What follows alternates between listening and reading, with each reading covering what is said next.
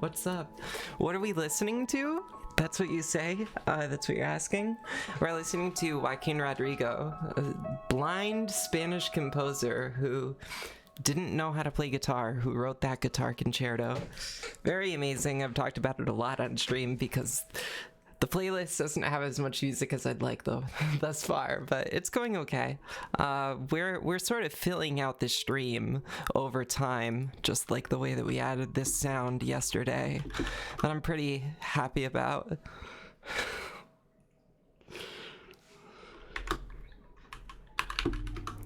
One of my favorites, and there's the promo for our Discord if you do end up liking the content that you see here. I also posted the YouTube there, which I'm going to be focusing on the YouTube content soon, and then we are going to go ahead and shout out Cryptid Mage for such a wonderful raid right at the beginning of my stream. So appreciated. And of course that didn't work, so what if we just do like an http://twitch.tv/cryptidmage? Would that work? Cryptid Mage. We're gonna have to really hope I made no errors there. I don't know if that works. That's gonna be a sort of unsustainable shout out strategy, but we're gonna do our best. Miraculously, your lurked in the stream was just about to chat when you raided. Amazing. I'm glad that everyone is here, and we have a pretty good stream planned.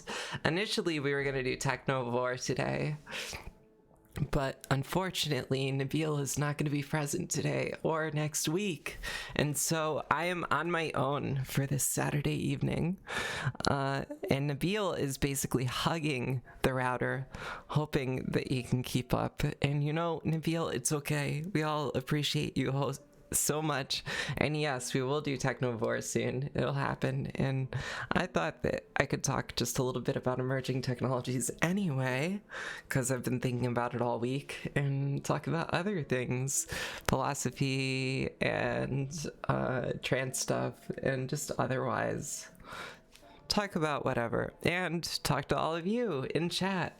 I'm probably going to play some Final Fantasy later, and I'm thinking about doing more digital art and maybe even a little 3D modeling. But tomorrow is going to be hopefully a devoted 3D modeling stream, which I'm pretty excited for. I haven't done one of those in a minute, but I'm going to try a couple new projects, especially with the new pen display.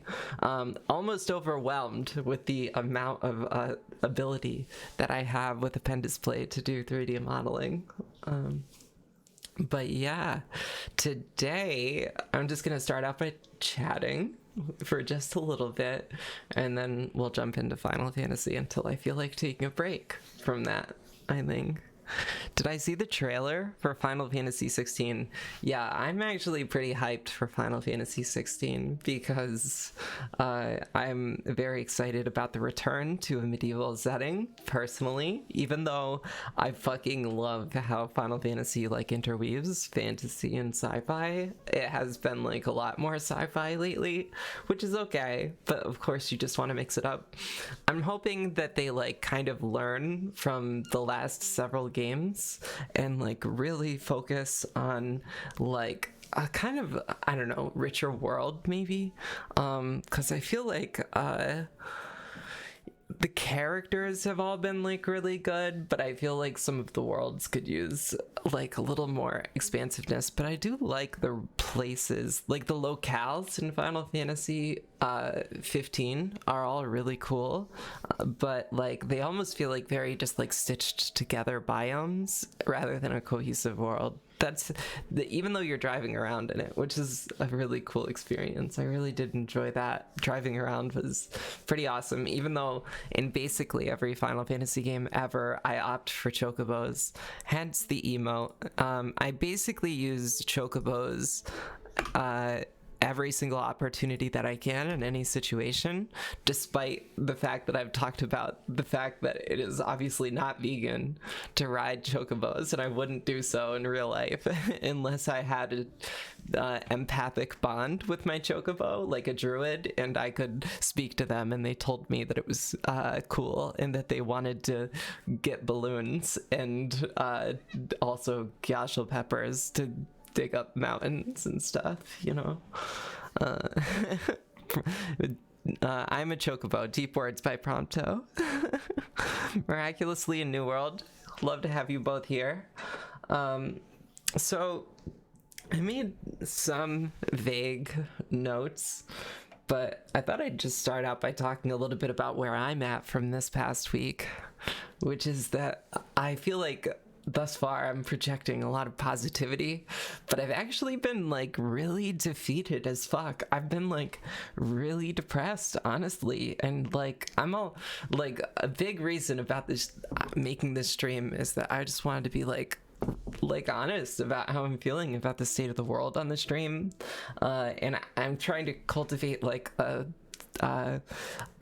place of optimism, so I'm not gonna let my like internal pessimism eke out too much. But I have been feeling utterly devastated by chuds and transphobia this week. Yeah, it's been pretty rough.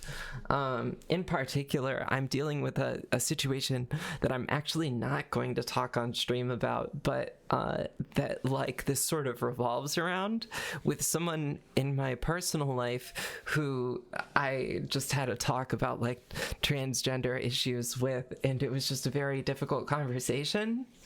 And it's not that like it's an overtly bad situation. It was just like a really emotional conversation, and it's really hard that I just am forced into having these because like it wasn't a conversation I wanted to have, and I don't think it was even a conversation this person expected. But being trans, like, it puts me into situations where I'm just forced to either address things, or there will be like discomfort and animosity because I haven't talked about them. And that was the case in this situation, and I feel better having talked about what we were doing. But on top of the week that I've had, it was a lot for me, and you know, in a certain sense, I'm actually kind of happy that we didn't get a chance to do Technovore, because I don't know if I would have done complete justice to our project. I think I could have done a good job, but I think this will be a nice night to be like a little bit less focused on the technological emergence side of things and the more on the like, I'm a techno hippie sort of trans personality that I'm trying to sort of share my own perspective on these things, more on the emotional side. We all definitely love you, Paige. Thank you, New World. I appreciate that. Yeah, this week the sort of difficult things that I was referencing are that I was called a slur earlier this week by some strangers, and that is always it's a combination of depressing but also scary thing, because you know, especially in today's America, I have no idea if someone says a slur to me, then it means that they like just inherently hate me, and how am I supposed to know if they have a gun or not or something, you know? And like, those hateful people are the craziest kinds, and I'm genuinely scared for my life sometimes when I'm just walking around. It's okay. I think that one of the reasons that I was so affected by it is because it was a slur that also inherently misgendered me, and so it means that these people identified me as being transgender. And I mean, genuinely, I felt like pretty that day, and I felt like I passed very much, and so it was just really scary. And then again, I had a situation where I got misgendered by someone at the hospital. I didn't go to the hospital for myself. Like, I wasn't hurt. I'm actually going there because when you're trans and you change your name, you have to go and change it everywhere, of course. And so I went to the registration or the medical records office at the hospital where I'm changing my name, and I'm there changing my name and gender marker, and the person misgenders me in a really, really, really shitty way. And it's just like, do you have any fucking sense in these people that when I get mad at them, they feel like it's unjust because they're like, oh, I'm like, I haven't been exposed to this, you know? It's like, fuck you, dude. Fuck that. Fuck that. Fuck that. Fuck you. Seriously. I don't normally, like, in this case, I didn't say anything. I just went through the transaction. I was polite. I left. I almost told this person to fuck themselves before I left, but I just said peace. I just said peace. That's it. I didn't even say any other words. I just said peace. Well, you know, it's like, it is so messed up. But like people just don't even care or like think about the repercussions. And that's the thing, is that like people have no idea.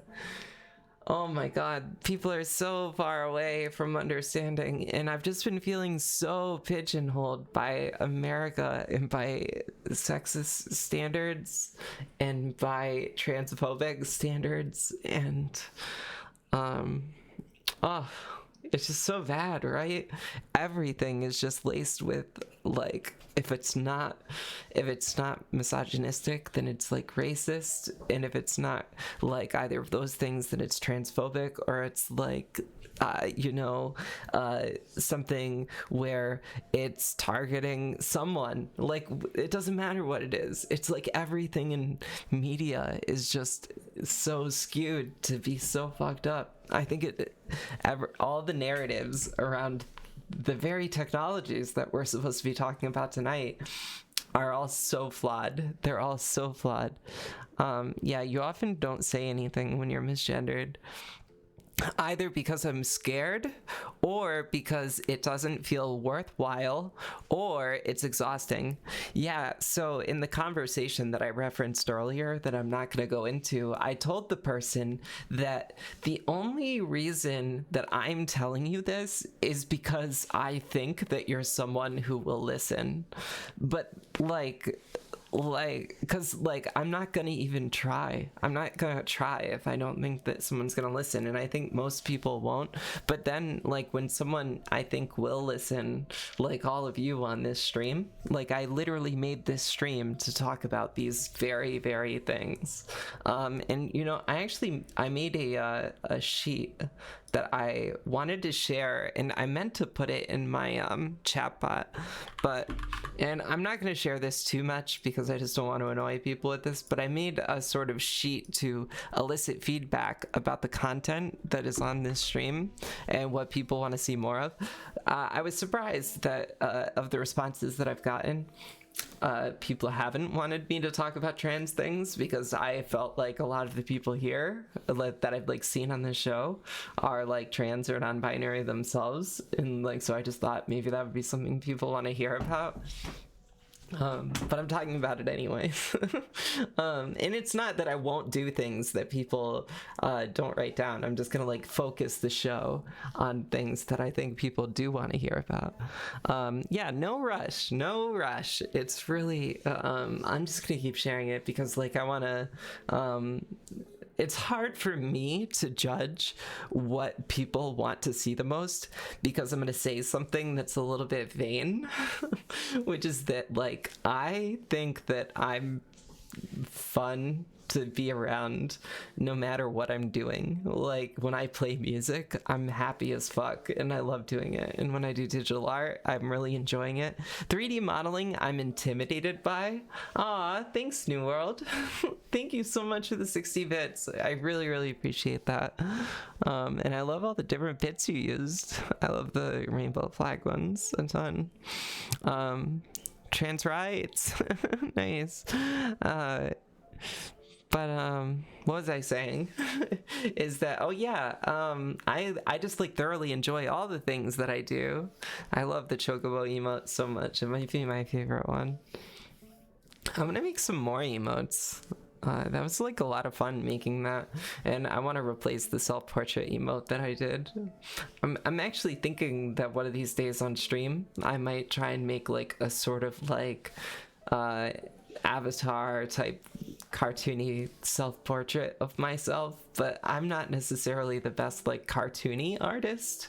I feel like I kind of I have like my own style that is neither like realistic or stylized, just because I'm not like that talented. I just sort of try and you know, I just do my best because I've had no formal art education, and I feel like you have to be like super good to do a talented stylized version of something. It's like you have to be able to do realistic art first, and then you have to be able to then condense it into like a cartoony form. And so when I do cartoons, it just looks dumb. But when I attempt realism, it's like, oh, you know, this person's learning art, but it looks like kind of nice, you know? I don't know. But anyways, yeah, I like playing Final Fantasy. I like chatting with people. I like playing music, and I want to get an idea of what everyone who's watching me enjoys seeing or thinks is the sort of strongest content, because obviously that's sort of what I'm gonna focus on. And I feel like I could have a full stream around anything that I do. I could have a full stream where I just 3D model. I could have a full stream where I'm just like a musician, you know? You just woke up a few hours ago. Yeah, my roommate sleeps in like rather late. I don't know what time zone you're in, so I don't know how late of a sleep in that was. I slept in really, really late for me today. On a typical day off, I'll probably wake up around like 10, but today I slept in until 1 p.m., which was honestly really nice because of the aforementioned kind of long week. It was nice to get a lot of sleep there. Yeah, so what I was gonna kind of say is that I've been feeling like down because of kind of transphobia, and also because like something that Nabil and I have been talking about, which is that like the chuds are just out of control, you know? There's just like, what can you do about them? And they're getting me down. The chuds are straight getting me down a little bit, because the Supreme Court is really where I'm particularly just feeling frustrated, because I think that if Joe Biden wanted to be an ally to like most of the world in like the progressive cause, if you want to call it that, I think that the only logical thing to do is to pack the courts with sane judges, if there are any that exist, the same way that Donald Trump did to get a majority, and the same way Donald Trump like forced in Brett Kavanaugh and like fucking the other piece of shit who kind of like got in there. And yeah, we need to just pack the courts, and then after we pack the courts, we need to just protect Roe versus Wade and voting rights in Alabama, because like voting rights in Alabama are going to be so important. And obviously, like during the last election, there was a lot of focus on like Stacey Abrams' campaign, I believe. I think that was Alabama. I might be wrong, but either way, like I know that the voting rights in Alabama have just been so fucked for so long already.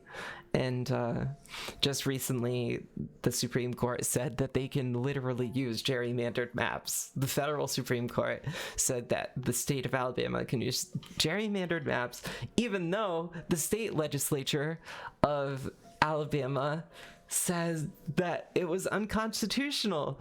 And so, because of this fucking appeal up to the Supreme Court has done something that is apparently unjust in the face of all of America. But it's not the first time, of course. It's just like, what is happening, you know?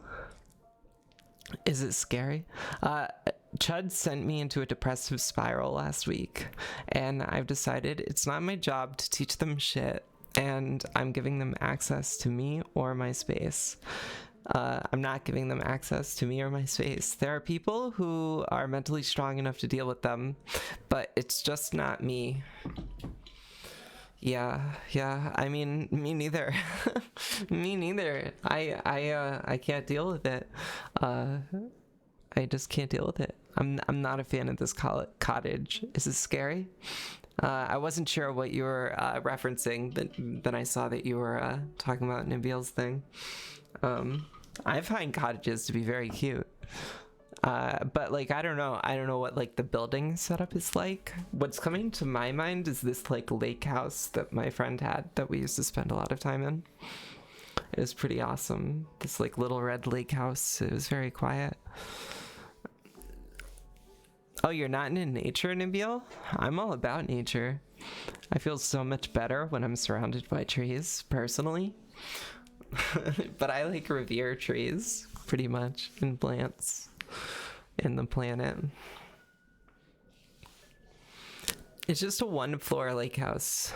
My room is also the laundry room. There's something about one-floor lake houses, though, that just hit the fucking spot. They're awesome.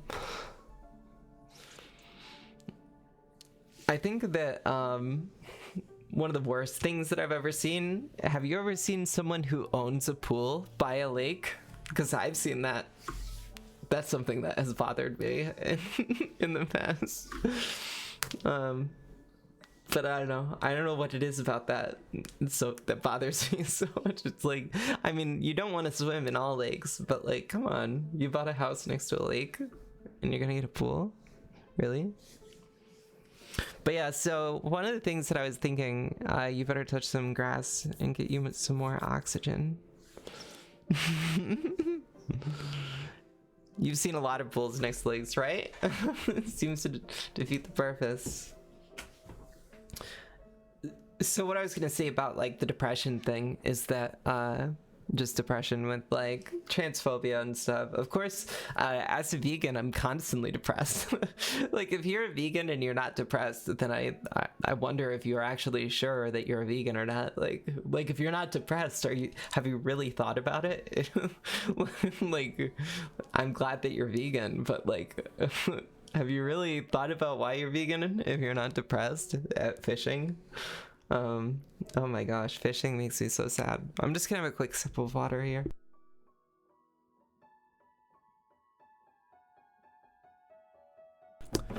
Yeah, it's tough. It's tough. I feel the pain of the world like every day. I feel a lot like Red 13's grandpa in Final Fantasy VII. Just like feeling the pain of the world every day.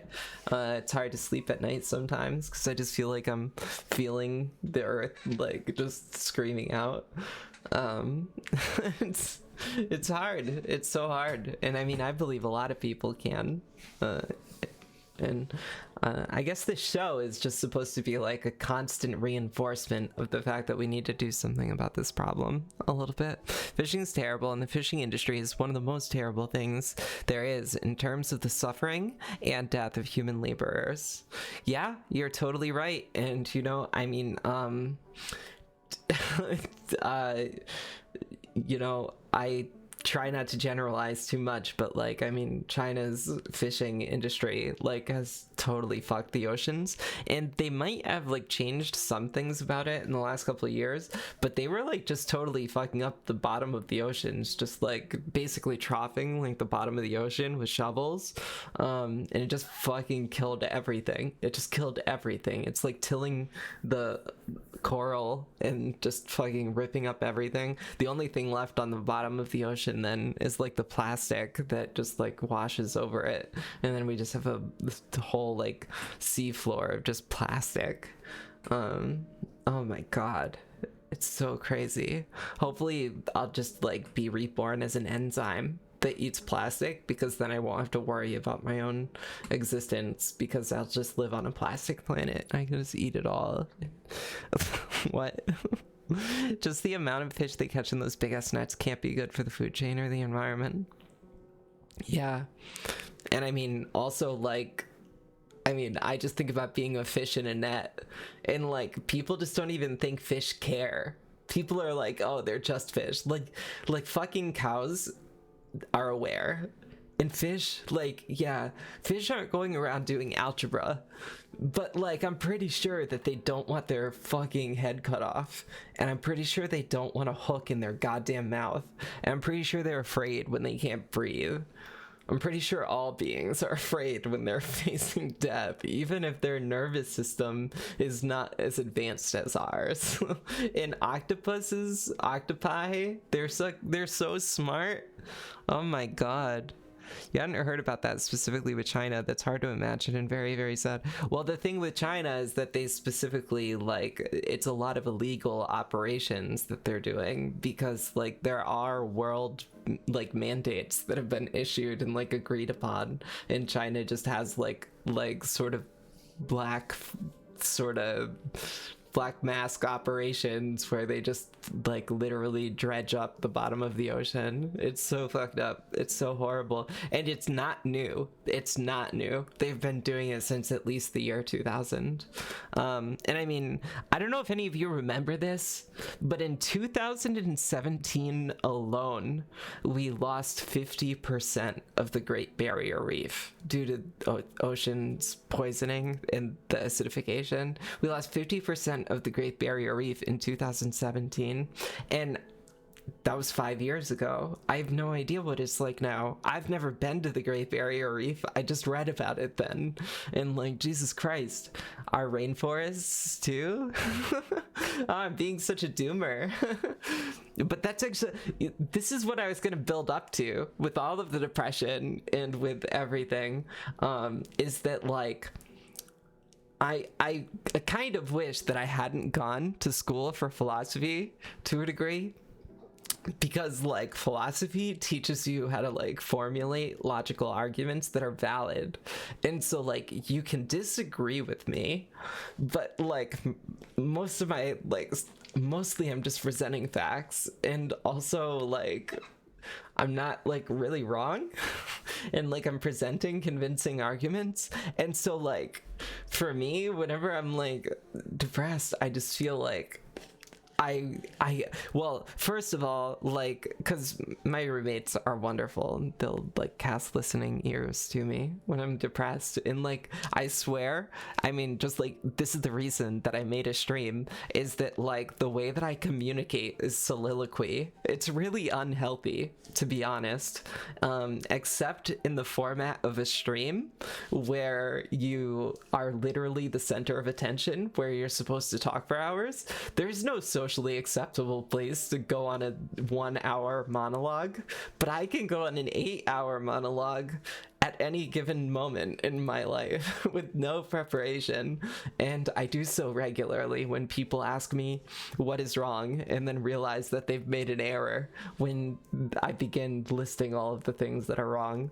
And it's like, as someone who went to school for philosophy, I'm like, you see, due to reasons X, Y, and Z, I categorically should be depressed right now.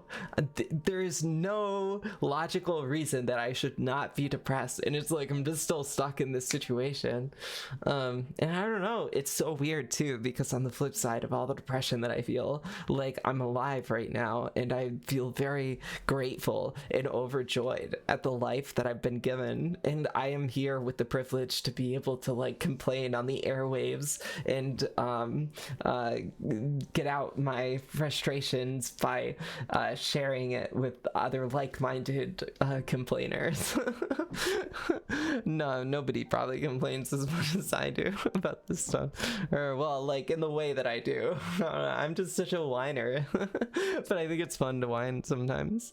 It definitely makes me feel better. It does feel powerful to have a platform to info dump where no one can stop you. Exactly, right? Like, this is one of the reasons that I think that Twitch is going to become more popular, and I think it's a good thing, frankly. But you know, I don't want to be a doomer forever. I want to have some fun. You always feel bad because you feel like you trauma dump on us on stream. I imagine that I'm like, here's the grip, and you all are like, oh my gosh, that's so sad. Well, that's how I feel too. I mean, but honestly, I just don't even care. Like, I mean, if people are coming here, then they want to watch, right? Like, I am I'm making a product of this show, and if people are into it, then they're into it. And you know, there's no way 8 billion people are gonna like what I make, but I'm not doing it for the people who aren't into it. And you know, when you trauma dump, we're there for it, you know. And I hope that people are here for my complaints, because my complaints, the thing about them is that the things that I say are all uniquely contextual to my situation as a transgender person and as a person who has faced trauma and homelessness and all that. And so I think that my voice just inherently, no matter what I'm saying, carries some amount of like weight and significance, just because it's backed up by lived experience that goes unspoken often.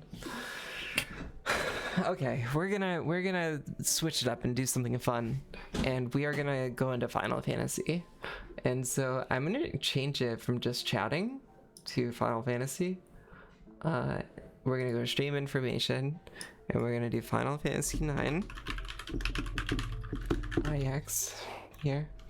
And then one of the things that I was gonna see if I could do was to see if I could load Final Fantasy 9 on my tablet so that I can like still see my camera and chat on my main screen here. I don't know if it's gonna work. I think it might. We'll see. Oh, it didn't work there because it is on my main screen right now, but I might be able to change the display that it is on by going right here.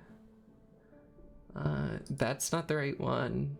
Yeah, it looks like we're gonna have to actually do this on the main screen, which is okay, because what I'll do is I'll pull OBS onto my tablet, and then I'll have myself there, and I'll look up and play Final Fantasy on the main screen. This is Claire de Lune, of course, one of my favorites, and I have to make sure my desktop audio is down so that when it starts you don't get blasted with too loud of Final Fantasy music. So let's make sure that that is the case, right?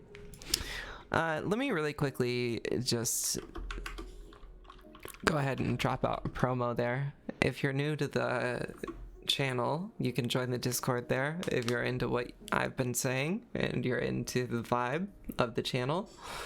What are you doing here, gender blending feedback form? We don't need you right at this moment. So yeah, you have that there, and you can join us on the Discord. Once a week we have a community conversation, and I'm about to blast my ears with this Final Fantasy sound here. It's probably gonna be really loud, so we'll see. Gonna press play, and we should be going very, very soon. Let's see. We just need to get my mouse in the right place, and there we go. Now let's get our sound correct. We can do that by going here.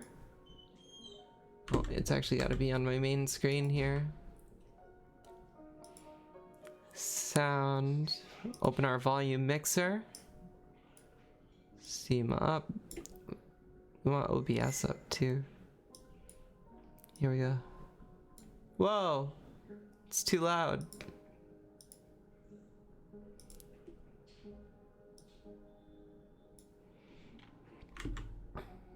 One second here. Whoa, you can't even hear it. And I know why. It's just because it really likes to not work until I reset it. And it should be working now, probably.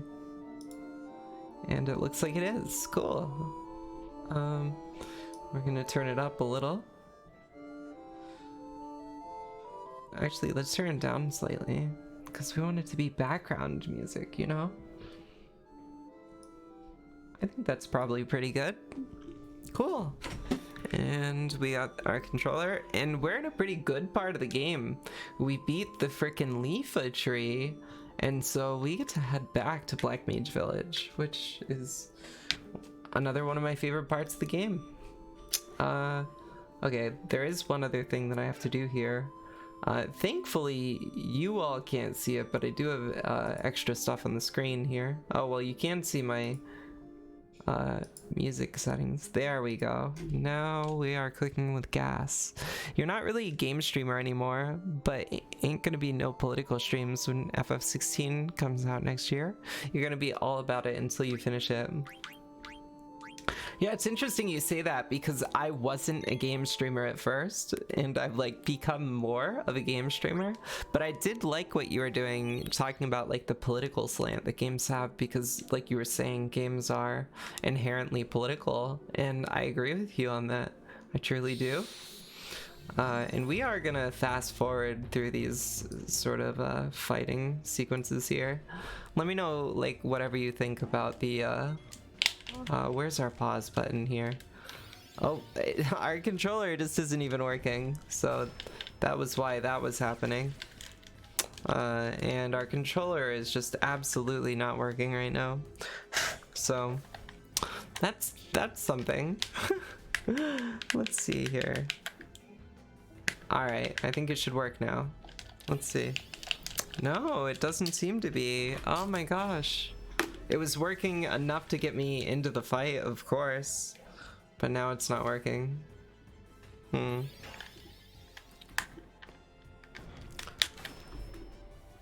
battle music is kind of distracting me for a second here.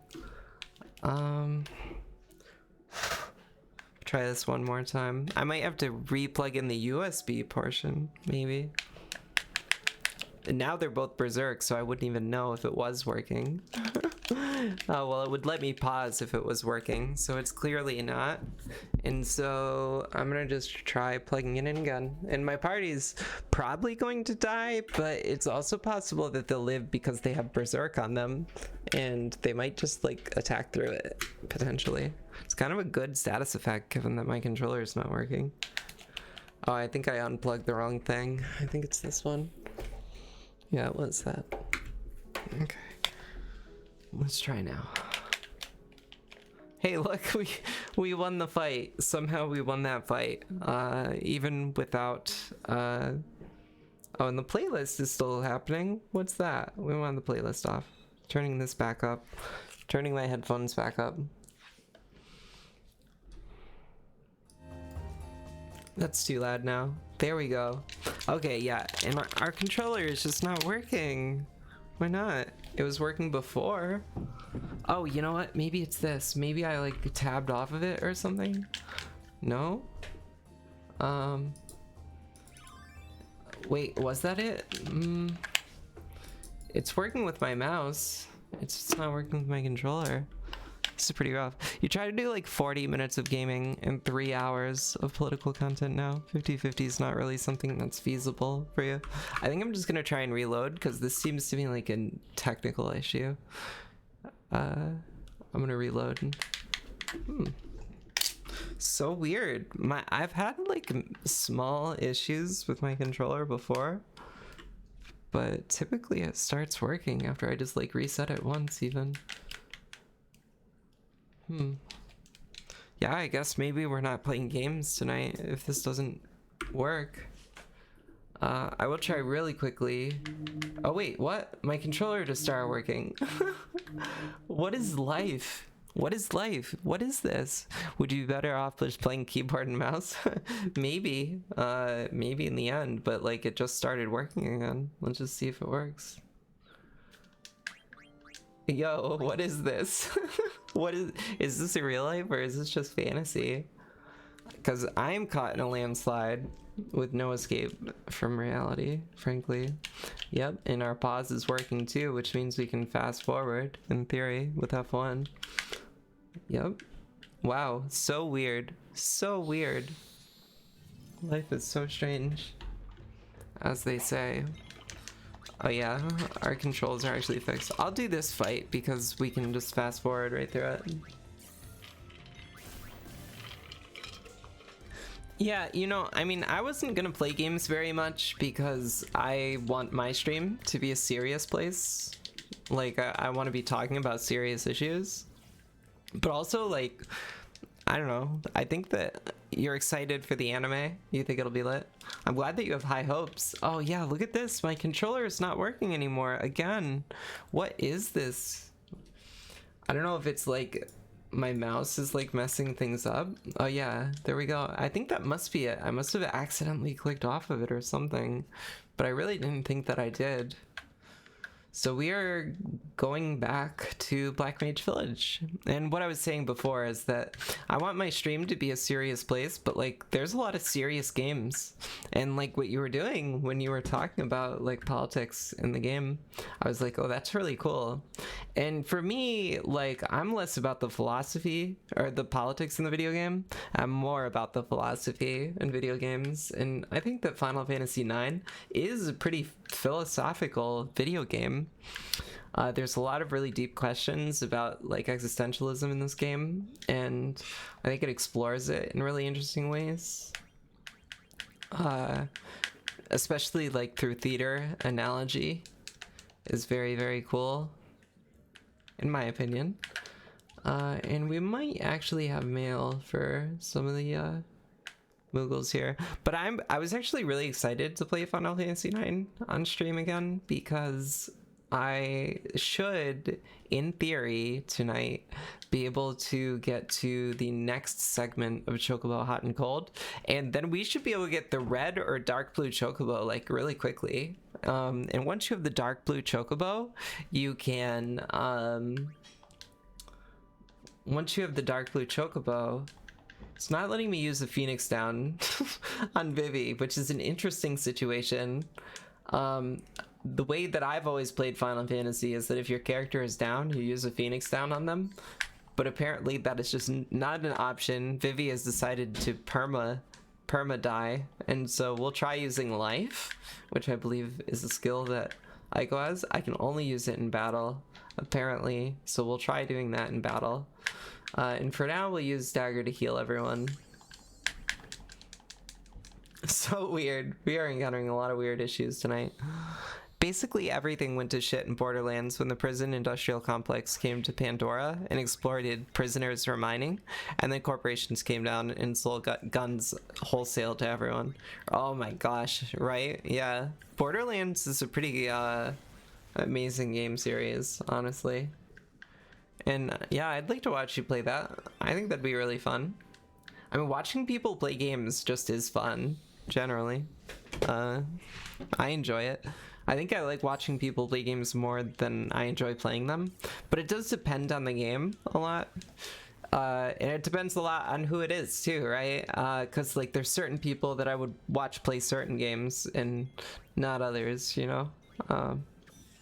So hopefully I'm someone that people want to watch play Final Fantasy VII. And I think I kind of am, probably. Especially when I play Chocobo Hot and Cold, I feel like that's fun. But maybe I just like playing Chocobo Hot and Cold so much. I'm really excited for this segment though. Oh, I said I was gonna raise Vivi. So I guess I'll do that the next time Aiko gets a turn. It should be right here. Okay, we're gonna... Oh, Aiko has no mana. Okay, I'll use it out there. Sure. We're gonna fly through this. They have vanished, so there's no reason to attack them, but... Also, it doesn't really hurt, because I'm not gonna lose the fight, really. Okay, it looks like it's gonna let us use life on Vivi, even though it wasn't gonna let us use... oh, of course you're gonna kill Dagger, but we're not actually using Dagger in this. Oh, I see. Dagger, or Vivi has, what do you call it? Vivi has a zombie, so Vivi can't be raised. That's why. This fight's taking forever, huh? Because they have Vanish as an ability. But it looks like they ran out of mana, which is kind of funny, and a testament to how long this fight has been going. Okay, here we go. We're going to cure the zombie with, I think, an ointment? No, I think I have to use a remedy, which kind of sucks. No, it's not a remedy either. It's not a soft, that's only petrify. I don't know how to cure this. That's so funny. Maybe I need to go to an inn. Let's do it once we get to Black Mage Village. Because we can just flee from fights. It's really no big deal. We can probably win this, actually. Probably no big deal. And we can bring Dagger back to heal everybody really quick. We kind of need to farm too, because the level advantage that we got from the Grand Dragons is wearing off. We could farm Grand Dragons, potentially. We're like getting that strong in the game that we could just do that a bunch. So I'll probably do some other things tonight as well. I'm probably not going to just play Final Fantasy. I'm probably going to also do some digital art later because I've been really enjoying that.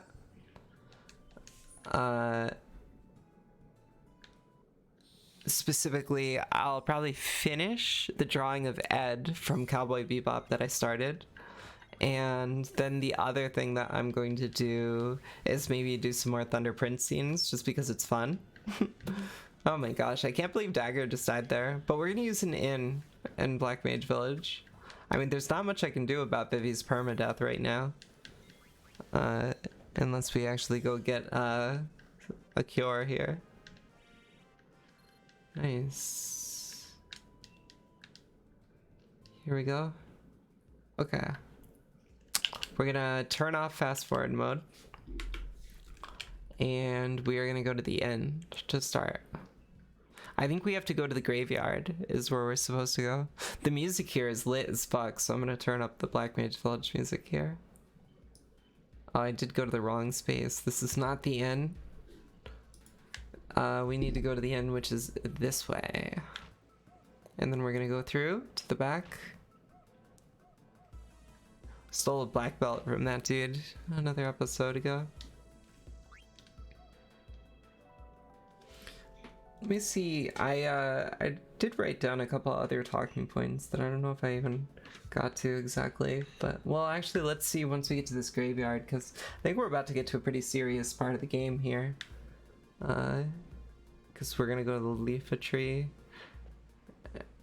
Right, I think that this is the conversation that we're looking for. I wonder what it's like down there. Is it warm or cold? Maybe this wasn't the right place to go. I thought it was. Oh yeah, you know what? We go back to Maiden Sorry. We went to the wrong place. Oh my gosh, that's so funny. Well, that'll give us a chance to go heal in Conde Petit. So we can go do that really quickly. Basically just wasted a bunch of time in this game. For those of you who have played this game and beaten it, which I think is not many of you, you might know that I just like wasted a decent amount of time. Not like that much time, but I don't even know how Vivi just healed. What just happened? Wasn't Vivi dead? I didn't like rest or anything. I don't think I did. Maybe I did. I don't recall doing that, but yeah, we're actually gonna go get Amarant in our party, which is gonna be kind of sweet. Pretty lit. And maybe Zidane will actually be able to use Exploda or whatever the weapon is. Rune Tooth, I think, maybe, that we're on. Thanks everybody here for joining. I am a new streamer. My name is Paige and this is Genre Blending, and it's a new stream where I sort of do a variety of things, and initially it was going to be a Blender focused stream, and it kind of still is. Like, Blender and virtual reality is like a big goal of mine, but I'm also just having fun with the stream, and I'm talking about trans issues, talking about politics because it's important, talking about emerging technologies. And you know, I think that's actually what my notes were about. I think I did want to talk about emerging technologies a little bit, and the internet, brain-computer interfaces, virtual reality, all these things that I'm kind of always talking about. Maybe we could even listen to a little Terrence McKenna, because I feel like I don't agree with everything Terrence says. I'm just gonna run from this fight. This really doesn't seem worth it. Hi Rachikuka, how are you doing today?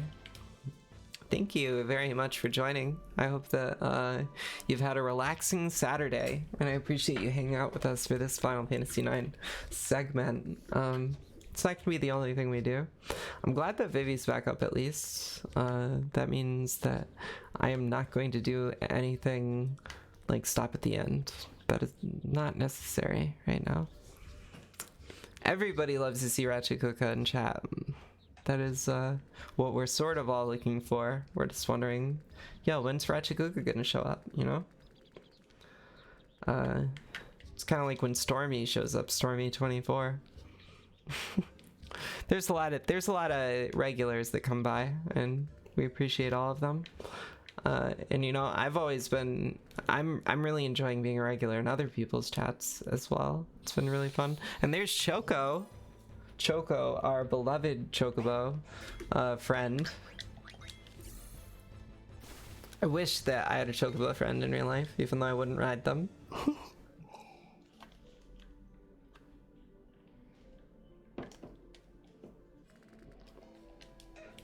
Here we go. This is what we were trying to do before.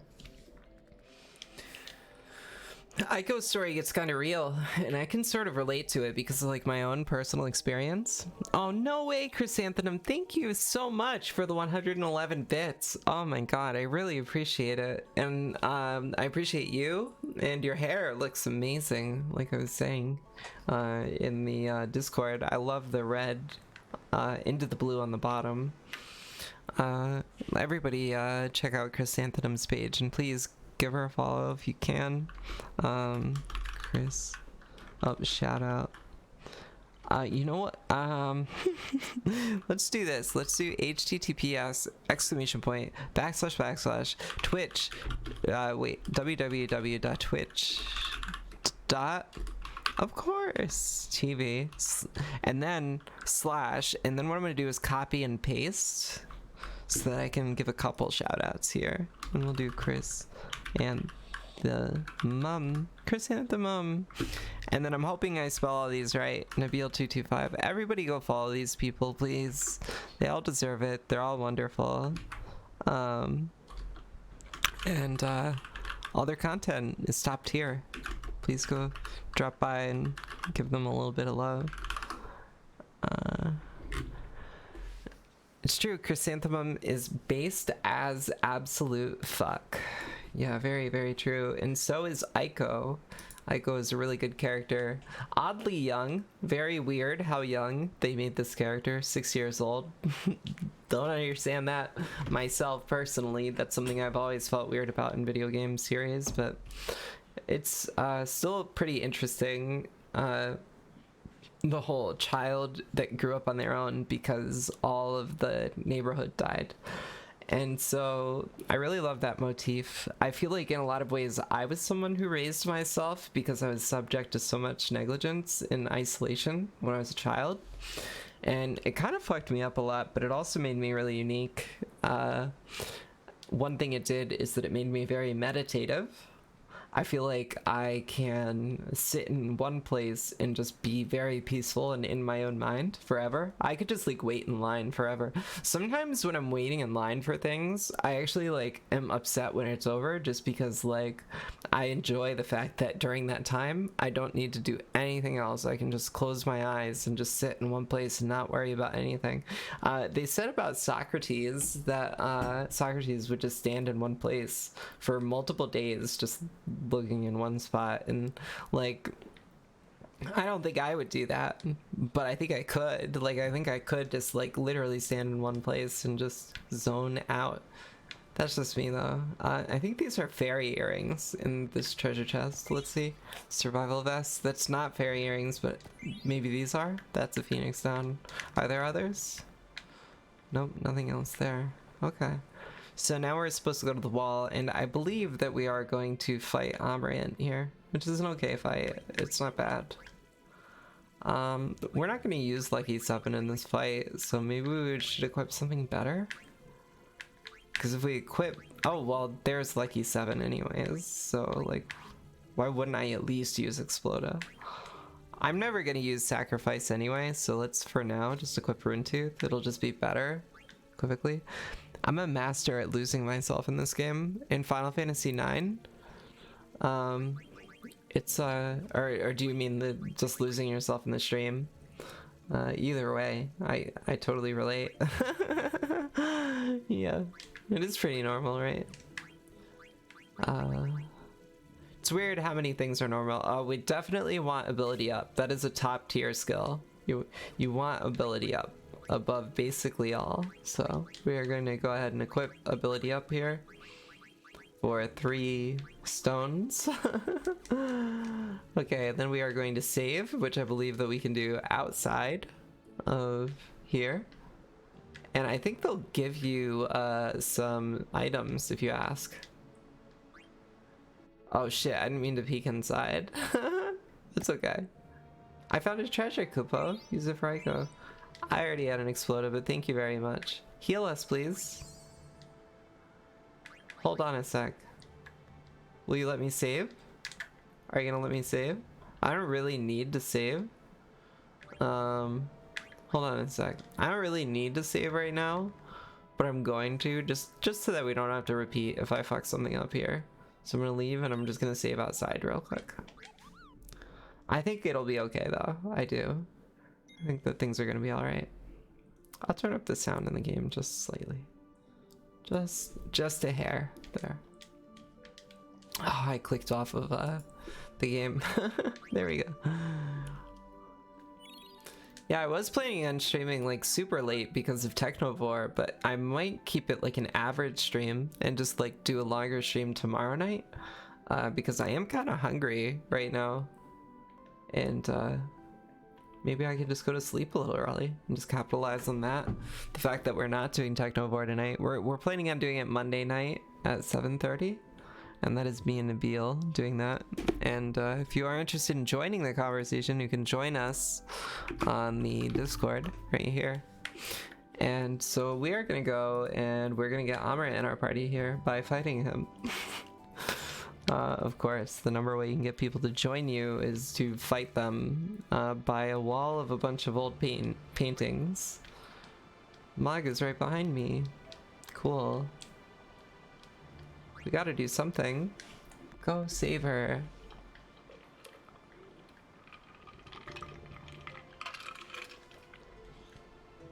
They use sleeping weed in this game a lot. I wish I had some sleeping weed. I made that same joke last time. I actually sleep really well, so I don't really need sleeping weed, truthfully. You know? Know what I'm saying? You're plotting something, aren't you? Of course we're plotting something. We're the protagonists. What else would we be doing but plotting? You're the antagonist. You're supposed to plot too. Duh. Duh, duh, duh. Bring me the pendant. Lonnie, why are you being so mean right now? Is Amrit gonna save the day? Maybe. Let's see. Amrit, you're here to save us. Thank you very much. I really appreciate you coming in. Who's that hag? That's not a nice word, Aiko. You're 6 years old. You shouldn't be using language like that. Fight me. Fair enough. Okay, I'll fight you. We gotta impress Dagger after all. Okay, so we're gonna steal a bunch. Stole ether, that's one thing to steal. Couldn't steal anything. I think that we're gonna be pretty okay. Couldn't steal anything, really. I kind of like any time you get to just fight one-on-one with, oh, stole poison knuckles, nice. Anything else? You don't have anything else for me. Okay, now we're just gonna attack a bunch and probably win pretty quickly. Okay, we're gonna heal really quickly just so that we are at full HP. And now we'll just attack until we win, basically. We'll probably get a trance here that we'll win with. I'm in this for the Chocobo Hot and Cold. I'm not in this for the fights. Yeah. Maybe one more attack will do it, probably. 2 more. I don't think he has much left in him. I should say them. Whoa, another miss. Is that it? Whoa, he's much more resilient than I thought. Much more resilient than me. I was talking on stream the other night about how little pain tolerance I have. Very, very little. And hopefully we would before we get trans. Oh, nope, there it is. Okay, well, let's finish it off with something cool. I've never even used Stellar Circle 5. Let's use it and see what happens. That'll do it. Level up. Nice. We can unequip fairy earrings now. I lost. Go ahead, finish me. Why won't you kill me?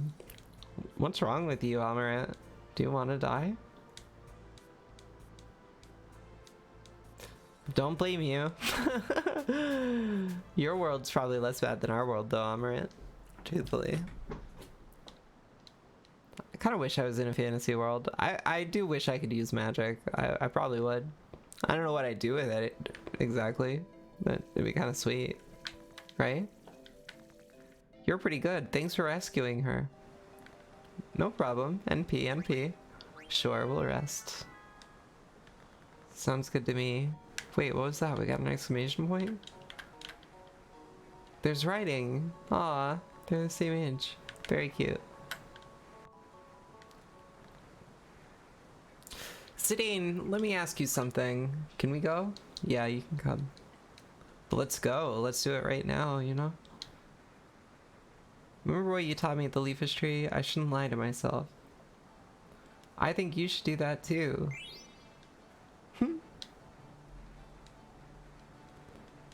Memory earring. We are flying through all this because even though it's very cute and the story is really good, we don't need to take our time too much through it because most of us have experienced the game at this point, and we're just here for the vibes mostly. We're here for the vibes mostly. I do recommend, if you haven't, that you play Final Fantasy IX for yourself. It's a pretty nice trip. It's a very relaxing game to play. I mean, everybody I know has said that it's actually like kind of hard as far as RPGs go. Not that it's hard, like nobody's said that, but everybody I know like hasn't finished it. One of my friends had like a lot of trouble right before the last boss fight. And I don't know, I never thought it was like that hard of a game. Okay, I think Amaranth's gonna join our party before we leave here. Maybe. I forget what happens. That might not be what happens. Let's see. Does that happen right now? No. Okay, so where are we going again? Maybe it is Black Mage Village we go to. I'm gonna try that. I'm gonna try that at least. I think we do go back there. But I could be wrong. Whoa! Given the fact that our party's with us, or not with us, I definitely did not go to the right place. So we're gonna we're gonna go back. Clearly, we should have gotten the rest of the party there. I think we were actually supposed to get Amaranth before we left Maiden. Sorry. But I just like got ahead of myself. I'm just like so eager to just get back into some Chocobo Hot and Cold that I'm just trying to rush to that part of the game. You know, I'm not like enjoying the story because I'm just like trying to get ahead to where I can go get some Chocographs and play around on the Chocobo for a minute, because that's what I'm all about in this game. That's what I'm all about.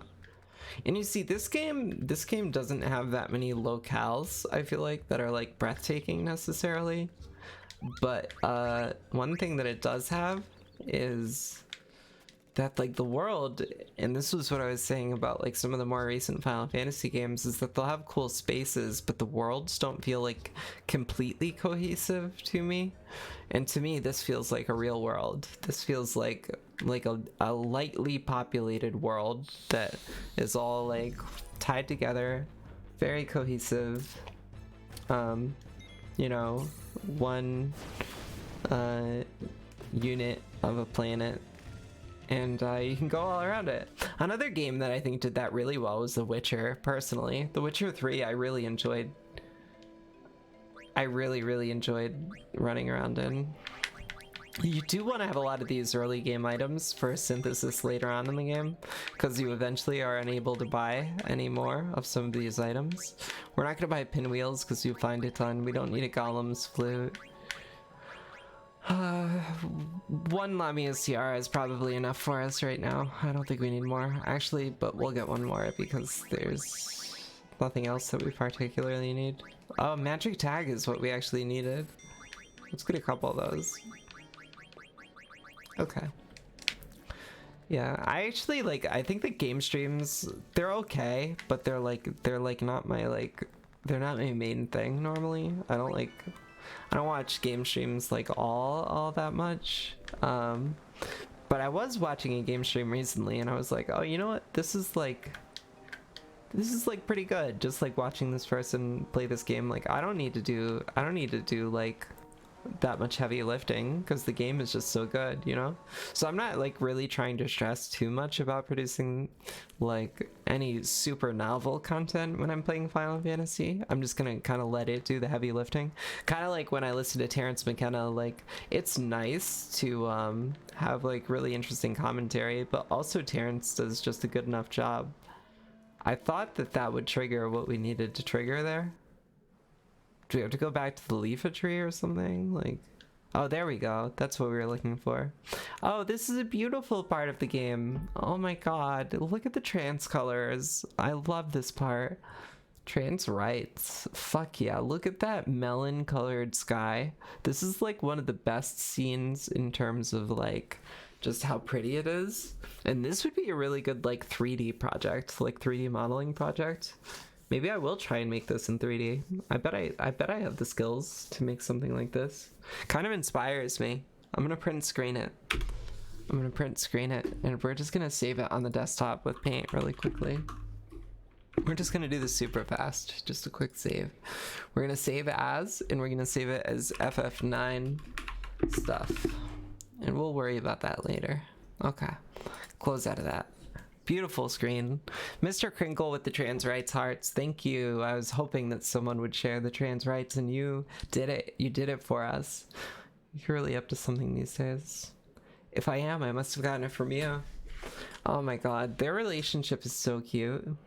And, you know, I'm single myself right now, but I see couples like this and I'm like, oh my god, I would like to be in a relationship though. It'd be really nice.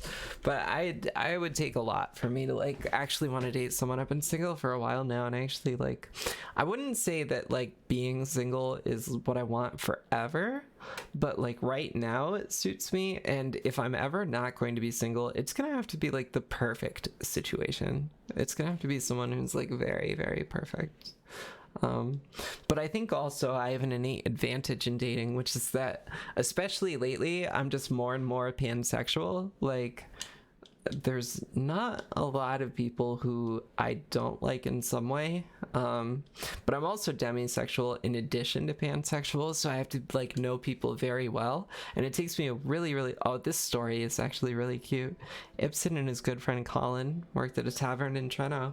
Ibsen got a letter that was so wet it was illegible. The only part he could read said, "Come back home." Nowadays we have airships and stuff, but he had to travel on foot. He didn't know why he had to go back, but he got time off, gathered his things, and went back. He walked 1,000 leagues through the mist, being attacked by monsters, but he made it because his friend Colin was there by his side. And then, after much time on the road, he had to ask Colin something. "Why'd you come with me?" And what was Colin's answer?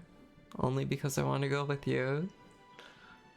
Isn't that so fucking beautiful and kind of hot, too? Oh my god. I want someone to say that for me. Oh my god, they're so cute. Look at them. Look at the water. I love this. I really do. It's so nice. This is where the game really sings. This is where the game really, really shines, is right here. And this whole second disc is so fucking good. Oh yeah, and then the Invincible comes, right? Doesn't it? Oh yeah, because Aiko fucking knows the same song, right? Yeah, and here's Invincible, I'm pretty sure, right? Isn't this part pretty intense? Let's turn up the audio a little. Oh no, the invincible doesn't come. Aiko was just reminded.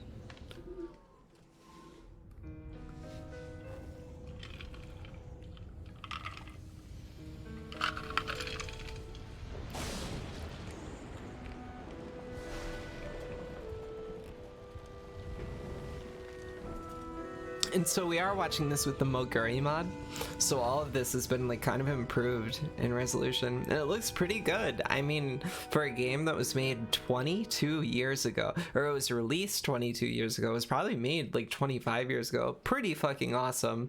The rocks are so stellar. I love them. Oh, and Dagger's fucking kicked now. Because of my audio decision, I'm no longer clicked on the game. So I have to like go back to the game. Here we go. Wake up, Dagger, please. Where's Vivi?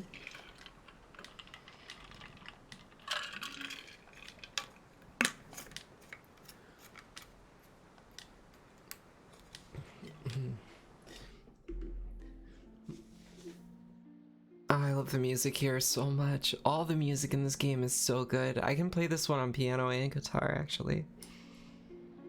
I'm just gonna enjoy the music for a second, actually. I've been like watching other people's streams because I'm just trying to learn what am I trying to do with my stream. And this is really contemplative music too. This is good for this, like what I'm sort of thinking here. And like I'll drop in on other people's streams and they won't even be talking, you know? And some people have really successful streams and they don't even really do very much. So I've been like really trying to focus on taking pressure off myself to like constantly be speaking, constantly be doing like new, novel, bright, shiny things. Because I'm trying to create kind of a contemplative and chill space anyway. I'd say it's like kind of working. But we are going to get back into the game in just a second. Just checking one thing on my phone really quickly. And now here we go. Probably going to take a break soon to smoke a bowl, but then we'll come back for more Final Fantasy. Then we might do like one more break after that to do digital art at the end of the night. I think that'll be pretty fun. There's a cove behind Aiko's house, right? The boat I was on was like the one I was on there. Oh my gosh, your cousins. Beautiful. Maybe Dr. Tot can tell us. You'll have to ride the Gargant to go back there. I love this Eidolon wall so much. The summons look so cool. And I think that might be a throwback to Red 13 there on the wall, but maybe I'm wrong. I don't know. It kind of looks like Red 13, right? Great character. Yep, I made up my mind. I'm gonna go with you. I think that's okay, Aiko. We want you to come. And I want you all to be in this stream. Thank you very much for being here. I really appreciate it.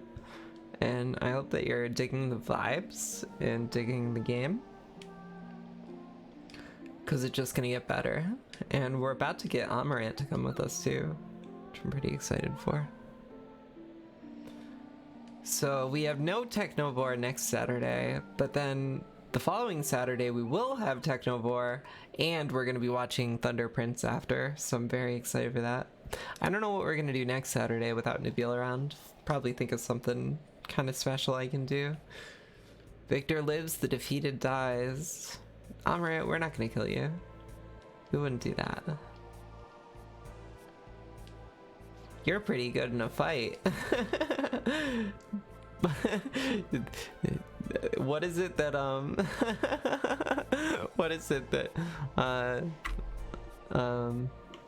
Master Agi says to Andy in Thunder Prince? Like, this child is a good fighter. Perhaps I could bring him along with me and train him. No, his temper. He's too quick to temper. Some call me the Flaming Amarant. Okay, we'll call you Amarant. Let's decide our marching order. There we go. I normally invite Amarant on the bottom there. Didn't I give Zidane long reach? Did we actually finish giving Zidane that with protectoring? Or no? Let's see. Let's see, where's long reach? I think we must have, because I think someone else might have it. Let's see. Long reach. I thought we gave you that, but I don't see it here. So someone else must have the protect ring. Yep, there it is. Okay, let's take it off and let's see if we can give it to Zidane. Whoever drew the eyes in Thunder Prince was either drunk or high as fuck. It's so good. Yeah, their eyes are so funny. And we might draw more later today, potentially. Okay, so we are learning long reach still. This one takes a wicked long time for Zidane to learn. Okay. Well, actually, we will mostly want to turn off, like, well, alert is, like, really nice to have. Bandit is really nice to have. Maybe we actually can't have long reach yet. Okay, we'll do all the killers. All the killers are really good because it gives you just extra damage. But the Beast Killer is one of the best, so we definitely want that one. I don't think we need Bug or Undead. I think Devil is pretty good. Alright, that's all pretty good. That's the best we'll do, at least, with that. Okay, let's see what else should we equip people with. I love those emotes so much, they're so good. I'm definitely going to do more T-Prince emotes in the future. That was actually, I was thinking that the one that I would do tonight after we're done playing Final Fantasy, I was thinking the emote that I could make would be another, like, Thunder Prince emote that I could use on the chat, but something like very different than what we've done so far. Okay, so we're basically just going to do, I think we want to give High Tide to, well actually let's see if we can give High Tide to Armorant first. I think that'd be better. Yeah, we can give High Tide. But also MP attack and counter are both really fucking good. If we can give ability up to Amarant, that would be really, really good. I don't know if we have 2 Brigandines. We do not, unfortunately. And ability up is gonna take some time on Zidane. Are there other ones that can give you ability up here? Let's see. Let's see here. It doesn't look like you have anything else that can give ability up right now. Okay, these all only take 10, so we'll just equip those for now. We'll do headgear because it's not very good. Chakra and counter. We do want chakra as an ability, so we'll stick with this for now and we'll move on. That's probably pretty good. Let's save. It's been a minute since we've saved. And we are gonna head back to Treno, and I'm really excited to get back to the Mist Continent because that means that we'll be able to do more Chocobo Hot and Cold, which is what I'm all about. That is like my favorite thing to do in this game, and just one of my favorite things to do in the world in general. Okay, so we are gonna fly through here. Flying through.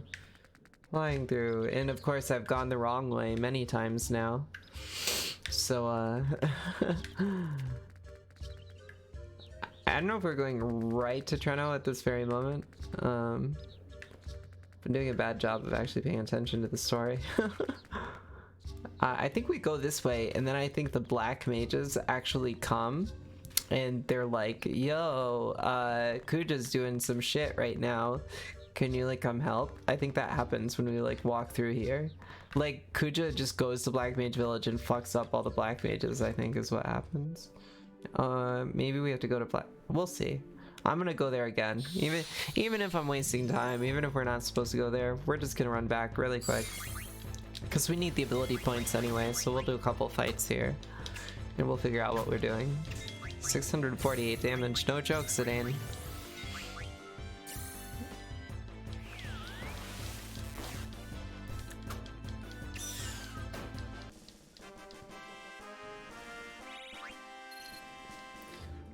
I keep wondering, personally, whether I would ever go back to grad school or not. I certainly can't afford grad school, but like, if I was ever in a position where like I could go to a grad school where tuition was covered, which is what I applied for this past fall and did not get into, would it be like worth it if I had to, like, you know, not be working and not save money? Probably. I like would like to go to grad school, but I don't know if I ever will or not. We'll see. We will see. I'm kind of hoping that I can use this stream as like part of my portfolio for grad school, because what I'm particularly interested in is science and technical studies and like the emergence of technology and sort of social media and networking and applying technology. Oh shoot, we don't want to fight this right now. I don't really want to do a fight with a cactuar, just because like it could kill us in theory and it's just not worth it right now. That kind of takes some thought. I probably could kill it. It can kill your party like one at a time, but I'd probably be able to take it. You'd never go back to a school or classroom environment. Did you have a very poor time in school, Nabil? I imagine you probably encountered like so much like adversity in school. I'm someone who had a lot of privilege in school, and I'm like very aware of that. But I had like a wonderful time in all of my school. You went to school from 4 to 24, and you've had enough. Yeah, this might not have been the right place to go. Shoot. Let's just really quickly just check out a walkthrough of Final Fantasy IX, just so that I'm not making this up. FF9, Maiden, sorry, and I'm just gonna really quickly just load up like the IGN walkthrough of this and see, because this is one of the only things about JRPGs that can be kind of lame sometimes, is that you'll like just need to talk to one person to trigger the next thing, and it's not always like super clear. So I'm just gonna like sort of skip forward here very slightly in this walkthrough and just see. So return here. Whoops, wrong thing. Oh, are we supposed to go back to the Leafy Tree again? Yes, we are. Okay, that makes sense. That's might be. I'm supposed to go to the Leafy Tree. Teachers and students are racist as fuck. That was what I suspected was the case. Yeah, and so obviously that is like very fucked, and I completely understand why you would never go to school. And things like that make me not want to support the school system by being a part of it. But the idea of school was very positive, and like, or for me, and like my experience at school was one that was extremely positive. I had lots of wonderful mentors, and I had a fun time and learned a lot. But I definitely had trauma from school, because there was a lot of pressure on me to succeed from a young age, just like a lot of people. And you know, when I wouldn't succeed, you know, there was a lot of like pressure and judgment. And judgment in education is like the least helpful thing when people are trying to learn, to judge people for making mistakes, you know? In music school, that's what it's like people act like you're not allowed to make mistakes when you're playing music. And it's like, well, you're supposed, like, how are you supposed to learn, you know, if you don't make mistakes? And I think that like most like musicians that matter don't feel that way, but like there's still just pressure when you're in school to never make mistakes with notes or anything. It's pretty crazy. Okay, so Amarant learned a lot of stuff. Your teacher told you to your face in front of the whole class that you look like his favorite chocolate stripper. Oh my fucking god. When you brought up the complaint to the school offices, they did nothing. You were 16 or 17 years old. Jesus Christ. Like, I don't understand how people like become teachers like that. Can I ask what the teacher taught? Like, what kind of a teacher they were? I bet it was like some sort of STEM degree. That's my guess. Because those people are probably the most out of touch with like everything. I don't know. Seems to be that like STEM people are smart as fuck, but like just really out of touch sometimes. Just sometimes, not always. I guess that's the case with everything. French teacher / science teacher. Yeah, you'd think somebody who speaks French would understand emotion a little. French and science. Are you good at French, Nabil? Can you speak French? I can speak very little French, but I would really like to one day in my life. I said this on our stream, but like I have no aptitude for languages. I'm really not good at learning languages, even though I really wish that I was. But whenever like there's an icebreaker question, like what superpower would you have? I've always wanted the gift of tongues. I wish that I could talk to anybody in any language. You're fully fluent in French? It's your first language? Oh my god, you should teach me French. We should start doing like every other episode of Technovore is just in French and you can just teach me. Cause like, I would love to learn French. I really, really want to learn one day. It's such a good language. And I mean, it's just like, it's a beautiful language. I like beauty. I know that like some people don't like beauty because beauty standards are fucked, of course. But I love beauty. I love beautiful things. I like trying to be beautiful. I love enjoying pretty things. And French is a very, very, very beautiful language. I think most languages are actually pretty beautiful, frankly. Okay, so we're about to encounter Kuja, which is going to be kind of sick. I think this is actually a pretty sick part of the game. And if it's the part that I think where we like scale the Leafa tree, which I'm pretty sure that it is, I'm actually gonna like take a break here for a short period of time. And then when I come back, we will scale the Leafa tree and hopefully go back to the Mist Continent for a little bit. This game's so sick though. It's been a lot of fun playing it, and I hope that you're all enjoying watching the playthrough. This is my first playthrough of any video game ever, so I hope it's going.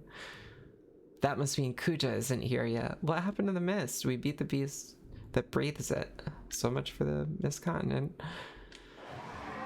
Yep, this is the part that I was thinking of. So we're gonna get to a good part for me to pause here. Maybe I can just leave this music playing. But the wing noise would be annoying. Silver Dragon, let us watch the drama unfold from the trunk of the Leafa. No one will interrupt us there. I always say Leafa, but I think it's like Aifa, apparently. Go to menu. Let's heal everyone. Oh, I thought I just saw chat, but I guess I didn't, huh? Okay. This seems pretty good. Let's keep current members. Okay, now here's what we're gonna do. We're going to pause to start. Then what we're going to do is we are going to, on my tablet here. Oh, can I use my pen tablet to do this? Arun, and now thank you, Arun, for showing up. I really appreciate it. And I can use my pen tablet to actually control everything on the stream. That's actually like pretty fucking amazing, to be honest. I'll probably start using that as a feature from now on, frankly. So I am going to go up here and we're going to go to the BRB screen is what we're actually looking for. Because I'm going to be right back in, I don't know, probably like 15 minutes here. Because this is just a good place in the game to take a quick break. One of my favorite enemies in the game to fight. They have a very high EXP yield for how easy they are to fight.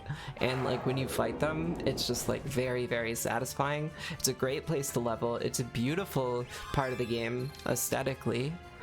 You're still on the BRB screen. Oh no! Thank you, Mr. Crinkle. I can't believe no one else said that. Jeez. That's rough, because it was pretty good content, I think. At least you could hear me. That part of the game, or that part of the stream is just podcast. That part of the stream is just podcast mode. Thank you for letting me know that, Mr. Crinkle. Really appreciate you being here. And there it is. Look, the text on the screen goes outside of the borders. That's what I was talking about earlier. And when I pause, you can see everything. But when I don't pause, it doesn't have everything. It's so strange. Really appreciate it, Mr. Crinkle, pointing that out. Especially because this is such an aesthetically beautiful part of the game. Which is what I was saying. You were listening and playing Borderlands. Hey, I mean, that's what I'm saying. Like, it's podcast mode, and that's one of the reasons that I try to just, like, kind of be saying interesting things, you know?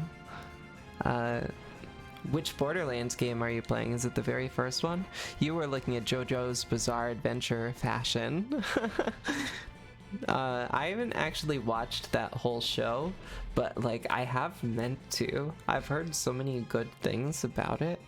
And looking up fashion is always like really fun. I like looking up anime fashion in particular. I've been kind of going with like a sort of what do you call it, like a hippie type look.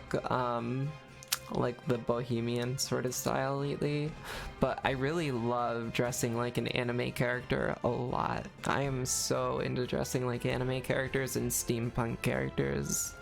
I did go through a phase where I was like super into steampunk stuff, but I never dressed up to the point where I was wearing like things that were like I wasn't wearing like, you know, things with tubes and like you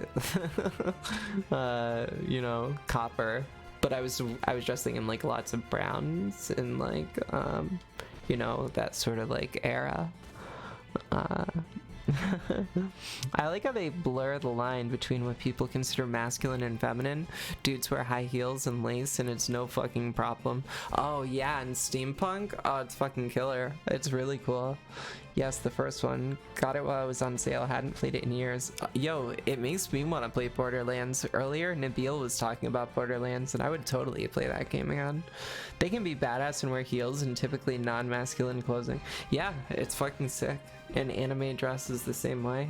And I mean, I don't know. I think that there's a lot of different things that men can wear and look really good. And, I'm hoping to help usher in an era where style is like totally opened up and like we can dress ourselves in ways that we like barely even conceived of, you know.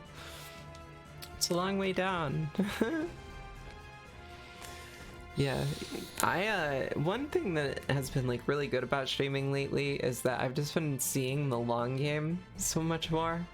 Like, I'm really not worried about like individual episodes or moments. I just kind of like am producing something where I have like a momentum built up and I kind of know what I'm doing. So when things like I'm on the BRB screen, when like that happens, it kind of stresses me out less. But it is still a bummer because like I am planning on using all this, I'm using like this content for VODs. I'm going to be posting all these different streams on YouTube, so I can't really use that content for YouTube, unfortunately, but we'll keep what we can, of course. I am gonna have to be doing lots of video editing, and I actually just recently paid for a piece of video editing software that is supposed to get you, it's supposed to like delete all the silence from your videos, and I was so excited about it. I was actually gonna make a whole stream where I just like gave people tutorials on how to like use this software to get rid of your silence, and I've used it, and honestly the software is almost unusable. I'm gonna have to ask for a refund like really soon. They can be badass, and the first one is my favorite, Nabil says, and Mr. Crinkle says mine too. And yo, I remember playing the first Borderlands and I was blown away. I'd like never actually heard of it the first time that I played it, and it was still a relatively new game. It had come out like a year prior, and I was just looking up what is a good co-op video game, because I was just gonna play a game with my roommate. We were just gonna buy a co-op game and go play it, and we chose that. Neither of us really like shooters, but we were interested to see what is a shooter with RPG elements like, because we had no idea what that could like possibly look like. And you know, it just felt so natural the way that they infused RPG elements into shooters. Like, that's so cool, you know. This is a part of the game where you can farm infinitely. It's like a really good place to farm, and I think we might do just that. I think I'm gonna put it on F1, and I'm gonna turn down the volume, and I'm just gonna kind of farm and talk for a little bit here, because our party could use both the ability points and XP. Oh, whoops, I didn't mean to turn down the desktop audio that far. What I meant to do was to turn it down in my headphones a little bit, because it's just like obtrusively loud in my headphones. And yeah, I'm gonna just like talk, and I did mean to turn it down a little bit though. I'm just gonna sort of hang out and sort of farm here a little bit, and I could use this trance in order to oh, you know what I'm realizing is that my freaking controller is no longer working because I adjusted my sound. Shoot, okay, we gotta go here and we'll go ahead and win this fight really quickly by using Solution 9 or Stellar Circle or Scoop Bar, whichever one kills all of them. So we will win this fight. That was all because I actually wasn't attacking. I thought that I was, but these fights should, in theory, go like much more quickly than they just were. So we're gonna just heal really quickly, Phoenix down, and I'll drop just a shitload of potions because I like the sound of them. In JoJo, Bruno, Bucci Arati, and Diavovo are both so fucking hot. They wear whatever they want. Diavolo even wears a mesh shirt, and he's a fucking terrifying nightmare. Yeah, I'm definitely gonna have to watch the show because again, I've just heard so many good things about it. And so I'm gonna attack through in these fights and we'll see. They shouldn't really take that long. And we're just gonna farm for a minute. You then get to fight these things with Steiner, and that's another really good place to farm too. And I love farming anytime that you have like a solo Steiner segment. It's just like very tactilely pleasing. Even though in real life I wouldn't want to fight animals like this, but also what are you gonna do when you have this fucking like centipede creature coming at you, you know, whatever they are. But that's so much XP and AP for this part of the game, you know. Okay, wait, so let's see. Okay, we did learn that ability, so we should probably go back down to Exploda to get Sacrifice, even though we do less damage with that. And we're gonna really quickly just see what other abilities we've mastered here, because yeah, see, if we're gonna farm, we want to make sure we're doing it in a way that makes sense. So we'll equip some stuff that will actually teach us abilities here. And we are going to equip a gear that is actually like really probably not very good for us, so it's going to actually like make us weaker, but it's going to make us stronger in the end to have these abilities, of course. That's like any JRPG or really any RPG, I guess. But yeah, I guess, so for those of you who are here and who were hanging out through the time where my stream was just on the PRP screen, you are all the real supporters. Really appreciate having you in the stream, because you were sticking through the most boring possible content that could possibly exist on this stream. We will double learn chakra that way. That'll be pretty good. Clothes are just fashion. Yo, Miss Anita Bump! Rating with a fucking party of 7. Thank you so much. We are kind of at a point where we're like power leveling in Final Fantasy 9, and you came in. There's the freaking raid. Oh yeah, and let me go ahead and let me toss out a shout out to Miss Anita Bump here. Twitch.tv/Miss Anita Bump. And so this should work, and everyone go follow Miss Anita Bump. Thank you so much for that. Right now, like I said, we are power leveling here just a little bit because our characters are slightly underwhelming compared to where they should be. We did Grand Dragon farming earlier in Final Fantasy 9, but it's not like quite enough for us here, and we'll probably need to heal soon too, but shouldn't take too long to kill these things still. And it's gonna go quicker as we level up. But as I grind here, I just thought we'd chit chat about all the different things that we've been talking about. In particular, the last thing that had been brought up was that Nabil said that clothes are just fashion, and that there's no feminine and masculine, and we should wear them as we want. We're the only ones that ascribe masculinity or femininity to said pieces of cloth. I do need to remember to heal the next time that I get to Aiko's turn. And yeah, you know, I agree. I am like trying to dream into existence sort of techno elven future. And you know, elves, like, they dress very like artfully and beautifully, and I think that we need to engage in all sorts of incredible fashion once we're living in like virtual environments and our clothes are basically data and not cloth. Like, imagine when like our clothes are RGB, not like fucking cloth. Like cloth will be like drab, but like I'll personally, like, I mean, I'm into the cloth look. I don't know, I probably could pull off an RGB look if I really needed to, but like once we're in VR, like our skin can just be like RGB colors and like fucking techno elven, you know. It's gonna be sick, and we can have like generated silk flowing over us wherever we want. And like in the like Srimad Bhagavatam and all these other very famous Hindu texts, all the gods and goddesses, they are all surrounded by bees around their like waists and breasts, and I think that that'll probably be the case too. We'll have like animals like hanging out with us. Miss Anita Bump, you are waiting for the train to head home right now and cook dinner. Twitch on mobile sucks. Have fun. Yo, I hope that your train comes quick. I hope you get home and you get some food in your stomach. I know that Twitch on mobile does suck, and thank you so much. I'm gonna try and have some fun with this. I actually am already having fun just power leveling. It's very cathartic to me. It's sort of at the core of what an RPG is to just like fight some enemies. Oh, and I just progressed the story. I thought there were multiple scenes of going up and down the tree, but we just got Aquamarine, and Leviathan's gonna come out and fuck some stuff up. But we'll actually still get to do some farming, because Steiner is going to show up fairly soon, actually, if I'm not mistaken. Or we'll be in like another scene with Steiner where you farm there, if I'm not mistaken. Maybe I'm mistaken, but first we'll watch Bahamut blow everything up.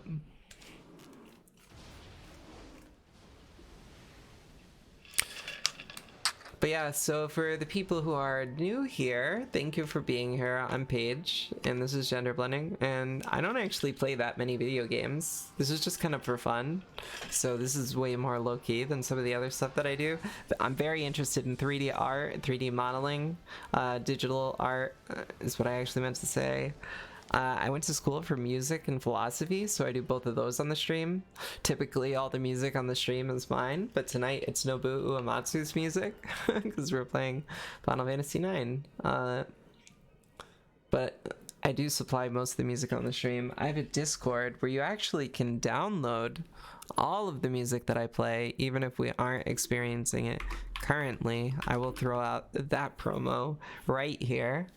And I do other things too. Like tonight, we were actually supposed to have a sort of show that we call Technovore, where we talk about emerging technologies and their ramifications and implications on social justice issues and sort of like the poorest segments of the world. And it's really important stuff, in my opinion. It's stuff that I think that we really need to all have a dialogue on as common people. And I think that people think that there's like an expertise barrier around virtual reality, 3D modeling, around digital art and streaming and everything. People are like sort of intimidated to do it, and so I'm trying to be like motivating to encourage people to not only use those technologies but also like feel free to have an opinion on things like right to repair, you know, because like although we don't necessarily all have technical knowledge on how processors work, like we're gonna need to make decisions on how we incorporate brain-computer interfaces in our daily life, on how we incorporate virtual reality into our daily life, and how much we want to build our lives around these things. And so that's what we do in Technovores. We talk about how are we going to incorporate these things, what is the best way to incorporate it, and support people with these things. And we have fun while we're doing it. And we hang out, and you know, sometimes we just watch Thunder Prince and other animes and react to stuff. So it's a pretty fun stream. It's a variety stream, definitely. And it's still a work in progress. I've only been streaming now for about 2 or 3 months, but I've learned a shitload, and I have a lot of things that I want to do that I have not done yet. I want to set up currency and, or, well, the Twitch points. That's like what I want to set up. I set mine as genders, and I think that's funny. And I think there's a lot of really fun things that we can do. Once I saw Dagger just started to cry, I didn't know what to do. I kind of wanted to cry too. So sad. Yeah. Because it's like, you know, Braun was pretty terrible, but it's still Dagger's mom. So, still pretty rough. This game is so good. Oh my god. And the next sort of scenes, the beginning of Disc 3, are particularly beautiful, in my opinion. I really, really love when Dagger cuts her hair. I'm very into short hair Dagger, and I actually have been thinking that the next time that I get my hair done, that I'm just gonna like chop off a lot of it. I'm not gonna cut it like super short, but like make it like neck length, you know? Right now my hair is kind of like down past my shoulders, so cut off like a whole like 6 inches or something. I might wait until I have enough to like keep it at my neck and donate like some, so I think you need to be able to give like 6 to 8 inches if you're gonna do that. Steiner, Beatrix. Yeah, these are really good scenes. Beatrix is like kind of a conflicted character in a certain way, because like Beatrix is cool, but like really went along with injustice for an incredible amount of time and killed a lot of people. Like she's not really good, but like we see her as a protagonist after, like everybody forgives her really quickly. I've talked about that before, and like I mean it's kind of hard not to, the way that the game portrays her, to like her, but and I do, like she's an icon. Like her aesthetic is so fucking cool. But she's not very good. Steiner's not very good either, but Steiner at least grows a little bit.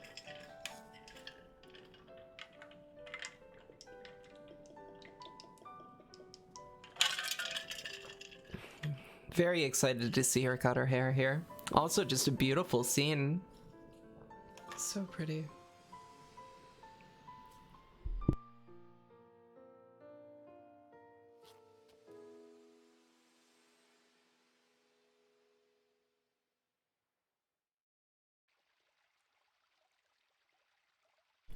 So for those of you who haven't played Final Fantasy IX, or Steiner is medieval ACAB. Yeah, exactly. Exactly.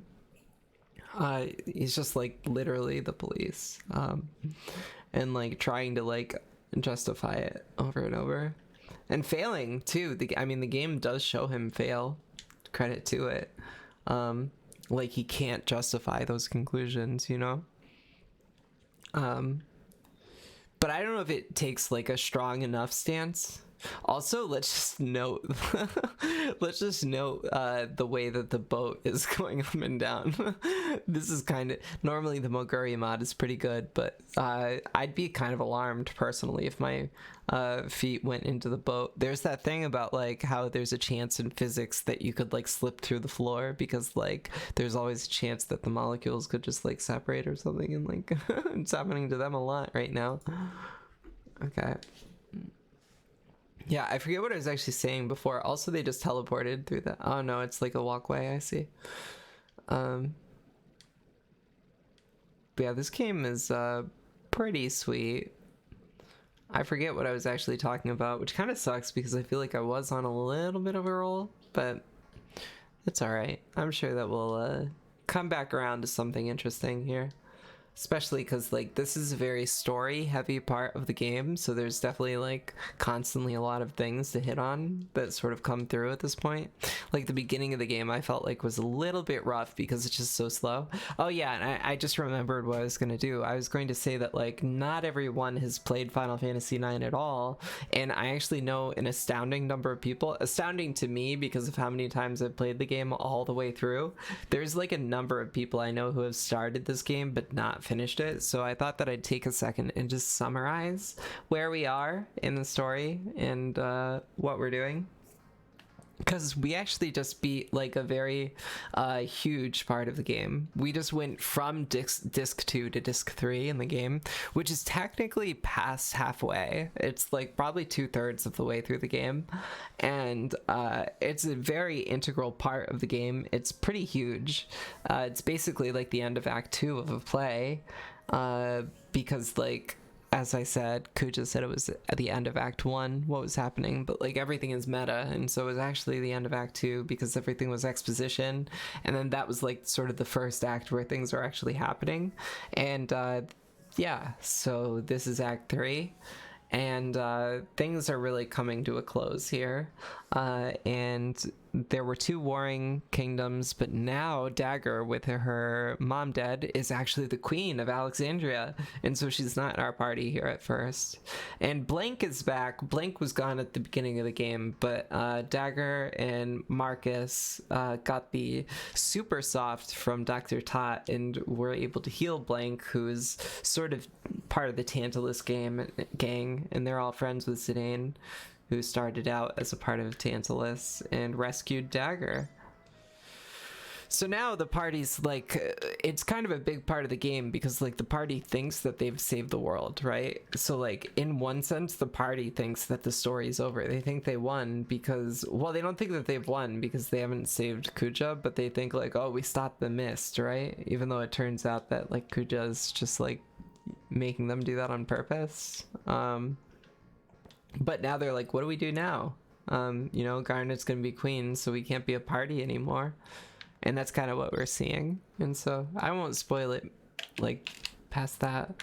But these AT things, these are all happening on the side. We'll look at Artemisian. This is about the Moogle quest. Artemisian, this beautiful Moogle who's purple because Artemisian's covered in ink. It's none of your business. And so I'm thinking about ending the stream with some digital art. Before I do digital art though, I'm gonna just like play Final Fantasy for a little bit. And I don't know what I'm gonna do digital art of. I do have a picture that's kind of in progress of Ed from Cowboy Bebop. So I might go back to that for a minute. But I could also potentially try and do either something from Final Fantasy or do one of the Thunder Prince stills, because I was going to do a lot of those. And so now this is the synthesis shop here, and let's see what we can make here. We got one of those, and then I don't know if there's going to be anything else new here. There might be a couple. Yep, there are a couple things. Reflectoring we can't make because we don't have an anklet, and we actually need 2 anklets, which means we need another gold choker, which is up here. And we are out of linen curious, so we need more of those. We have no feather boots. We need another twist headband. Oh shoot, we actually ran out of money really fast there. I'm surprised at how quickly we ran out of money. But you know what we can actually sell if we need money is we can sell wing edges, but we actually don't have many of them. We can sell rising suns too. We really don't need those. Okay. Let's see what this person has to sell though. Yeah, there are some pretty important things here, so we'll probably want to generate money at some point here. Luckily I don't think there's a lot of new ones here. We just don't have a twist headband or ritual hat because we just spent all of our money on those other synthesis things, and it required those as reagents. Brigandine would be a huge one because it gives AP up to Amarant. But I think what we'll do for now, shit, I did not mean to buy a mithril dagger for 950 gold. That's okay though, because like we get all of these items in the game anyway. Like eventually you'll get all of these items. But I want to go check out the Moogles really quick. I want to buy from Stiltskin for sure. Oh, yeah, shit. I need to go get more gil. So we'll actually sell those wing edges and stuff. It's very rare in a Final Fantasy game that I actually run out of money, just the way that I play. But I particularly haven't farmed that much on this run. I was going to be doing some farming, but then I accidentally stopped early, which isn't the end of the world. But at least in this case, we have something that we can just sell really quickly and get the money we need. And it's like really not a big deal selling those things. Okay, so we're gonna get these things. and we're gonna talk to Artemisian, and then we're gonna talk to Kupo here. We got a letter that Artemisia gave us. Even Moogles want to look beautiful. Same. I use my special item very carefully. You don't come across it very often. It's very special to me. Magrika! The most oh, I am Magrika. Same. So good. Mag fucking Rika. Onion Meister. What a good name. Do I talk to them? I actually like forget what I do right now slightly. Oh, there we go. I want you to see Ruby's play with us. Sure, I like plays. Yeah, because we can get the items later. Go downstairs behind us. Ruby, I love Ruby. And so like I've talked about this a lot on the stream. I love talking about like the sort of metaphors and different things that are happening in this game. And so it's like Ruby and Garnet, of course. And I looked it up, and actually Rubies are more valuable than Garnets. And I love these two characters so much because Ruby wants to be the center of attention and never gets to be. And like I basically am Ruby in some ways, even though I'm not a Southern Belle personally. But I really love Ruby, and I kind of relate to her. And look at her hair, it's dyed and big just like mine. And Ruby always wants to be the center of attention, but Garnet always is and doesn't particularly want to be. But I guess honestly I'm both of them, because I am on a stream right now getting to be the center of attention, and Ruby doesn't get that. So I guess I'm not like Ruby in that way, but there have been a lot of times where I've been like sort of cast to the side in my life, and I'm like, everybody pay attention to me. I teach in a local high school, and there's a kid in the class who is like a very much seeks attention, and it's like, I relate to you so much, and of course we give it to him. Working at school is pretty amazing because like it's kind of pure, you know. Working in high schools, there's problems, but like the problems are not as big as my old job. I used to do social work, and it was so fucking depressing, and people's lives were literally at stake. And now I just work with kids, and they're all innocent, and they're all like really wonderful, and like maybe they do things wrong, but they like apologize, and the kids are just so pure and funny. It's so cool. It's such a better job. Really recommend working in schools, and like there really aren't enough people working there either, so like I do recommend that if you can work there. You do need a degree, so there's that. And like I don't think you need a degree to do the work. I don't think that should be a requirement for so many jobs. There's so many jobs with such high requirements, and it's like you should just be able to do it, you know. Like, because we need people to do it. And that's how I felt about social work. Like mostly you just had to be nice to people. You didn't really need to be like, I think psychology fucks people up more than anything. I've talked about that a lot. There's actually a really good talk by a Buddhist monk that maybe I'll show on stream sometime. I love Echo's theme so much. Let me turn up the music because it's so fucking good. There's actually a talk by a Buddhist monk called Buddhist psychology versus like modern psychology or something like that.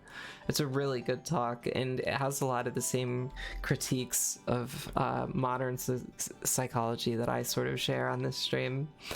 Because I truly believe that psychology has done more harm to society than good. And on this stream before, I haven't put them up yet. There's so much video editing that I have to do, and like I'm gonna be like really focusing on the YouTube here very soon. But one of the things that we've done is we've taken a look at like mental health institutions before on stream, and that's really the roots of our mental health system, is this sort of like institutionalization that we did that caused immense harm. I think that they were atrocities personally, and that's what our mental health industry is from, you know. It's really hard to see. I wish I could smoke in my room really bad. I'm a big fan of weed. I don't know how you all feel about weed, but you know, I did make this channel mature so that we could talk about anything that we wanted here. This is a place where we talk about whatever we want, including weed. And you know, I think that you can get carried away with anything, but I'm a pretty big fan of weed, especially right now when like the world is basically ending. Like there's pretty much no reason not to. My roommates are from another country, Wyatt Earth. I think psychology would do so much more if communication technology was more developed. Understanding and situational awareness are so important if healthy direction is going to be the priority.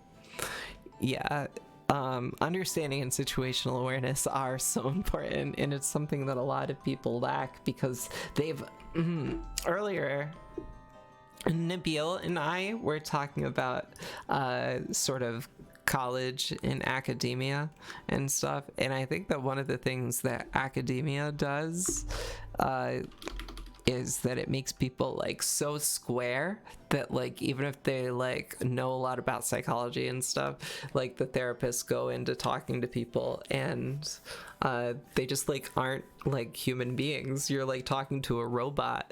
And I think a big part of that is documentation.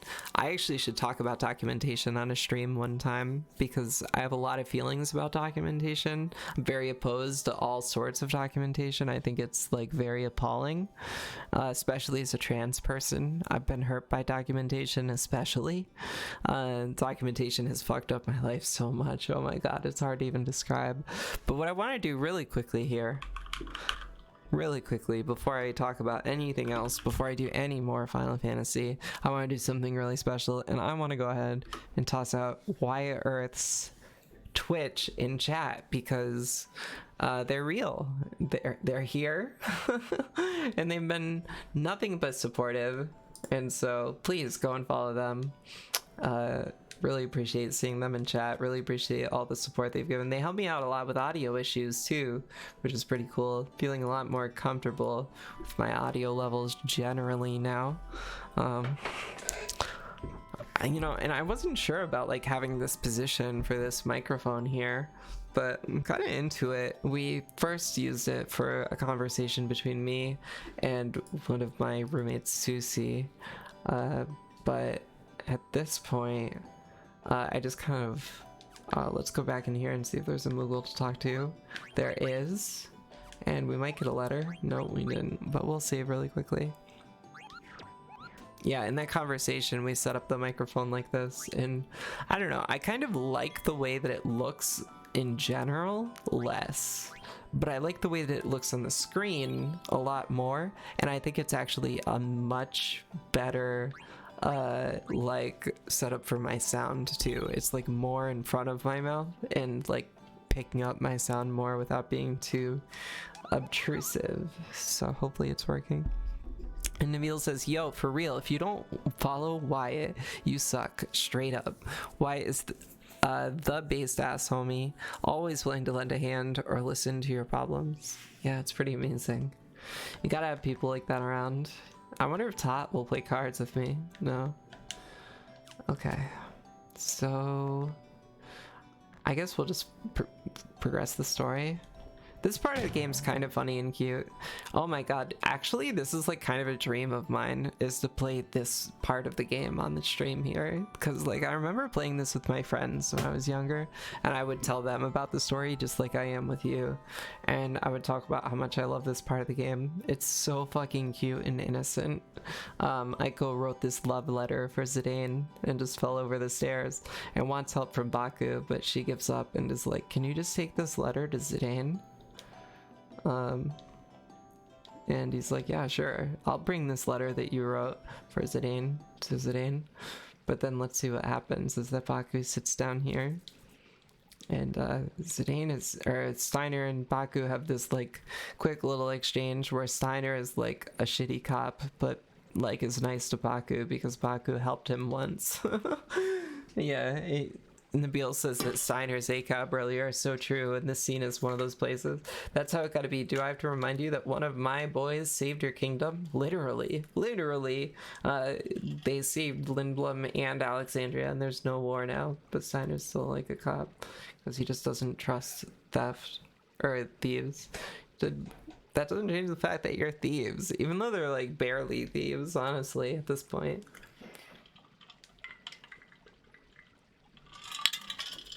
Yeah, so they have this little conversation. Baku leaves and drops the letter, and then of course Steiner finds it and is like, oh my gosh.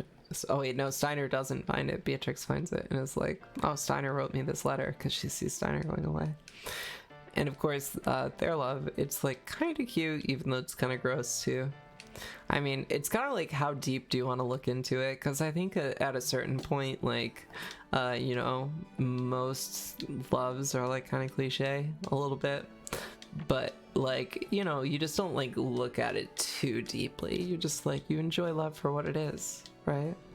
And it's like really beautiful, I think. But it is love between cops, so it's not that beautiful, but love is love too, as well. And I think this game is trying to like paint these complexities, you know? I think Final Fantasy VII is trying to paint complexities, and I think this game is too. And I think this game is like really amazing because it does it in such a subtle way so many times, and it's just Sedan and Vivi, so this is kind of a good time to farm and just get like a little bit of gold if I can. I might actually, well, no, I'm just gonna get items later, because once you go to Lindblom, you can get all the same items with better. There's nothing missable here, and I think we should progress the game, because I heavily want to get to a part of the game where we can play more Chocobo Hot and Cold. That's what I'm about. That's what I'm going for. I think we go here, talk to the crew. Maybe I'm wrong. Yeah, I am wrong. Maybe we go to the boats. I'm sure we'll figure it out pretty quickly. I love the love in chat between y'all. All the streaming community is just so real. I really appreciate all of you so much, and like, I've learned so much and gotten so many ideas. That Sedan doesn't even stop by to say hello. Oh yeah, I forget these two kind of have their own like little relationship thing. The guards just like run away or whatever. Oh no, they just get upset.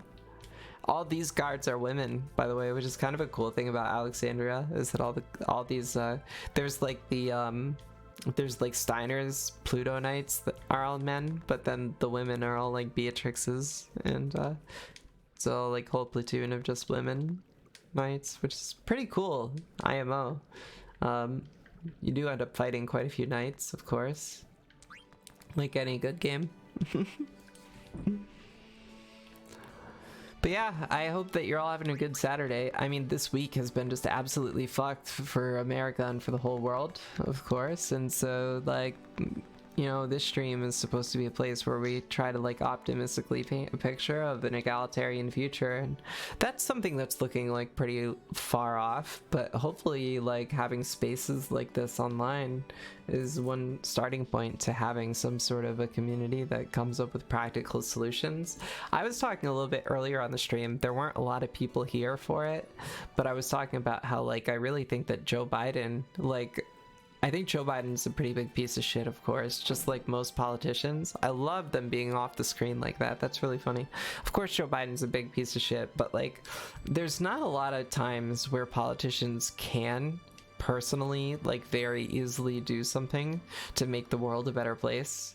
I get that, but like, Joe Biden actually can do something. Joe Biden can do something that will make the world a better place immediately, and that can make the world a better place and function better very, very quickly. And what Joe Biden can do is by the way, just like look at all of them tucked away up in that corner. That's kind of funny. And if I pause it, you might see them more. No, it doesn't work that way this time.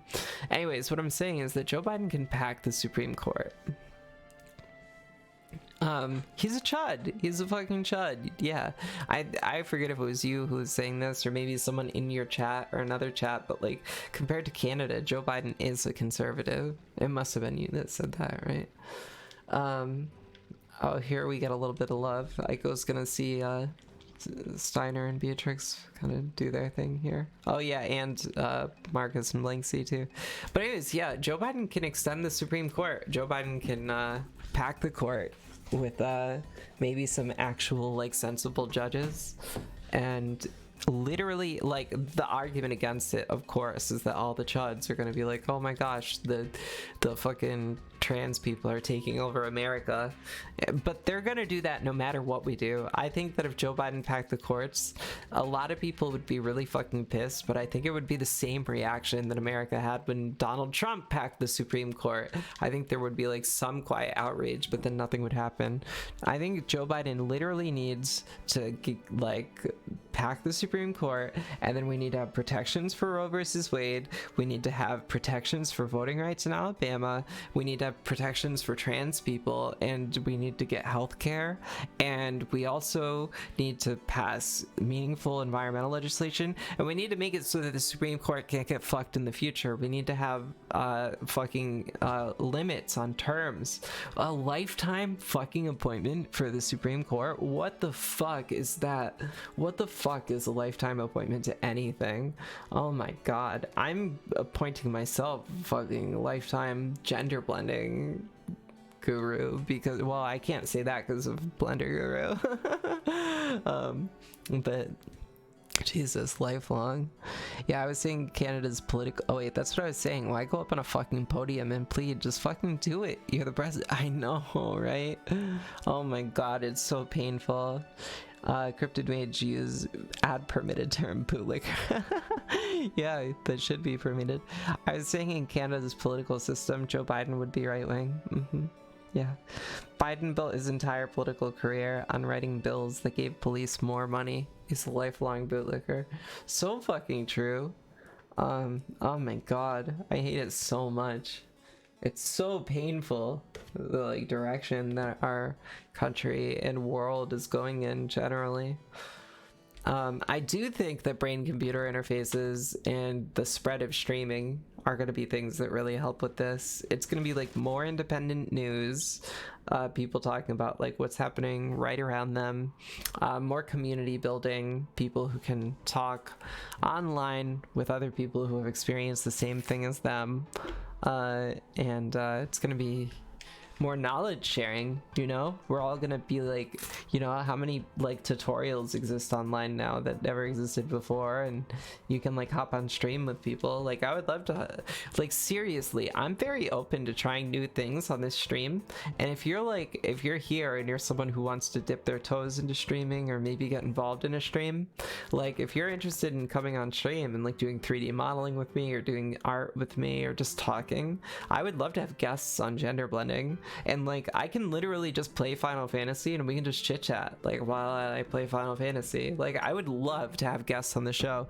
and like even if what we're doing isn't interesting, it'll just be novel to have someone on the show, and we'll just get viewers because we're hanging out, and it'll be good for you if you're a streamer because like your viewers will see you on here and you'll get my viewers on your stream. So if you're another streamer especially and you're interested in talking, let me know and hop on my stream sometime.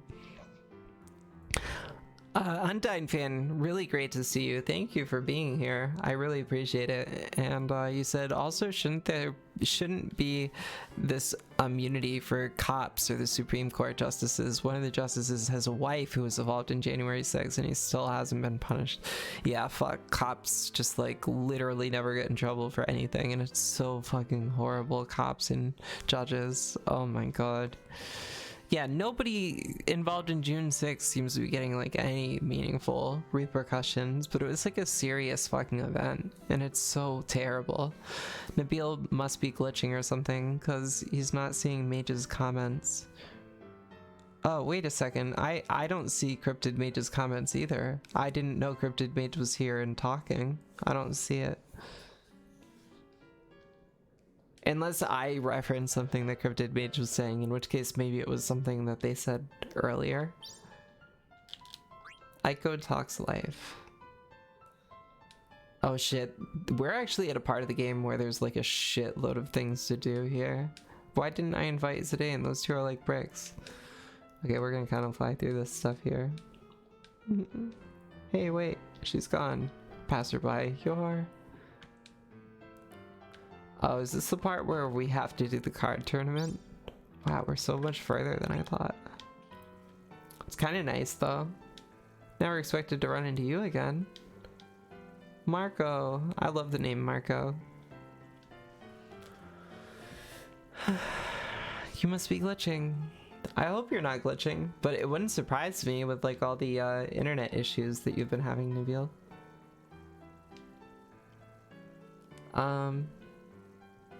Let's stop by at home. Why wouldn't you? Okay, so there's so much stuff to do with this part of the game, and you need money for a lot of it, truthfully. There's like, you really need money at this part of the game in order to buy everything, but we don't have a really good time to farm right now, but it's okay because we can come back here, especially once we get the red chocobo. I forget where we have to go. I think we do need the blue whatever in order to get the next chocobo, and I don't know if we ever did the fight in Treno on the second disc, which would be kind of a bummer, but I think what we're gonna do to start here is to go sell our Stelazio. That'll be the first thing, and then miraculously had chat filter settings on and it censored out bootlicker. Oh, that was Mira, never mind. Weird. Yeah, it does say cryptid mage used ad permitted term bootlicker. So that's strange. These poor babies can rarely ever catch a break. So true. And thank you Mira for being here, and also thank you for helping out with that. Oh, you have Libra, give it to me for a reward. You can have it, that's fine. Why would bootlicker even get censored? Well, I think it's because Twitch is probably a bunch of bootlickers, is my guess, right? That's just a guess though, I could be wrong. Kind of don't want to do this like Oglop tournament right now, but it's okay. Also, we have to do like the black market stuff. Hello, little girl. You got pushed out by Amarant. This fucking creep. This creep's trying to kidnap Baiko and failing hardcore. Quinna's gonna help Baiko. I kind of like how Quinna and Ico develop, because Quinna kind of like threatens to eat Mog a lot, which is not cool, of course. There's so many ATEs in Treno. Wait, what? I haven't said anything in a minute. I know, right? What page said? Well, it said cryptid mage used added term bootlicker, and so I think Nabil was saying, oh, it was Mira who used added term, is what happened there. Okay, we're not gonna try and fight the monster just because we gotta save first, but we will try and fight the monster after. I forget what element this monster uses, but we'll try and fight it really quickly. I think Zidane's probably strong enough to beat like whatever monster it is, but we'll see. We'll just give it a quick shot here. Thought it was Mage that said bootlicker, but it turned out it was you. Either way, Paige said something I couldn't see, and I was wondering what the fuck was happening. Well, welcome to my life. I'm kind of always wondering what the fuck will be happening. I'm gonna try pure fight without anything, just to see if we can just win really easily. I don't know how hard or easy this fight will be, truly. I have no idea. I think we could win pretty easily, potentially. But I think we could lose too. Let's see, it depends. Yeah, with the amount of damage that did, I'm not too worried about losing this fight. On my end, I saw Wyatt said bootlicker. Yeah, Wyatt said bootlicker, but the chat said that cryptid mage used add permit term bootlicker to let Wyatt's comment go through. And then it turned out that it was you, Mira, that actually changed it, but it said the cryptid did. So it's actually very confusing. I have no idea why that glitch happened or any of these glitches, but what I do know is that we just crushed that monster and we got our prize of 15k gil, which is pretty great because we need the money. We could definitely use 20k gil. So that's pretty fucking amazing. And we won't spend it all on mage mashers. We may or may not buy a coral sword because we can probably get a coral sword elsewhere. We may or may not buy an ice lance. We definitely don't need a cat's claws because we actually already have one. We'll buy both of these rods. We actually do need these. We're gonna need them for synthesis as well. We are gonna need some twist headbands for synthesis as well too, but we mostly want to save this money for synthesis. We don't need a linen curious right now, but we can come back and buy more later, and we're gonna need at least 2 plate mail because I know that some of them will need to be used for synthesis. So we're gonna run to the synth shop and see what new things there are. The synthesized items are obviously the best in the game. But they're obviously also the most expensive, and you have to have all the other items to make them, so we'll see what we have and what we need to make. Looks like we have most of these items, at least. So the Pearl Rouge, we'll go ahead and make this. We need Maiden's Ring, and we can make it, so that's pretty cool. Magician Shoes we probably don't need, but we'll make them eventually. I bet somebody even has Magician Shoes equipped, but overall that wasn't bad. We actually had mostly everything that we need made. Twitch was twitching, and I be tripping. Ain't got a lot going on, just doing some babysitting. That is my closest attempt at a rap there. Okay, we're gonna get the Coral Sword because I think that Steiner will be able to use it soon, and that's all that we have the money for there. I'm gonna go ahead and save at the Moogle that's on the screen. We can't do the auction house because we don't have enough money, so we'll just save really quickly. And we're basically going to try and rush into getting to Chocobo Hot and Cold. This is trippy. I mean, hey, most things that I'm involved in become trippy. I just love talking about this so much that I'm just gonna go ahead and do it. I'm gonna go and I'm going to first pause the game really quickly, and I'm going to open Paint by pressing P and A, and then clicking Paint, and then what I'm going to do is move Paint to my actual tablet, and this is how committed I am, is that I'm going to switch my display capture to my tablet, which is going to take me 1 second.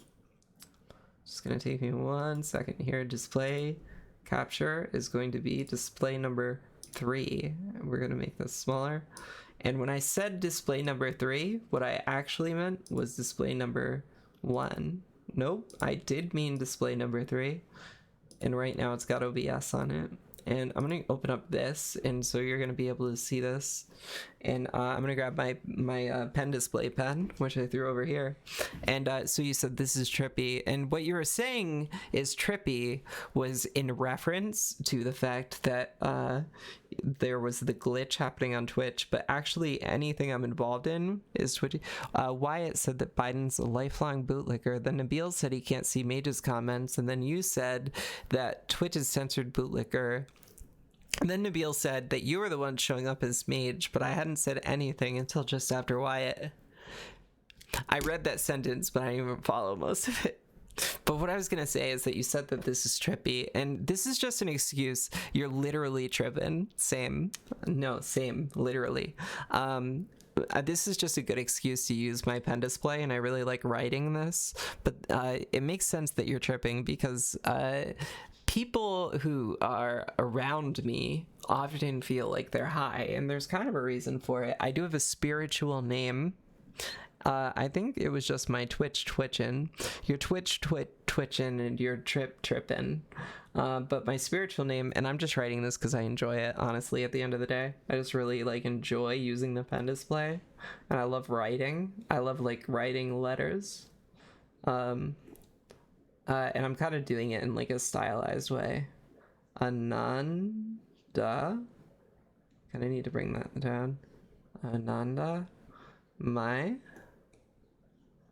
Oh, it's so satisfying writing with a pen display. I really recommend it if you're on the fence. Ananda Mai. Soma. Oh, whoa. We actually have a button for undo because we want to undo that Soma. Look at that handwriting. So great, right? Dasi. And that's my spiritual name. And so what does this mean? It means permeating. We need to go over there. Bliss. Bliss is a pretty sweet feeling. I'm a big fan of it. Soma? What is Soma? Maybe you know. It means intoxicant. Or drug. Or and elixir. And Dasi means servant, which isn't super important, but it means femme servant. Femme servant. And I'm just like really enjoying writing right now. I think it was just your Twitch twitching. But yeah, I think that I have this effect on people. Like everything that I do is kind of trippy because I open to the universe, and so DMT is just constantly flowing through everything I do, and the DMT molecules are also hypercarbonized that you all experience it alongside me. What? Okay, so we gotta go back to the mouse here, and we're gonna go back to Final Fantasy as well. But in order to do so, we actually have to go to the display capture, and we need to change it back to the Final Fantasy screen. Duh. Miraculously with the emote that I can't even tell. Raffle LMFAO. I always have a problem with LMFAO. That one's kind of hard to say compared to other things.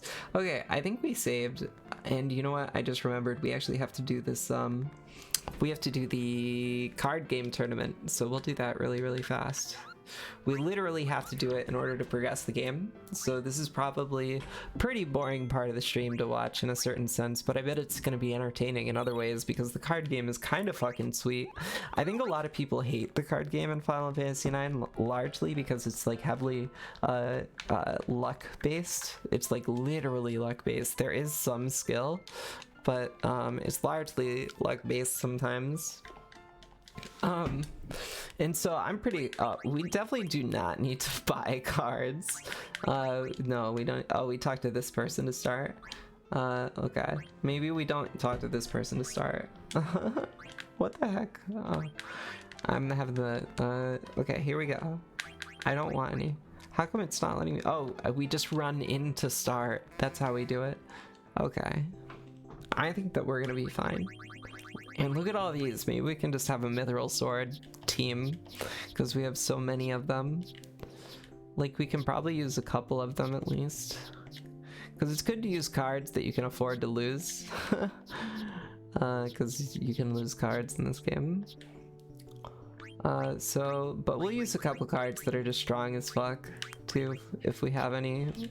Like that's a really good card. That's a really good card. I think that's probably good. I think we'll be fine with this.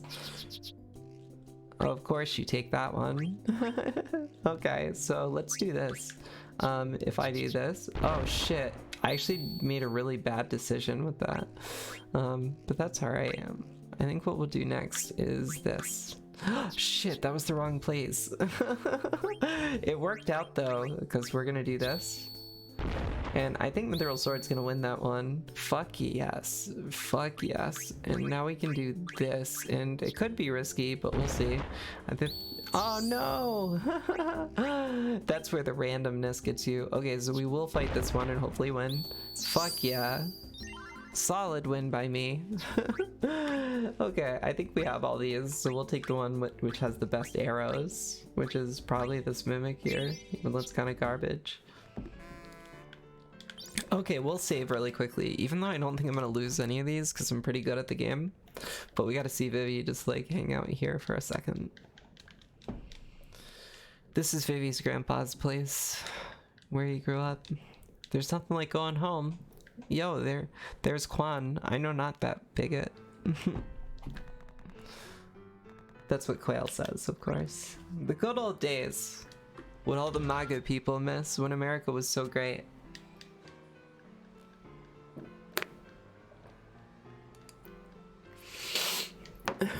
I remember when I could clog my arteries with McDonald's for 25 cents a bag of french fries. Well, at least the french fries probably didn't kill you as much then, to be fair. Honestly, I just don't even understand how people stomach fast food. That's just me. I mean, I'm personally like extra. I'm like way more than most people, and I'm like straight up a restaurant abolitionist personally. I'm probably the only person I've ever met who self-describes as a restaurant abolitionist. But I think that all restaurants should be completely abandoned. I think there should be no restaurants unless they're vegan, and I think they should all be free. And I think they should all be community kitchens that anyone can eat at for free. And it should all be healthy vegan food. And no one should be exploited. And there should be no tips. So a lot of things, I think. A lot of things there. I think we're gonna do this. This is a really good move. Shit, it was a really bad move in retrospect, but that's okay. I think we'll still win. Because I'm good at this game, generally. So we'll see. And you know, just because you lose one skirmish doesn't mean you lose the whole thing. We will use her right here. I think that will do pretty... Oh, fuck you, dude! Okay, we'll use this bad Larry. No, not that one. We have to be smart here. We might not be able to actually... Oh, we can win if we do this. Shit, I fucked up. I did fuck up, but we can still do this. No! We lost our mithril sword. Do I want to reload? I think I will. I'm a big fan of like not fucking up my record of win-losses in the card game, and so I'm gonna just like straight up reload. It'll only take me like half a second, so I don't feel that bad about it, frankly. If I'm being honest, really don't feel that bad. So we're just gonna play and we're gonna reset and just do that same exact battle again. That's why we saved beforehand. Why did we save? So that we could reload if we wanted. And so we're here and we are loading the game. I'm not here because I'm a professional gamer. I'm here because I am cute and funny, and the way that I play games is to have fun. And I see that there is a little movement in chat. That's what I like to see because that gives me things to respond to. I think it was like $5 for 3 double cheeseburgers. My heart was broke and basically subsisted on that for years. So many people subsisted on it for years, frankly. And I think you could more earlier in history. Really think so. Unhealthy as fuck, but his other option is basically dumpster diving behind restaurants. Yeah, I know, right? I mean, I'm a big fan of cooking myself, but I'm like so totally aware that that's not an option for a lot of people for many different reasons, of course. But that's why I don't think that we should not have like any places to eat. I am a restaurant abolitionist because I think it should be replaced with free places. And I think that anyone who thinks that it's a bad idea because it's unrealistic is basically simping for rich people, because I think it's up to rich people to pay for these services because they've kind of fucked the earth. And that's what you get when you control all the wealth in the planet, right? Just my 2 cents on that one. Just my 2 cents there, personally. That's just me. Just me. Fuck you, Abomination. I don't know if I can even beat this thing in a fight, but luckily it's all random, so maybe I can. Okay, I can't. I'm getting fucked up on this fight. I've never like lost one of these, but if I do this and win, I might be able to do some action here. I got that 2 combo at least. Nice, yes. You win through fucking sheer luck and you get a killer Abomination card. That's gonna be like my best card now. That's kind of sick. That's cool. And the other one's a new card too. Good Abomination card.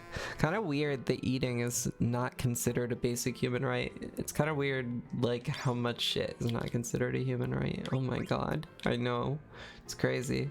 Food, shelter, water. Those are the first 3. Fresh air is another. Social support. I didn't say medical care, but medical care is one. There's a lot of things that are human rights, you know? There's so many things that are fucking human rights, seriously. And people just don't consider it. People just do not consider it. This game is so good.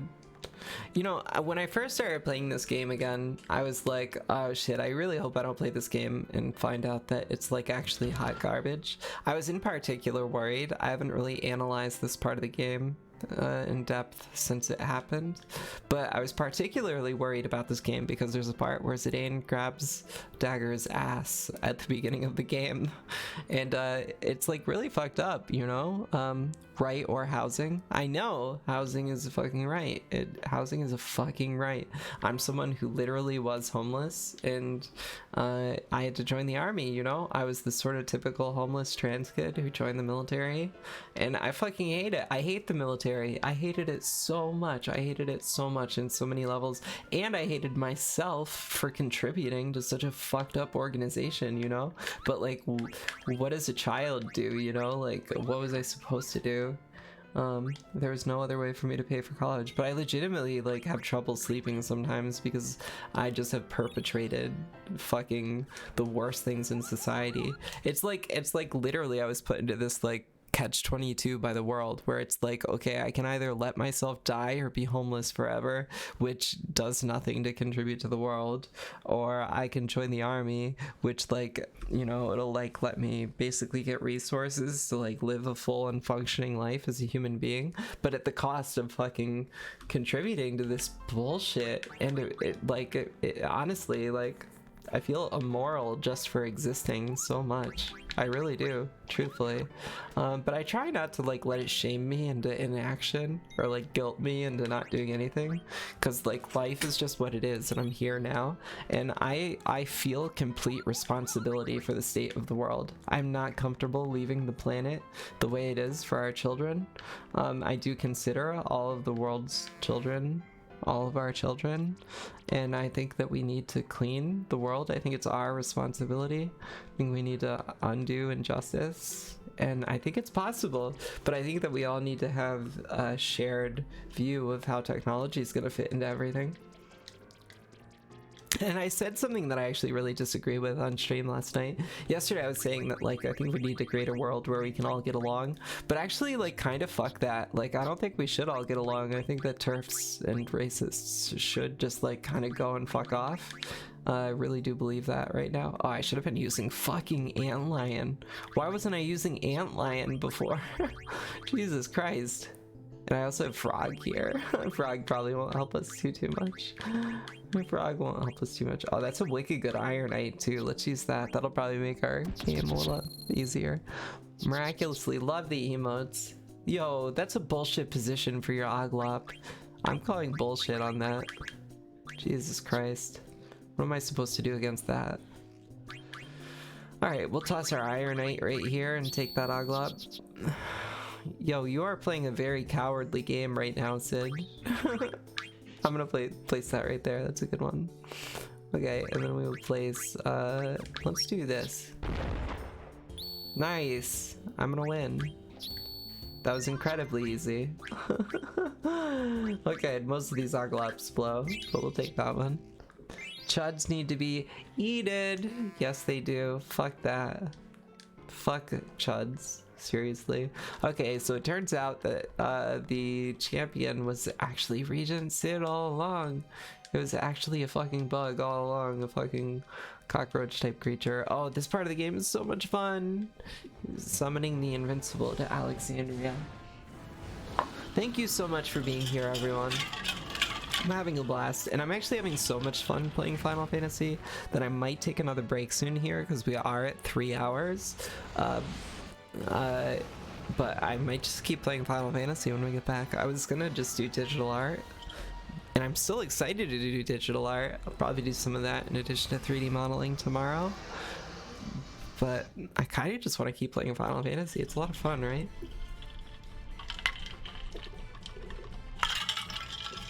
It's a pretty cool game. We're at a really good part of the game, so it's like, why wouldn't you want to keep playing, you know? Hurry up, you fools. Oh yeah, shit, this is the part where we actually gotta command these duders to do what they were doing. Let's go back to my history and go to the IGN wiki, because we can go back really quick since I already had a walkthrough open earlier. And we'll just go through and just see what the best strategy is for all these things. We're gonna skip through to Alexandria Castle, which is where we are here. And we're gonna really quickly Did I go too far? I don't think I went too far. I really don't. Yeah, it just didn't pass forward here. Alexandria, second visit. That's what we're looking for. But then it's gonna go to Treno, right? Yes. Okay, I'm very close. I promise, everyone. I'm almost at what I need to be at to go forward here. Another thing that I've been really enjoying on stream. Oh, by the way, for those of you who are on stream, whether you're new to the stream or not, this is like a totally separate thing that I just like really want to do right now. Is oh shoot. Okay, let's go to Snaz here. And what we're gonna do is open up a browser really fast, like, and we're gonna type in gender blending forms here. And I have this form. I did get a little more feedback earlier today, so that's nice. I made this form just to see like what is it that people like and want to see out of the show. So I'm gonna share that here. Please let me know if there's things that you like and want to see more of. I'm currently like really into listening to Terrence McKenna on stream and many other things as well. But I'm curious what all you have liked, you know? I really want to hear it all. Oh yeah, and here we are. We were looking this up. So, I think we have one more here to go. Lindblom, third visit. Wait, Lindblom, third visit? That's not what we want. So that means I went one too far here, and we need to just look at the list of who we're assigning to what task. I don't even think it's like really important. Okay, here we go. Gather information, protect the townspeople. Oh wait, so, Blutzen and Cole are gonna gather information. And then we're gonna use Weimar and Hagen for the next one. I'm not even sure how you're supposed to know this. Like, if you're actually playing the game legitimately, I don't know how anyone is actually supposed to know how to do this. And then the last one is Dojaban and Mullenkedam. Cool. So we did that right. Angel earrings, because we were so splendid. So cool. Okay. And Steiner with the coral sword here just like totally owns. Okay, so we are gonna unequip Beatrix, which gives us a cross helm, which is pretty sick. And I think that we are gonna go on a quick break here. Wax poetic about it. I don't have anything like, and this might be too loud at first. I'll turn it down just a little bit. I was gonna wax poetic about transness, and I don't have anything like very I should turn this down a little bit more, just a little bit more than we currently have it. And I'm hiccuping so much, or burping so much because of some seltzer that I was just drinking. That's probably okay, but I think we can turn it up just a hair more. And yeah, I think that, whoa, we are gonna level up extraordinarily quickly here, especially because we're actually gonna kill Beatrix. So let's do that really quick. Is it infinite fights here, or do we have to actually change screens? I thought it's infinite fights, but okay, it's gonna make us go like from screen to screen here. I thought it was infinite fights, but let's see. We'll figure it out. Either way, I'm gonna basically kill Beatrix with herself here. I was gonna talk about trans stuff here. Oh shit, sleep is no good. Because I had a conversation earlier with someone who's like, really, they consider themselves an ally. And they are an ally. They truly are. They're a very good friend of mine. But it was a really hard conversation because I had to talk to them about things that, like, you know, I felt very like hurt by words that they were saying, and I hope that they're not here right now because it'd be kind of awkward to talk about them in the third person in this regard. But I'm not gonna go into the conversation. I'm not gonna at all like expose who this person is or anything. And like part of what makes it so hard is that I really deeply care about this person, but they were just saying things that like hurt my feelings. And as a trans person, when someone does something that makes me like very uncomfortable, I'm put into this position that is so totally unfair. It's unfair for the other person, but it's mostly unfair for me. And that position is that someone does something that's uncomfortable for me, and then this is just how it is. This is a fact of nature. This is a law of reality. What I'm saying is not controversial. If someone does something that makes me uncomfortable, then factually, this is not an exaggeration or anything. I'm gonna do a high potion, which is kind of risky.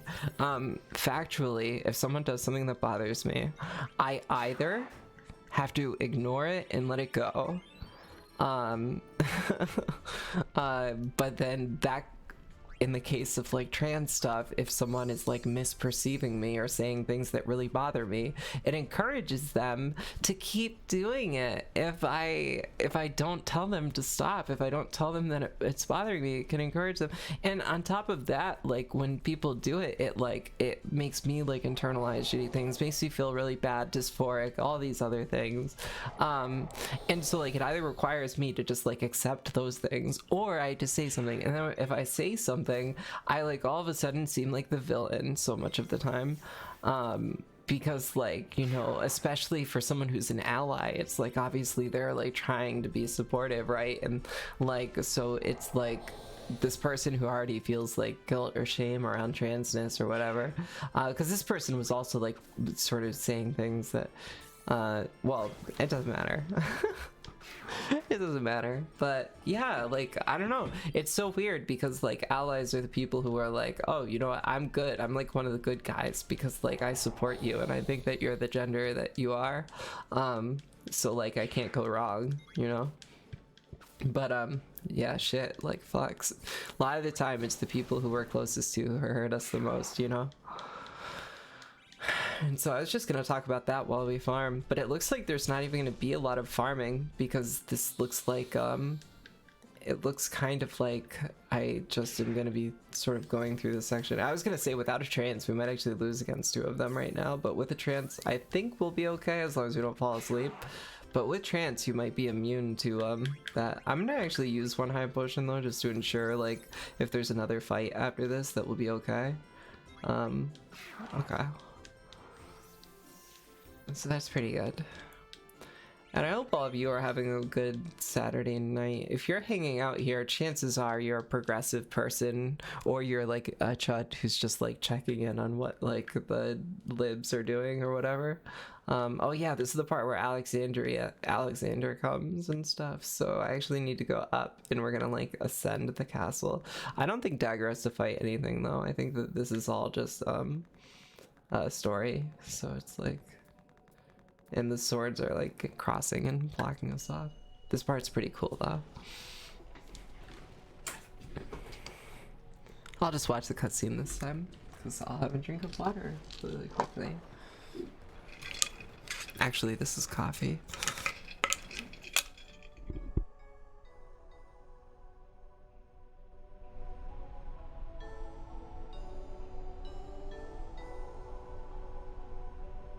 Oh, that was a really short cutscene. I thought it was a longer one, but just actually the castle just existed now. Castle burst forth to existence. So yeah, on gender blending here, it's kind of a variety show. I'm really into talking about philosophy and religion and stuff, but the topics really are so big that like you can't really talk about all of it in one sitting. Alan Watts is good at doing that. And I'm good at it sometimes, but only when you're like really trying to talk about the big picture. I've just been talking about like what my heart has been telling me to talk about the most recently. This airship is designed not to run on mist. But I love talking about philosophy, especially the philosophy of science. And if we get far enough, if we get to Lindblom, we're actually going to go ahead and try and listen to some Terrence McKenna while we play Chocobo Hot and Cold and get some more Choco Grass and stuff. Oops. We will watch this cutscene. And I realized that the sound was really loud for you. We'll keep the sound loud for this cutscene and turn it down after.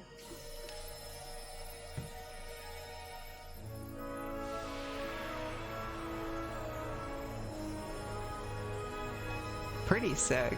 I mean, as someone who does 3D modeling, like I'm pretty fucking impressed by these graphics from 2000. So crazy.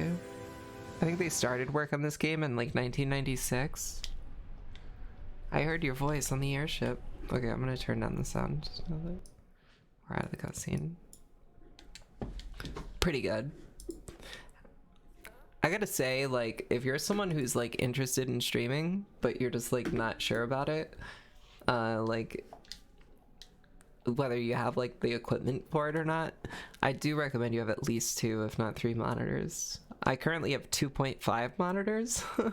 I have like 1 tablet that's pretty amazing, and then I'm like my main monitor, and then I have 1 small monitor for my chat, and like I think more than this wouldn't be necessary, but having these 3 monitors is like clutch as fuck.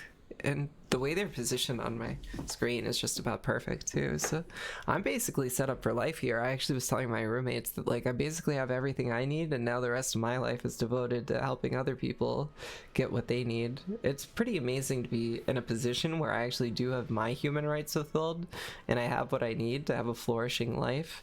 And basically every moment of my life, like I'm trying to just you know, be as productive for the world as I can in the different ways that I think I can be.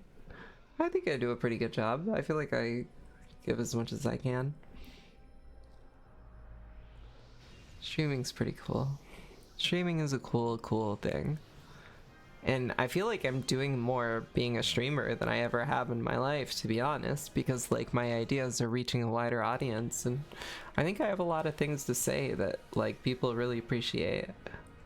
I did a PowerPoint recently on family estrangement that I think was really nice for people. I think they appreciated what I had to say on it, and I might even do the exact same PowerPoint again one day. Streaming is a good way to have shared experience.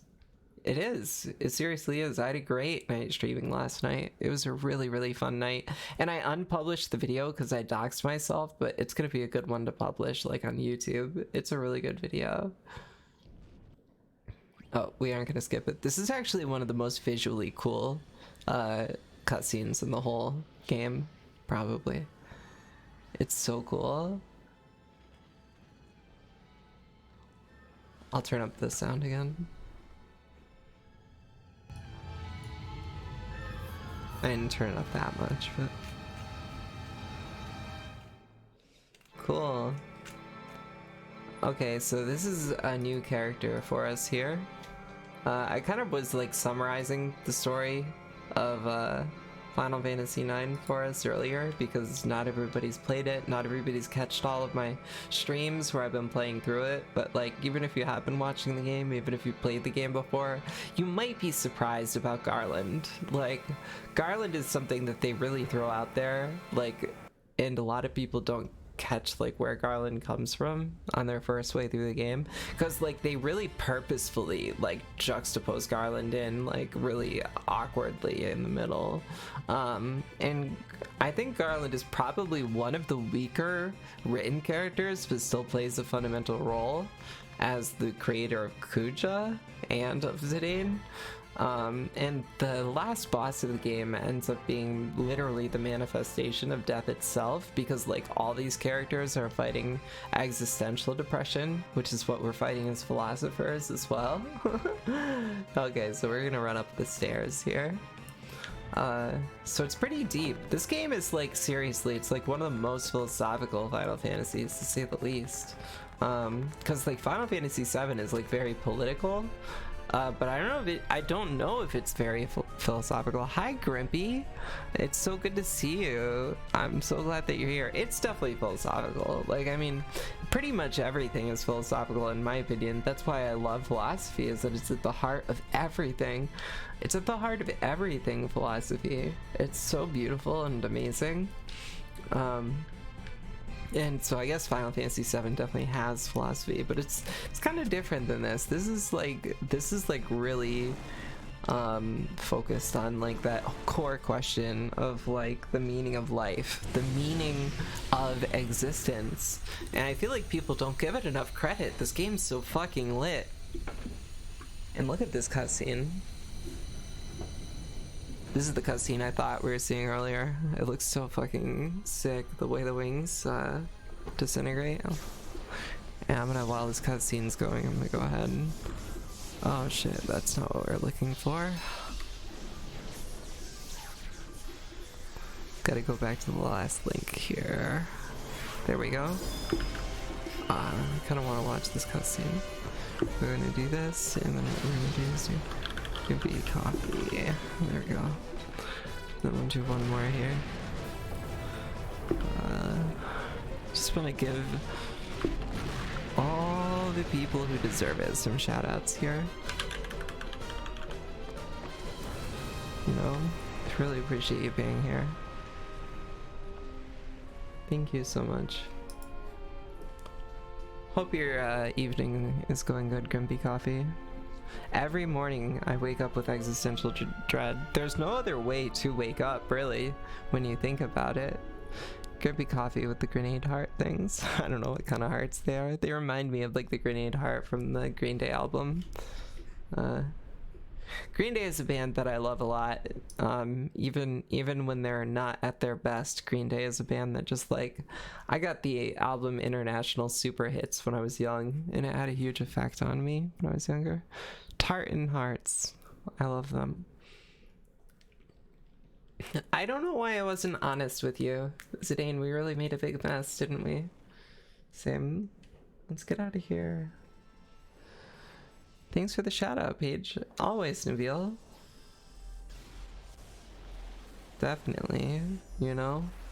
I mean, if there are people who hang out in my chat who don't follow all of the streamers who support me, then I don't know if I'd really want them to hang out here.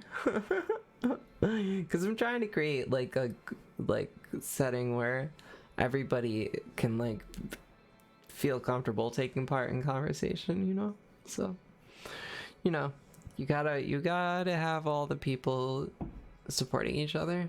Microscopic proportions, the process still continues after thousands of years. This dude's just watching fucking like enzymes eat each other or something. So like the archetype of the mad scientist. Not really. Because this person's trying to like just basically prolong existence. I mean, I think like most good pieces of literature and art, like you resonate with all parts of it, and then also like you sort of don't feel like parts of it. And I think this game does that really well. I think that's one of the reasons it's kind of a success. American Idiot is one of my like least favorite songs on the album, but I really like it. It's just that I really like all the other songs a lot.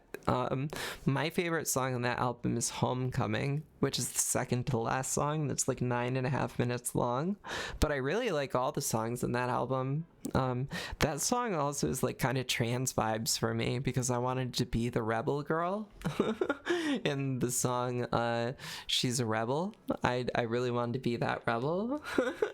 And I've always loved punk rock girl singers with like raspy voices. Oh my god, that's like I've always wanted that really badly, but I don't. My voice doesn't sound like that, unfortunately.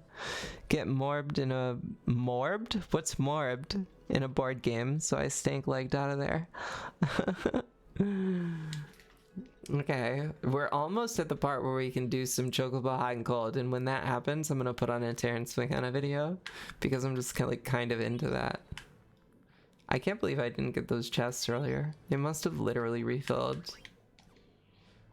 Can I ask you a favor? Can you deliver a letter? That's the only favor you ever want, and I always will say yes. I promise. They morbed me and all my blood is gone. Shit, dude. I'm sorry. It's kind of unfair. One of the things that I was upset about was that someone called me dude. It makes me want to throw up when people do that, but then like sometimes I'll drop it on people, but I try to only do it if it's someone I think is okay with it. But I really don't like it when people use gender neutral terms. For me, well, I don't consider them gender neutral, to be honest. I'm pretty like strictly like, come on, like just like be aware. Like, oh, if you wouldn't call your mom it, then I probably don't want to be called it. Where's Dagger? Oh yeah. Isn't he ever thinking about anything but girls? I want somebody to think about me. So I don't think he's totally wrong. I wouldn't mind if somebody was just like totally into me. But I don't like, I mean, if I was Garnet and Zidane was into me, I'd probably be okay with that. Zidane seems like nice enough. But am I into Joan Jett? So my thing is with Joan Jett is that I'm not into Joan Jett, like in that, like, I don't really listen to Joan Jett music, right? Like, I'm not gonna pretend that I like listen to Joan Jett music, but I love the aesthetic of Joan Jett. Oh my god, yeah. And I really respect Joan Jett and love what she represents and did. I think Dagger is silenced now.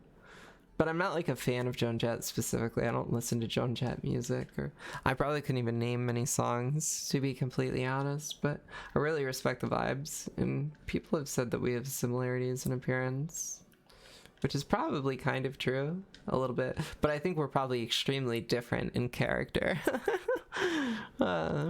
But yeah, I wouldn't say I was big into Joan Jett, but I'm a fan for sure. I am a fan, like in the sense that like I really respect Joan Jett, you know, which I think is okay. I think you can respect people without being a big fan, you know. I think there's a lot of people like that where like I appreciate what they've done, but like it's just not my thing. I forget where I'm supposed to go. To be honest. Oh, this was the right place. Okay. So we're kind of gonna fly through this. Oh yeah, we have to go to the actual royal chambers up here. Talk to them. There we go. Cause I'm really excited to get this boat. I'm really excited to get the boat and to do the next part of the game. And I think that's what we're about to do. And I think we'll listen to some Terrence McKenna while we play Chocobo Hot and Cold. I'll probably smoke like even a little bit more before that, because I love when like reality, like it turns out that something that I'm really into doing on stream is having reality deconstruct around me and like have reality be melting while I am playing Chocobo Hot and Cold and just recording my experience vocally on stream. Because like the last time that I played Chocobo Hot and Cold and listened to Terrence McKenna on stream, it was a very liminal experience. It was really weird, and I'd like to recreate it. I'd like to expand on it a little bit, and I'd like you all to be here with me for it. I think we're doing something new here. I think that we have a really special stream that we've cooked up, and I really hope that you're all enjoying it. I think it's going to get a lot better in short order when we get to Chocobo Hot and Cold and Terrence McKenna. I do have a particular talk of Terrence McKenna's in mind. I'm trying to vet them more, because we listened to a talk recently where Terrence actually said some things that I really wish weren't on my stream. And like, I mean, obviously I can like edit them out and stuff, but like I'll play some things with Terrence McKenna that I disagree with or that I think are out there, but sometimes he just says things that are just offensive, which I do feel like, to be honest, like when someone's trying to be funny in an orator, like you got to give credit that like sometimes somebody might say something that's a little bit too insensitive, but yeah, I don't want it to be played on my stream, and so I'm trying to vet the things that I play in my stream a little bit better, trying to be like more professional. And I think that this talk is something that's really far out and really wild, Terrence McKenna at his best, but not like offensive, you know. New World, thank you for being here. To be honest, I never really listened to music. I started listening more recently. What have you been listening to, Nabil? What kind of music are you into? I never really asked you that. I mean, obviously music is one of my favorite things. I mean, I play lots of classical music, but I love all music.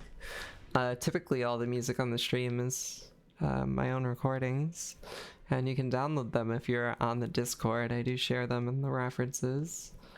Try and share everything on the stream that we do here, honestly. And that is what we're doing, playing the game. It's just sharing the game. To be honest, I don't even know what I'm into. Big Katy Perry fan. Yo, I liked Katy Perry when she was like super small, and then she got really big, and I felt like her music kind of went downhill, in my opinion. That was the case with actually several uh, sort of pop stars that I really enjoyed, including what's her name? Lily Allen. Lily Allen I really loved at like sort of the beginning of her career, and then as she got like much bigger, I actually grew to like, I always remember this part of the game. You have to get all the potions, and I remember this part of the game because it's so like frustrating, because I'm always so excited to get to the part where it's like open world, and like you just gotta go through and you gotta get all these potions before you do it. So this part of the game kind of sucks. It's a little bit painful, but it's kind of good that they have segments like this, because like it like really makes you aware of how excited you are to like push the story forward, and it's like, holy shit, this game's actually really really good, you know. And it's not as bad as something like Zelda the Wind Waker, where you have to go and you have to get like 8 fucking treasure maps that takes like an hour or 2 or whatever. That's like really painful. Katie Cap for life. Susan Aglukark, and her voice is godly. I've always loved all her music. I'll have to check her out. I'll put it on my list. I mean, I'm always listening to music, trying to find new music. I try to do like a balance of listening to new music and listening to old music that I love, but I think that I tend to listen to music that I love. Like I tend to just stick with the classics. Outside of classical music, I love Latin music. I love like Latin bossa novas, sambas. Oh my god. I love tango music. Holy shit. Tango music is so sexy. Frankly. I want a savior too. I don't know if you do want a savior, kid. Because the savior implies trouble. Ask about the potion. If you happen to find it, go ahead and take it. Oh, so it is here and we don't need to talk to him. There it is, strange potion.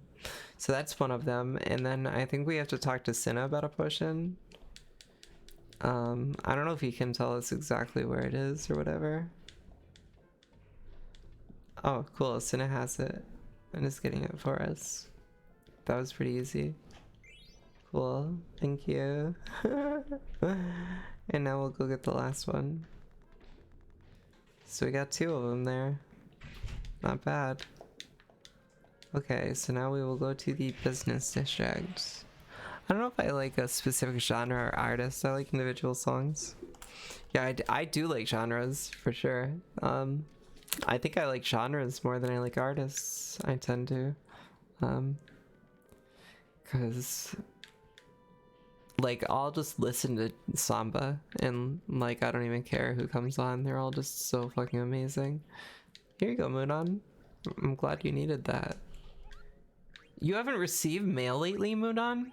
You're a fucking liar. I literally just gave you a letter. How fucking selfish can you be? How much mail do you want? We can't give you that much mail. We literally just gave you a letter. I haven't received any mail lately. Well, you have lied lately. I can tell you that much. I know for a fact you've received mail lately, Moonon. Jesus Christ. I need at least 3 or 4 hours of Soca every day. REO Speedwagon, The Carpenters, Springsteen. Soca? Who's Soca? I'm unfamiliar.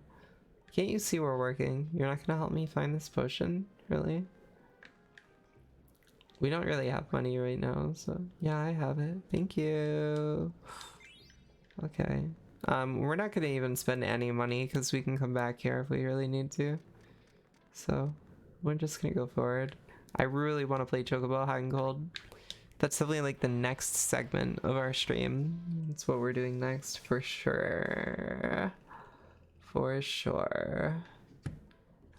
Wrong one. We are going to Lindblom Castle.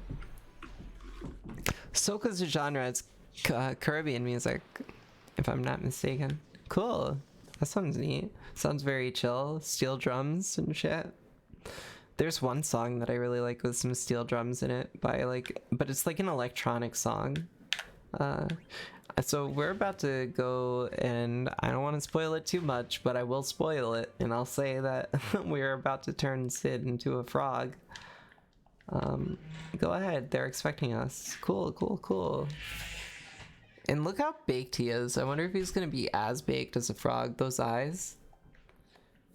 You do look less baked as a frog than you did as a Oglob, I think. Okay, so now we're gonna go forward, and I think that we're gonna be told that we have to go, and we have to go to Kuja's place.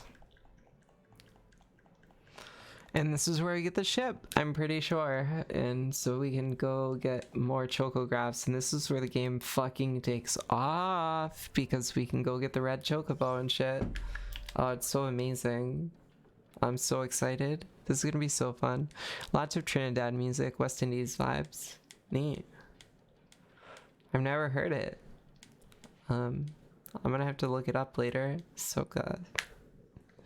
Like I said, like I love listening to new music. I don't know if we go down here right now. I might be like going too far. I might be going here too early. No, it looks like I was actually right. Cool. Fuck yeah. We get the boat. This is what we've been waiting for. Okay, Blank is here, and we have the ability to change to any party member that we want. And so I think that we want to use Aiko, Steiner, and Anamarant. That's what I'm feeling right now, and we might change it up later, but that's what I want for now. Because I just love these characters so much. And we got the boat, and oh, look at how fast we're going. Oh, it's because we have the speed thing on. Okay, so how are we gonna start this is the question, right? I think that we'll start with just getting as many chocographs as we can. Or actually, we're not gonna get into random battles, so let's go get the red chocobo. We can go do it now. And I'm pretty sure I know right where it is. So we're gonna just go get the red chocobo. You're not sure if you're a fan of hip-hop. You were a fan earlier, but now you can do without. There's really only one song that you still like. Yeah, you know, I mean, there's bits and pieces of most things that I like. I do genuinely not like country music. I really, really don't like it. Even like the best country I've ever heard, I don't like still. Personally. Personally. Okay, it might be over here is where we need to go. Let's see if it's over here. We have like infinite Gyashal greens, so I think it's okay. Because I do remember it's gonna be Faraway Lagoon. Is that it? No, maybe we didn't get it yet. Maybe we didn't get the one that we need. Okay, so we'll go back and we'll get all the chocographs that we possibly can before we actually commit to this. I think I should have just gone and played Chocobo Hot and Cold. Would have been the right thing to do. That's okay though. Sometimes you fuck up. I don't think we fucked up. I think we did fine. I think we're doing completely okay. It's an open world game, and we're taking advantage of that open world. We are soaring around, and we are about to get some chocobos while we listen to Terrence Mckenna. So I hope you're psyched. I hope you're stoked. I'm actually going to change the title of our stream in a second to accurately reflect the changes that our stream has taken. And of course, I'm not just going to play Terrence Mckenna. I'm not going to just like let it sit there and be on. I'm going to talk too. I'm going to like pause it and react to it. It's going to be a fucking good time. So I hope that you're psyched. I hope that you're psyched. I also just really quickly, after I play this, I just want to toss one of these out in chat, because I did just recently add these into the equation right here. That's a pretty good one. Okay, and so we're gonna really quickly change our stream information here, and we are going to whoa, it does not. Oh, it's because the stream information is actually on our thing here. I see. Interesting. Okay, what should we call it? Terrence, Mckenna, and Chocobo, hot and cold. And then I'll do like some exclamation points and also a heart. Very pretty. We are streaming FF9 and we're gonna press done. Done, done, done. And now we're going to click the game really quickly. We're gonna get back on the Choco. We're gonna go in here. Oh, and Mean's not here. You've been far away. I found this other place. You can find shit here. Oh, my beak level is 99, which is maxed out. He can't find chocographs here. I need to find them at the Chocobo Lagoon. So we'll go to the Chocobo Lagoon before we load up Terrence and Mckenna. Chocobo Lagoon is on the other side of the world from here. Saturday evening, Final Fantasy IX. That is a classic situation. I remember when I was in high school, Final Fantasy IX on a Saturday evening was really one of the sort of main events of so many of my weekends. Oh my god, I would play this game so much. Yeah, I couldn't fast forward then. If you go to YouTube, I have a channel called New World Dragon with some Soca playlists. The classic Soca playlist is over 2,000 songs. Alright, New World Dragon. I remember that. That's sick. I'm really excited to check it out. I'm gonna go up here. We gotta go down here. Go over here. Down all the way. I'm gonna go up here and I'm gonna save very quick like. Just real quick. A real quick save. And we're gonna get up to the dark blue chocobo, I think. And then we won't even need the boat anymore. In fact, the dark blue chocobo is maybe better than the boat because you can use it to climb mountains as well. Okay, so we did save. We're gonna go in the Chocobo's Lagoon. And this is gonna be kind of a trip here. This is gonna be kind of a trip. It's gonna be really, really freaking good. Okay, so what we're gonna do is we're gonna pause the game. Then you can see my computer screen. So what we're gonna do is we're going to open up SNAS technically. We're gonna go open this browser. We're gonna type in youtube.co. Okay, and then we are going to type in Terrence Mckenna tying loose threads. And this is a really, really good loose ends time, that's it. Okay, so this is what we're going to be talking to, but you know, anytime you're going to listen to a little bit of Terrence Mckenna, you got to get a little bit loaded, you got to smoke a little bit of ganj if you're going to listen to some Terrence Mckenna. So this is what I'm going to do, is I'm going to smoke the bowl while we start listening to it, and this will also give us a second to get the sound settings. Thought we would do this morning. Good. Because these oh, things you know are what? so It seems like it's pretty loud. Is again like, return look at to that. The form of going around in the circle. Okay, so this is a really good talk. This is tying up loose threads. Just 1 second. I'm not going anywhere just yet. And the talk sounds like what it really is. The talk seriously sounds like what it is. Essentially, this is a talk where Terrence Mckenna tries to cover the whole diaspora of psychedelics. Yes, thank you for the smoking emotes, because like sometimes I'm self-conscious about like needing to, well, I don't need to take breaks, but like sometimes I'm self-conscious about the fact that, like, you know, I had to take time to do this on stream. Like, maybe I should just prepare bowls ahead of time or something. The real killer is having to step aside and do something, and that's why I think I'm just gonna open my window and just like stick my head out real quick, keep it really short. But I'll have the Terrence Mckenna video playing so that we can kind of listen to it. But I just wanted to explain real quick that this is really him like tying up loose threads, you know? We're gonna listen to Terrence weave together like a lot of the widest nets and talk about DMT, talk about other psychedelic drugs, and what the emergence of technology has to do with it, and what these things have to do with our planetary situation, and how we're gonna actually resolve things, right? A big part of gender blending is following novelty theory and trying to be as novel as possible, use art to inspire creative thought. Let's do it. I'm dabbing. Yo, this is a very good thing to listen to if you're dabbing. new world. Let's dive into this together. Let's really uncover the world. And I'm going to pause it and I'm going to talk about the things that we hear. And if you have thoughts, please feel free to react. Please enjoy it. Terrence McKenna is one of my favorites. I'm going to step aside and take care of this really, really quickly. I am just going to step aside from the stream, but I'm going to play this. I'm not even going to go to the BRB screen. I'm just going to play it and listen while I step away. And I'll be listening on my headphones, which are wireless. I'll be right back.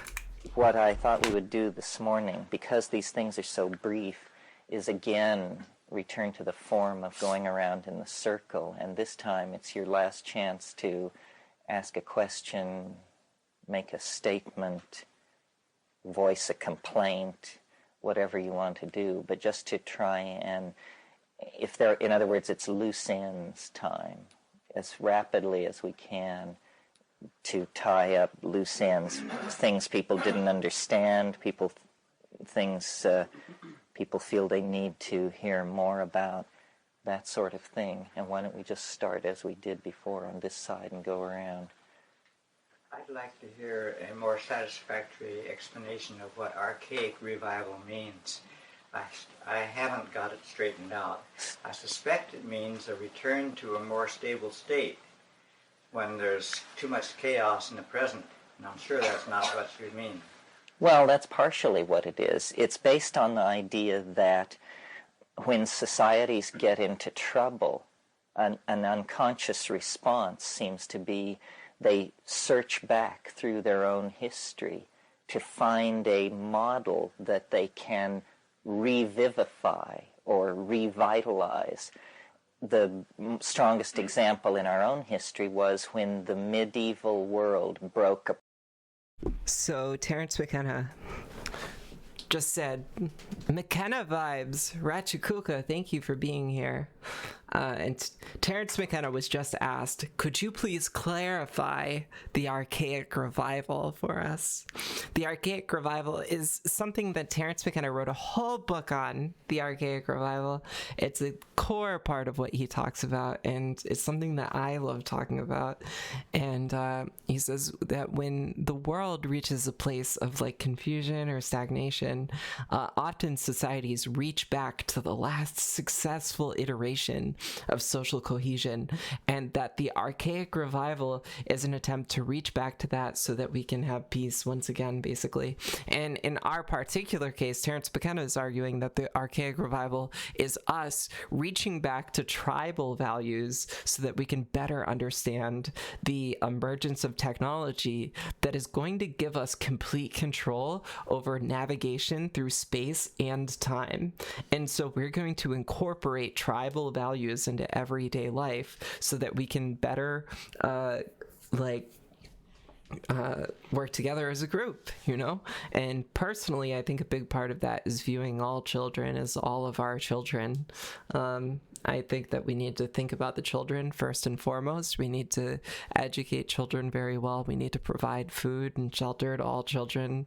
And we need to foster in a generation that understands that we are living in nature with nature, and that no matter how cybernetic we become, a core part of us comes from nature, and the earth has a spirit, and that the earth gave us life and loves us, and that we should love the earth. And Terrence McKenna is going to tie all these loose threads up, and I actually need to pee again, so I'm going to go back. We'll let Terrence explain all of what we just said one more time. And the reason that I'm just stressing this beginning of the talk is because it does set up the whole conversation really well. And then as soon as I get back from peeing, we'll start Chocobo Hot and Cold while we listen. What I thought we would do this morning, because these things are so brief, is again return to the form of going around in the circle. And this time it's your last chance to ask a question, make a statement, voice a complaint, whatever you want to do, but just to try and, in other words, it's loose ends time, as rapidly as we can, to tie up loose ends, things people didn't understand, things people feel they need to hear more about, that sort of thing. And why don't we just start as we did before on this side and go around? I'd like to hear a more satisfactory explanation of what archaic revival means. I haven't got it straightened out. I suspect it means a return to a more stable state when there's too much chaos in the present, and I'm sure that's not what you mean. Well, that's partially what it is. It's based on the idea that when societies get into trouble, an unconscious response seems to be they search back through their own history to find a model that they can revivify or revitalize. The strongest example in our own history was when the medieval world broke apart and didn't make any sense anymore. The new middle class went back to classicism, to the Greeks and the Romans, to Roman law, Greek philosophy, and Greco-Roman architecture and mechanics and that sort of thing, and created classicism. Classicism was in... Okay, I'm back, and we are officially going to fuse the two sides of the equation. It is going to balance out, and we're going to have Terrence McKenna while I play Chocobo Hot and Cold, and this is gonna just be like a really weird experience for me. When I play music, I feel like a prism that is taking in basically a message from the universe and projecting it out in a spectrum to all the different meanings that people are interpreting. And right now, I'm feeling like I'm about to be a spectrum for all the different meanings that you will take away from this Terrence McKenna talk, and that I will take away from the Terrence McKenna talk.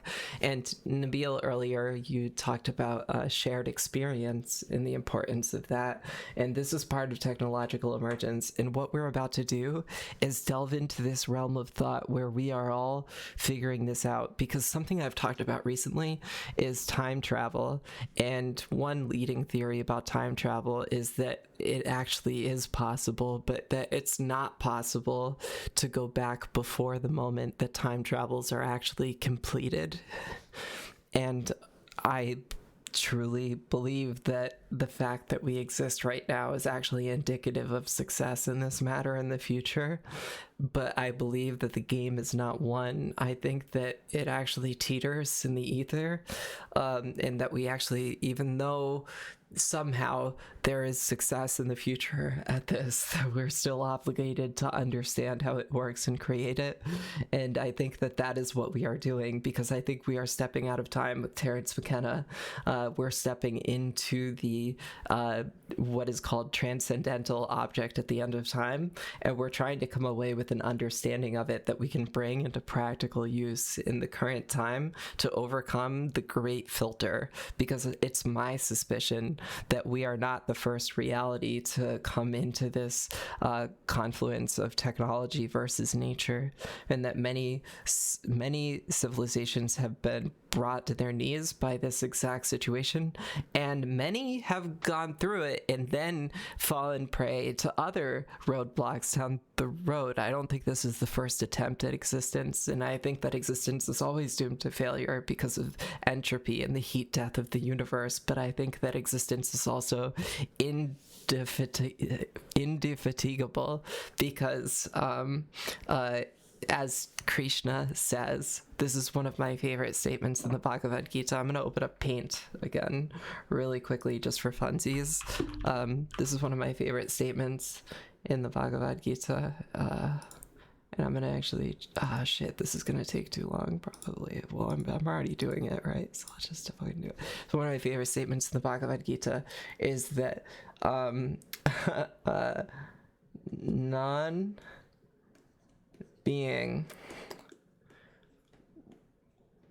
will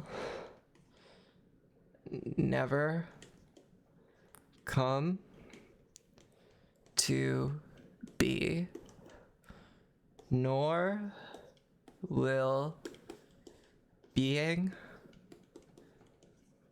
ever in the future cease to exist. Krishna says that in the Bhagavad Gita. Non-being will never come to be. It's impossible. it's impossible that non-being could come to be. Similarly, nor will being, and I love that, it's just an excuse for the pen display, nor will being in the future ever cease to exist. Being cannot cease to exist. So like, what is consciousness? Consciousness is just the experience of being in the present moment. And you know, I feel like I've died many times. I've talked about that on the stream, and you know, I could be a very crazy person, but like, you know, I'm still here, even though it feels like I probably shouldn't be for a lot of reasons. And so I'm just here expressing my novel idea, because even if it's crazy, I think these are the ideas that we need. And this was the role of the shaman and shamaness, which brings us back to the archaic revival, is that I do view myself as someone trying to fulfill the role of a shamaness in modern society, but not in an appropriation way, because it would be appropriation if I was like appropriating cultural like garments and stuff. But I'm not trying to be like a shamanist from Brazil, because shamanist has existed across all parts of the world, and it's actually just a role that has existed in many different parts of the world that doesn't exist in America anymore. But Native Americans had shamanist roles as well, and that's sort of one of the things I'm trying to do with this stream, and it's a part of the archaic revival, and that's what we're going to be talking about. Sorry, Nabil, I missed your comments, which are also great. Time travel would be great, but in the wrong hands could cause calamity. Imagine people going back in time and prolonging wars. Yes, that's a really interesting situation, but I think that all past time travel will be simulation, realistically, is my guess. So I don't think it would really happen. I think that there will be a consensus reality that will still be bound to linearity, because I don't think linearity ever goes anywhere. Like, I think that we'll be able to navigate in 4D space, but I think that we're still going to be experiencing existence in 3 dimensions. It's just that we'll be moving in 4 dimensions, but we'll be experiencing it in 3 dimensions. But I think that there are hyperdimensional creatures that experience it in 4 dimensions, and I think that might be what AI is, potentially, maybe. Or governments going back in time and eliminating political dissidents. Yes, maybe. That goes back to my last comment of just, I think maybe it's just all simulations. All in all, it would be cool as fuck, but we cannot give this power to the wrong people. And that's the case for all the emerging technologies that we're talking about. Unfortunately, probably all the wrong people are the ones developing it. And that's if time is the straight line. Someone going back in time and disrupting something could also create a branching reality rather than affect the main one. Yeah, no, you're so true. I mean, all of these technologies can be weapons of mass destruction in the wrong way. But again, I think that personally, my view is, and this is a very Gnostic view, this is a very optimistic view, is that its cause and effect is an illusion. It's not just understood. Is cause and effect an illusion, or is it not just understood, or just not understood? Cause and effect. Cause and effect. Cause and effect is something that actually like trips me up a lot, to be honest. Causality is something that has never disappeared from existence for me. At the height of psychedelic trips, at the height of confusion in my life, causality and linearity have never disappeared, and that's the thing that confuses me the most.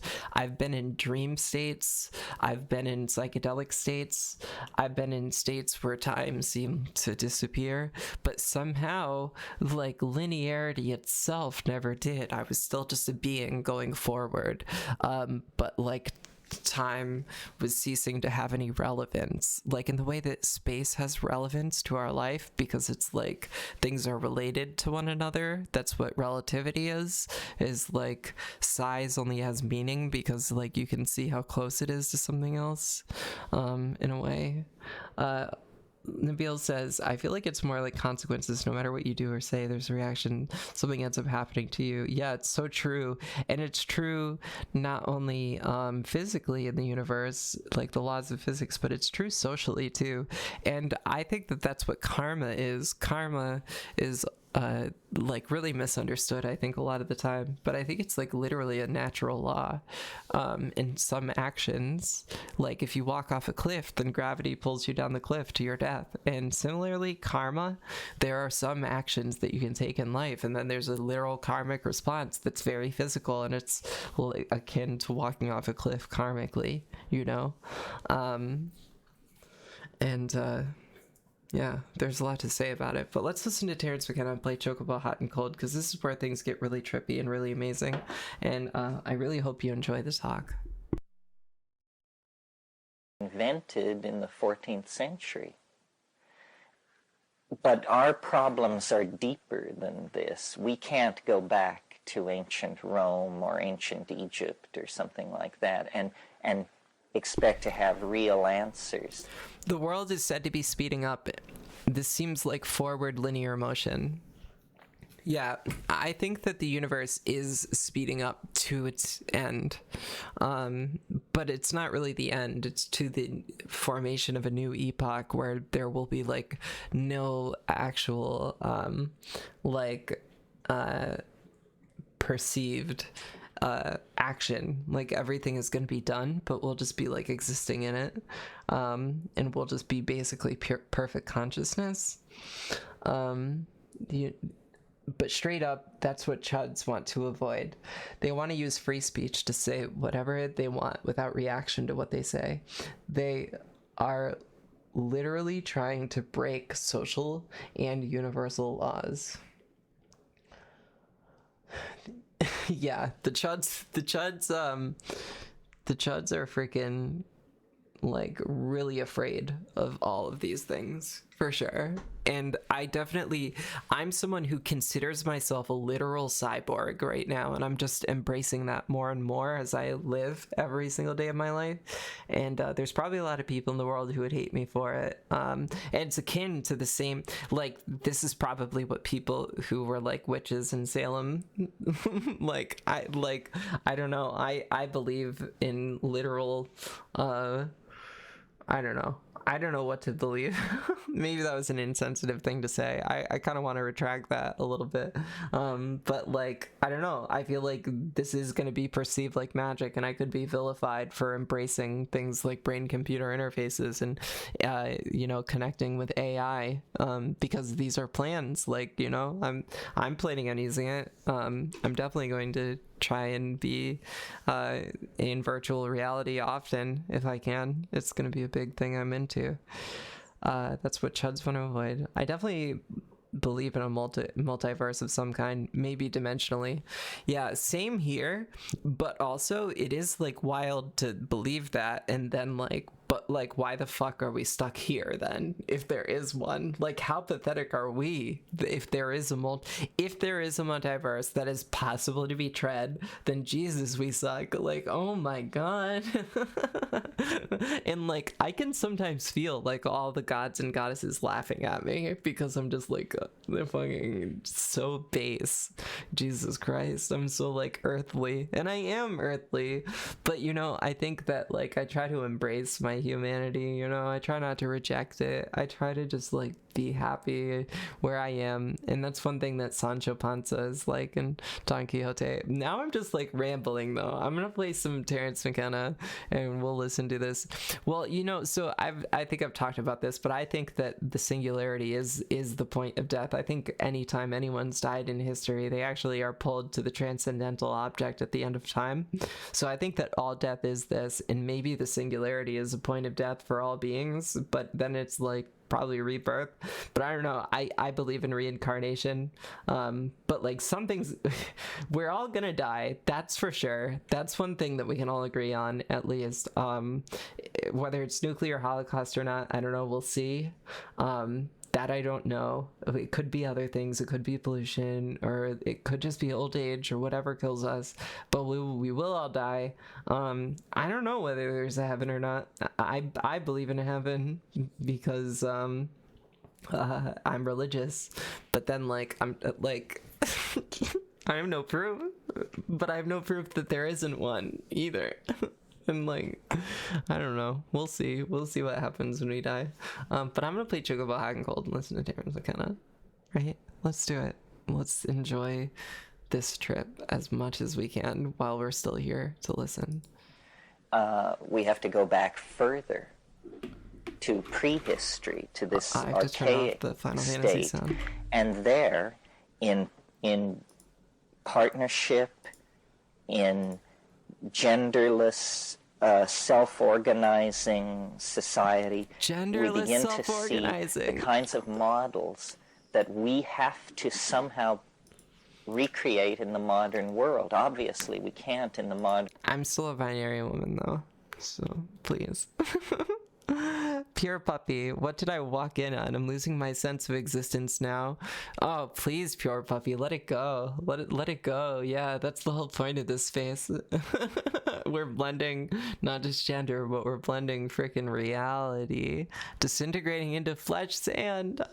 Yeah, there's one time I literally turned into like a puddle. I turned into my carpet for sure. And then there's this other time that I was like, I was basically incapacitated on my couch, and I was just like, I kept like looking at the ceiling light, and it was like cutting into me. It was like a laser cutting into me, but it was like drawing me towards it, and I just had to keep looking at it, but I couldn't like stand looking at it for too long. But I was just stuck there, just like dealing with this light. And then we've succeeded, pure puppy. Okay, let's keep the talk going, because it's gonna make us all a little more sandy. modern world become mushroom-eating nomadic pastoralists. But we can study that approach to reality to try and learn from it how you live in equilibrium. That's the key thing that the archaic world knew that we don't know. How do you live in equilibrium so that your children may live in equilibrium? Because otherwise you get a cycle started that's going to shove somebody over the cliff. And that somebody, in the present case, is either ourselves, our children, or their children. It's no further away in time than that. So the archaic revival is the idea that all of the, and I see the whole of the 20th century, you know, the discovery of the... After the transition to death, there is a conscious existing. I definitely wonder about, are we infinity? Yeah, no, there's this really interesting thing, and I don't know what it is. I don't even know where I was taught it. It just feels like ancient wisdom, and I forget where I came across this, but I've read a lot of sacred lore in my life. I've read more sacred lore than most people that I know, but I've read a lot less sacred lore than like gurus in India. And this is something that I've read, is to picture yourself in heaven, okay? Like, let's play around with the idea that there's an actual heaven after you die, a physical location that you are brought to after you die, and you know that you're dead, and you know that you're in heaven, okay? This is the thought experiment.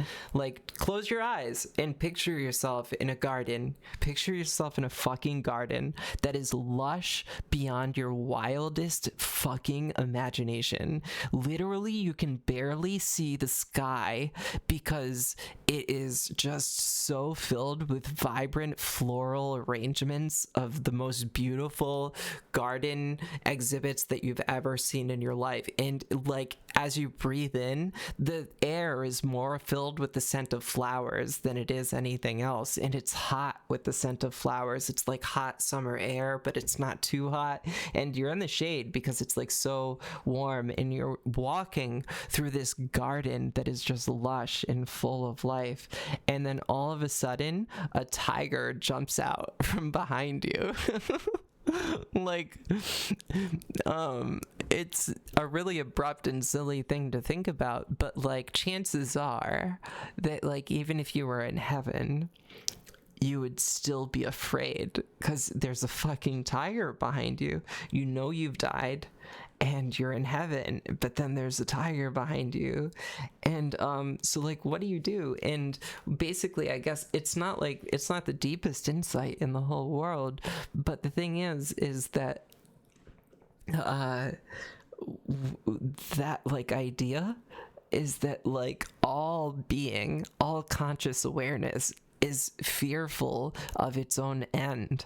There seems to be inherent existential dread no matter what form of consciousness it is. Even if you're aware that your consciousness continues forward, there's still a fear that at some point that it won't end. And there's also a fear of pain and suffering in the case of a tiger, I suppose. This recording sounds like a sample on an Alchemist track or an interlude on a Mad Villainy. Now I need to be more inebriated for this. Yeah, we were smoking before we started for sure. I lost myself again. All normal here. Yeah, I know the garden imagery was really good, right? Oh, it's so good. I would pet the tiger and give it a kiss on the head. Yeah, and it would let you for sure. But I'm just talking about that initial rush of the tiger jumping out, and that's what psychedelic explorers. That's what we do. Is that like we jump into it. The universe comes at us and it's screeching, and then we just look at it and we listen to it, and it turns out that it's actually the siren's song. It's actually the opposite of a siren. The universe like sneaks up on you, but then you realize that all things are made of love. All things are love. At the core of all existence is a one and not a zero, and life is eternal life. And it just so happens that humans just fuck everything up with greed, and the rich people hoarding the fucking wealth of the world are what causes suffering. And we're about to enter an epoch where that's not the case, I hope. Okay, I should stop talking and give Terrence the mic. But like, I think that our back and forth, Terrence and I, is pretty good, right? And like, wasn't it interesting how Terrence like started talking about children too? Do you remember when I was talking about children and Terrence is now? It's like, I didn't really plan that, but it worked out pretty well. I want to pet a tiger now too. Have you ever seen Fire and Ice? There's that like princess who has a tiger. Hold on, I may as well do it because the whole Fire and Ice movie is on YouTube, literally. The animated movie in English. And hold on, where is it? It's this scene right here. After this. Look at her fucking jaguar. Hold on, it's kicked there. Oh shit, I make oh well, this is a mature channel. Is this allowed? How can you talk about we all have to do it. Where's her fucking jaguar? It's so fucking cool. Well, there it is. Yeah, I wouldn't be scared of the tiger either. I wish it didn't die. Also, one other thing of note in Fire and Ice is, let's check out like this like really clutch part. This part's really funny. Okay, this part's really important. Check this out. This part's really important. This is actually, what's a good substance to use? Whatever you have is probably okay. Okay, check this out. This is really important. So this is rotoscoping, and because it's rotoscoping, that means that this was literally acted out in real life, okay? Keep that in mind. This was really acted out, and then they drew over it. And so what we're about to see was acted out and filmed in real life. And check this out. This is so, somebody did that. Somebody really took care to animate that motion right there. Somebody took a lot of care. Let's just check it out one more time. And there it is. Somebody really took a lot of care with that animation. And so, I don't know, I just thought I'd point that out with the with the cat conversation that we were on. Alright, so we're gonna listen to Terrence Mckenna. By Freud and Jung, the dissolving of the naturalistic image at the hands of the cubists, the probing of the dream state by the surrealists, the exploration of mass ritual by the fascists. I mean, it wasn't all good, this stuff. But what all these things had in common was they were a return, an appeal to a level of the mass psyche that had been ignored and denied for a long, long time.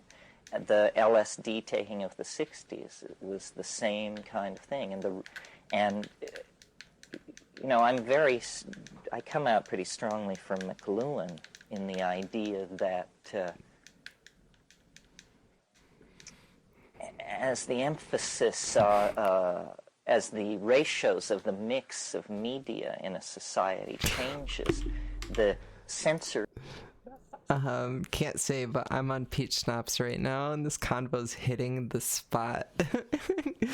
Get MLG rotoscoped, insert air horns and Doritos. Oh, I should. I don't want to try and do the air horn sound, but I'll do a pretty sweet sound right here. I'll just do one of these. I bought my head, you too? Pretty good. Ratios and values of the society change. And we're living in a post-literate, post-linear kind of world now, where a whole different set of assumptions make sense. And they're archaic assumptions. You know, the archaic world was a non... This is a really random observation, but this is just something, like, really interesting. And I think one of my friends said this to me. But, like, isn't it really interesting that we went from scrolls, and we read down scrolls, and then we moved to books, and we went left to right. And then now with the advent of phones, we're going, like, back to scrolls again. We're, like, scrolling. And it makes you wonder, like, when we get back to, like, virtual reality, are we gonna somehow get back to, like, a virtual page that, like, you get a tangible flip, but it's just the same page, but it just has new text on it every time or something, and it's just like it's like a virtual tablet that, like, pops in and out of your hand or something that gives you, like, the comfort of a physical object, but it's just actually composed of thought or mind or whatever. Because I think that, like, personally, and there's literal physicists who have argued this, but I believe that at the core of all existence, matter is actually information. And so it's all ones and zeros. It's not actually bits and pieces of things. Yeah, that's something that we don't have to get into right now because we'll let Terrence talk. Linear, pre-literate, audial, all at once kind of world. And the fact that our sensory ratios have shifted back in that direction makes us very sympathetic, very susceptible to this re-archaicization that wants to go on. Thank you. I guess the ultimate psilocybin question is can you envision, Terrence, in your wildest imagination, that we as a society, instead of individuals taking mushrooms and gaining some enlightenment, that we will ever be able to do it in an organized, mass way? Do you have that vision? You mean that someday it will be legal? Legal and encouraged, the mass taking of. Well, obviously it would take a total revolution. The current thinking is that the big revolutions in the world have to do with the internal contradictions of Marxist-Leninism. But it may actually be that Marxist-Leninism was a kind of partner in a codependent relationship with consumer capitalism. And maybe revolution is just going to become something that everybody is into. God knows, we could use a perestroika.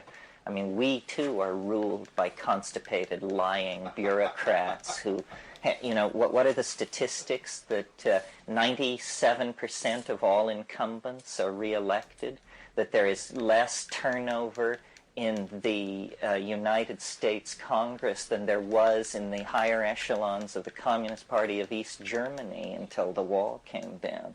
I mean, we love to congratulate ourselves on the forward-leaning liberal society that we live in, and the truth is, it's a bunch of rattlesnake. Nabil was actually just talking about that recently, about how, like, the constituency of their local government had been just, like, the same person for many years, and so if, like, in 3 years this doesn't change, then Nabil is going to run. And, like, I actually have, like, thought about running at some point too, but, like, there's reasons that I wouldn't as well. So I don't know, we'll see. But, like, I do think that more, like, trans people and queer people definitely need to be in government. And of course, just generally, it should be more diverse. Of course. handling fundamentalists that are much closer to Stalin than they are to FDR or anybody else like that. Still, I think that the culture crisis is going to become so intense and the world is going to become so weird, as we saw on the graph last night. Novelty is going to... Yeah, wouldn't you say we're there? Wouldn't you say that the world is going to become so weird, right? Yeah, the dude has multiple sexual assault allegations, but always wins out because there really isn't anyone to fight him in the election, of course. Yeah, the world's going to become weird, Terrence says. I think we're already there. Personally, it's a casual dictator allowed to be in power for years. It's so fucking crazy. No liberal opposition, at least. Or leftist. Yeah, it's crazy.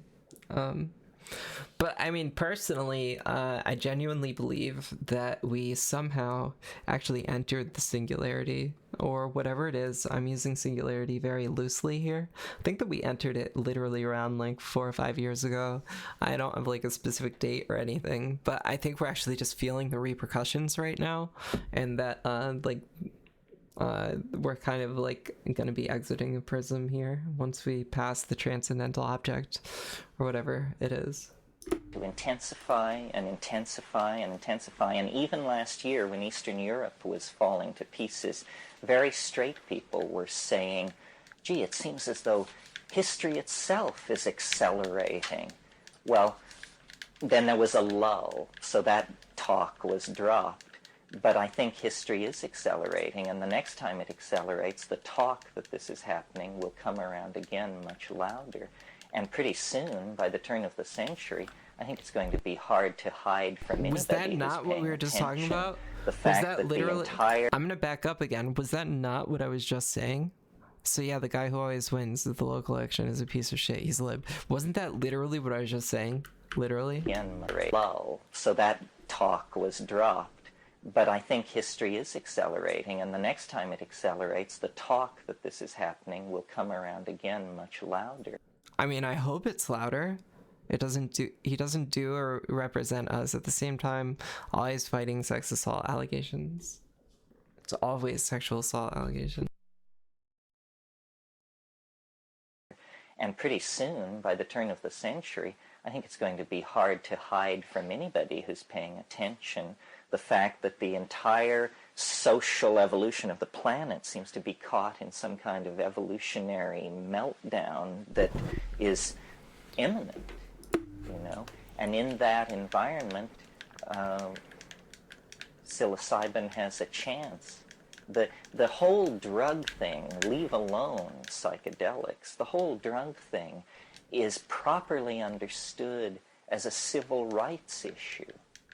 I mean, people should be able to take whatever drugs they damn well please, in the same way that they should be able to express their sexual preferences, in the same way that women should be allowed to vote, people of low incidence of light reflectivity should be treated like everybody else.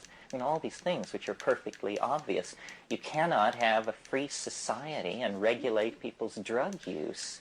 Any society which sets out to call itself free and democratic with the footnote that certain states of mind are forbidden is headed down the slippery slopes of totalitarianism. There ain't no way this can be avoided.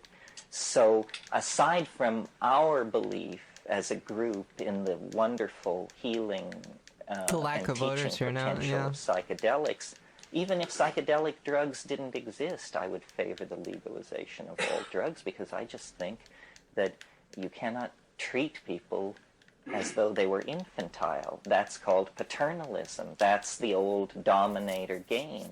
We have to just admit, you know, that we're all in this together and that nobody has cornered the market on the truth, for sure. Yeah. Could you talk a little bit more about seeing language?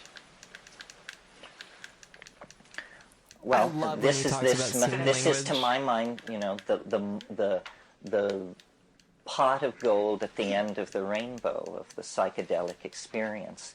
These experiences I get agree. stronger I agree and with stronger Terrence and on this. stronger, and then language becomes visible. And then if they become any stronger, you fall asleep.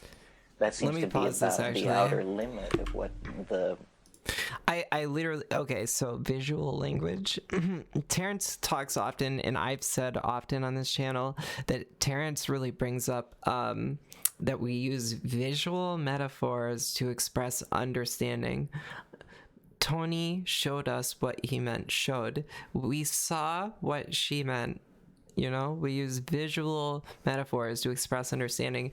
And soon, with virtual reality, we will see what we mean. When you are envisioning something, you will have an empathic bond, kind of like an avatar when they're doing the hair, like the sort of hair fucking, like, and they're like sharing a consciousness.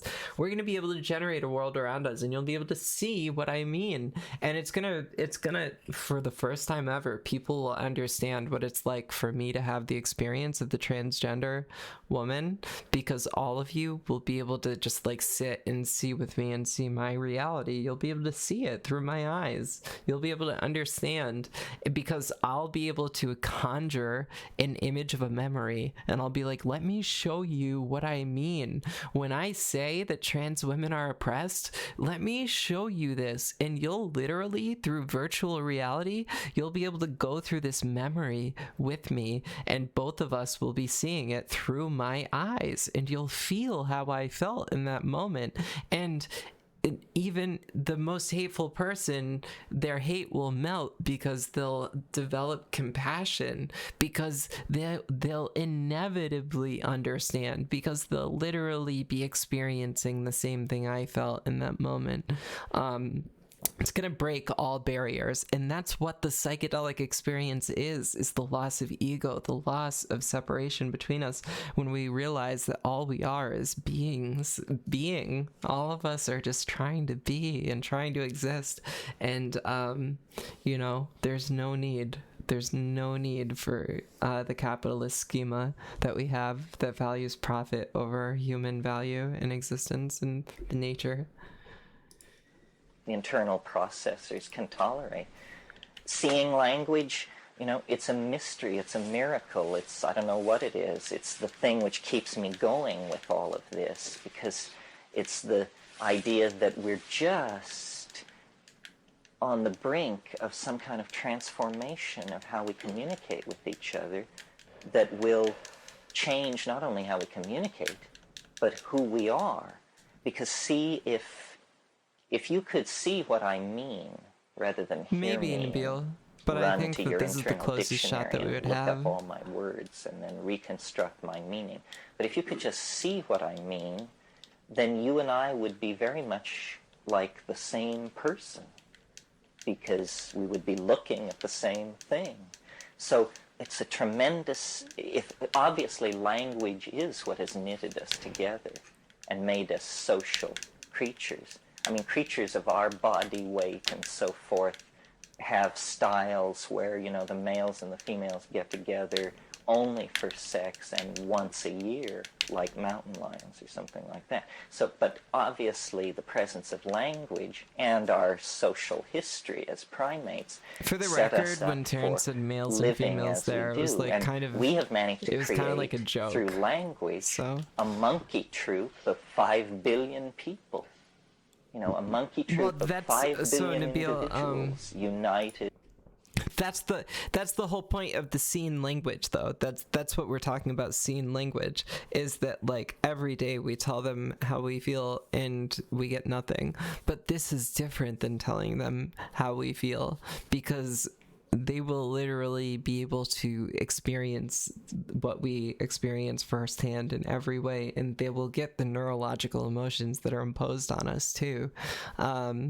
It's going to take the empathy to another level. And also, I believe that it's going to become apparent that they're sharing the world with us and that they have to have a conversation with us. I think it's inevitable, because I think all existences are going to converge on one another. And they'll spend an existence with us. They'll be forced to interact with us. because all existences will exist. So at some point, something's gonna happen and we'll interact. I don't know what I'm saying. I don't know what I'm saying in that regard. But what I do know is that I actually have to pee like so badly, but I don't want to miss the Terrence McKenna shit. Like, I want to just play something interesting while I'm gone. Well, my headphones should catch the Terrence McKenna while I'm peeing. I'm going to play Terrence McKenna, and I'm going to be right back. I'm going to pee really quick, and I might just smoke more because Terrence, like, really kind of requires it. But you know what I'll do is I'll bring my weed and I'll pack a bowl while I pee, and then I'll do that really quickly. I'll be able to hear the talks, so when I come back, I'll be able to share my thoughts, but please enjoy. I'm going to just be right back and play it. Through the glue of language. So it's an intensification. And it's something shamans do. And I think it's, the real social magic of shamanism, at least in the Amazon, is based around these visible communication. I wanted to make a comment about the difference between seeing and hearing. And it's like the difference between sculpture and music. And music and language take place the succession of elements through time, so it requires a duration to understand. But sculpture and seeing things, it's all in a single moment. That at least with sculpture, that the object's beheld in a single moment. The aesthetics of an object, the sculptured object, is the relationship of part to part and part to the whole in a single moment. But music is the succession of elements in time. And somehow I think that relates to the thing. When you talk about seeing language, it's almost like seeing, I remember you talking about seeing little creatures, the words being creatures, and so then you're observing these creatures, and are they coming out like music through time, or can an idea, a sentence be seen all at once? They're coming out through time, and a sentence can be seen all at once, because in a way your analogy is not apt, because sculpture is static, but these visible statements are like sculpture made of some magical substance which has an internalized program of change. The analogy I always make is to the eggs of Fabergé. I needed to grind more, bud. These things are like machines, jewels, but you can also tell while you're looking at them that they're statements. They're like, you know how people talk about beautifully crafted sentences? Well, these are beautifully crafted sentences, but New World says, and if we go in there thinking and memories, what would we see in there? We would see their suffering and their joy very similarly. And maybe we would develop compassion, but maybe we wouldn't. Maybe we'd just see them and we'd hate them. But that would be on us, is to, realize that even though people are shitty, we don't have to spend existence with them. We can spend existence anywhere that we want. And if someone's shitty, you don't have to spend time with them. But like, even shitty people have a right to exist. And honestly, their existences suck really bad. Shitty people, their existences suck. And so I just feel bad for them. And I don't wish them ill at this point in my life, even though I kind of do sometimes. Like, I'll just think that their sadness is, like, deserved, you know? My sadness is probably deserved. Honestly. Because, like, I feel like we're all human. Well, no, that's fucked. No, I mean, like, I'm not gonna throw a perfect game. Sadness isn't deserved by any means, ever. And I don't mean to, like, seem that way. Even for chuds, I don't think. I think chuds well, fuck, it sucks because, like, in our physical reality, chuds do deserve fucking all the shit that comes their way, right?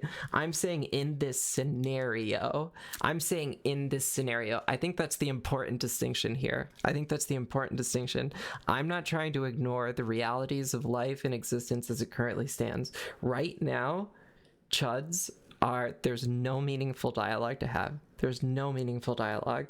It's pointless. It's a waste of time. They're filled with hate and vitriol, and it's a fight that's going to lose. We need to just take local government, like Nabil is talking about, and that's the most important thing that we can do as people who want to, like, make tangible change, I think. And then, like, also just personal action to, like, support people. But what I'm saying with all of this is in the event that the singularity becomes apparent and that we are universal travelers who can go through all universes and we can travel in time.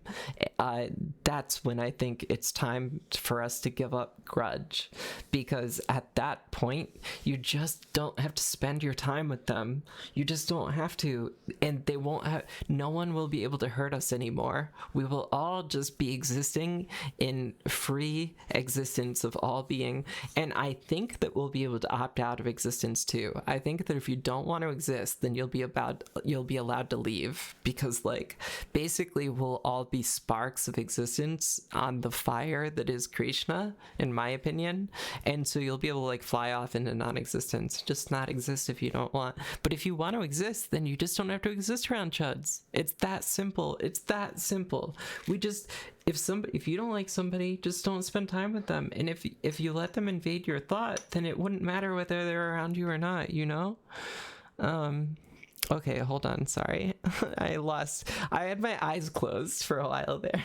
So, and I'm just thinking out loud, so please don't hold me to, like, a chud sympathetic position, because fuck chuds, like, seriously, I'm feeling that so much in my life. But, like, also I'm trying to just, like, be as loving as I can too. Love to see their misery. Oh wait, no, sorry, I read that wrong. And what if we go in there and think, oh, we heard that. I think if we went inside a lot of chuds' minds, we'd likely see a lot of religious abuse. Yeah, probably.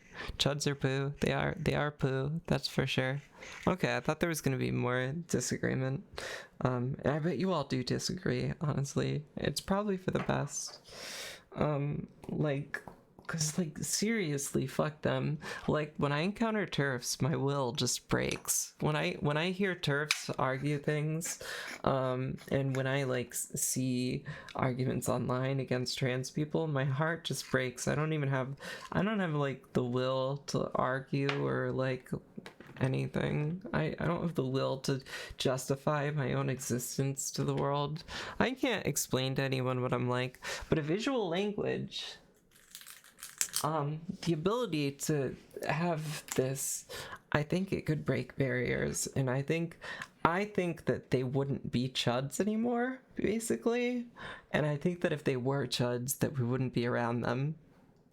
I just think we wouldn't be around them at that point. If this magical situation happened. I'm really... TERFs are chuds with extra... TERFs are chuds, I don't even think with extra steps. I think that they're just chuds, frankly. They're just chuds. They're so bad. Okay, I'm gonna do the talk, and I'm gonna smoke a bowl really quick. Really quick, like... Because it's Terrence Mckenna, so it's, like, kind of part of it, right? Okay. So let's press play. They're like exquisite, interlocking, mechanized things made out of ivory and glass and topaz and chrome, and just, you know, and they're carrying on at a furious rate. They have a life in time. I would like to write a computer program that would be like a full paint type program, but it would be for the purpose of generating these kinds of objects, because I've seen them a fair bit and analyzed what's going on, and here's how it works. You have a dodecahedron or some other complex regular polygon so that it's made of surfaces, and then to each surface you assign a set of color and frequency changes. And then each surface can run its program independent of all the other surfaces. So you slowly build up a program on each surface, but then you can also cut into this polygon and remove chunks of it to reveal another polygon inside it that can have different programs written for each of its surfaces. And then you set these things slowly rotating one within another on several levels, and you're beginning to approach a really shoddy example of what these things are like that you see in this space. Beats me, you know. Not too bad. Most of this I wasn't stuff gone is too long. repertoire. Yeah. I've heard you speak often about these incredibly complex images that you've received on psilocybin or DMT. I'm just wondering if you've ever had an experience of total emptiness or voidness. I mean, the most profound experience I've ever had on psilocybin was actually being void of any content at all, but not being like blanked out or something like that. I'm just gonna play the game. Well, Rather than I think listen. this may have something to do with philosophical bent and proclivity. I never got any of these zen-y states. The white light, the black light, and it's probably in my personality. I really stress visual hallucinations. And people have hassled me about this and said, but psychedelics open your heart, they do this, they do that, and all you ever talk about is visions. It's because, to me, the vision is the proof, and I guess I'm still a skeptic after all these years, the vision is the proof that it's not me. Because if I've never seen it before, hell, I'm willing to grant it's not me if I've never seen it before. How difficult a character do you have to be, So when there's things I've never seen before that are absolutely amazing, streaming past my closed eyelids, I have to grant that it isn't coming from me, and that thin thread can be the basis of a bridge to faith. If it isn't me, then there's something out there. God, the devil, who knows? But at least somebody. Now we can begin to have a serious spiritual quest. There is a signal. We're getting a signal from the other, and it can be pursued. But it's the task of a lifetime. Well, now I hear you mention faith, and it seems like yesterday morning you said something along the line of, I'm not a believer in any sense of the word. But what I wanted to ask you is, in the context of the chemicals in the brain and the pineal gland and so forth, what do you think of fasting as a way of altering consciousness?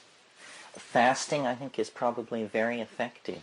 If you analyze this whole rap here about the early mushrooms and the primates and all that, really what's being said is that diet is the key, that foods are very important. And this is what they're saying about ayahuasca in the Amazon. They say half of it is ayahuasca, but the learning of the shamanism and the becoming of this superhuman type of personality is all in the diet. And shamans in the Amazon, when they're trying to establish their credentials with each other, do it by saying how long they kept the diet. Somebody will say, well, I did it for 2 years or something like that. I just thought of something about the shamans in the Amazon. This magic phlegm that they bring up? Right. What do they do with it? Do they spit it out? Nabil, are you a big faster? What? I actually fast kind of more often than the average person. I practice intermittent fasting, and I have done that for a really, really long time. I've done intermittent fasting, and it's been life-changing intermittent fasting. It's improved my life in so many ways, and it's actually really easy in my opinion. I find intermittent fasting much easier. It has made my sleep appreciably better. It has made my sleep so so much better. And a big part of that is that I don't eat 2 hours before bed from now on. But I sleep so well, and I go to sleep like immediately. It's really great. And I have the most vivid, great dreams in the whole universe. But I've been intermittent fasting. It's so good. It keeps my weight much more regular. And I feel like I've lost weight too, just like slowly. Not that I'm trying to promote losing weight as being the way, but like in a healthy way. I've gotten to a healthy weight, and I maintain it better. And yes, I also, you did it a whole month every year. Oh yeah, sorry. I should have like really thought about that because of Ramadan. Of course. Yeah, and I've done 24-hour fasts for religion actually many times. And I actually was ideally supposed to be, quote unquote, trying to abstain from not only food but also from water, and not only from food and water but from intoxicants, of course, and from everything. Basically a complete fasting from everything. And I agree, it did make me feel grateful, and I feel like it's very healthy. I feel like it's a very good thing to do, and I haven't been doing it as much, but it's not because I don't want to, but just because I'm in the midst of life right now. And actually, if you read sacred text, when you're between the ages of about 30 to 50, you're considered a householder. And granted, in this patriarchal society, this was applied mostly to men, but this is just true of like people in general, is that from 30 to 50, you're like in the midst of your life. And so spiritual practice goes on the back burner because you're in the world and you're living your life. And it's my belief, a lot of Gnostics like myself believe that the world is sinful, but I don't believe that. I don't believe in sin personally. I think that we only convince ourselves of it. And I believe that we're all beautiful and wonderful beings, and that life is to be celebrated because life is the most special thing that exists. Life is so rare in the universe, and it shouldn't be the hellhole that it is. It should not be. We can make it better than it is. Not Muslim anymore, but just by being a Muslim, you're forced to fast. Yes, exactly. Totally. I should have just like expected that. Do they ultimately do with it? It's hard to find out stuff like this when you're a guest. I don't know. I didn't see where it went. I've seen it. And because if they use this to pull a disease out of somebody, or poison, or some kind of illness-causing thing, if it's like a magnet that pulls this out, right, then if they just keep this inside of them, that wouldn't be very safe, I wouldn't think. So I just... Well, talking about what it is and judging whether it's safe or not, I mean, what is this phlegm in the first place? I mean, when you're really there, really dealing with it, you're pushed toward ideas like that it's a zone of space-time which repels English. What? You know, I mean, in other words, it's a magical substance. It comes out of their body. Calling it phlegm is because we're following some anthropologist in the 1920s who, you know, went back to his tent scratching his head and tried to figure out what the nearest analogy to this was. But what they do is they also, in some of these tribes, the story goes that they can force this stuff out on the surface of their skin.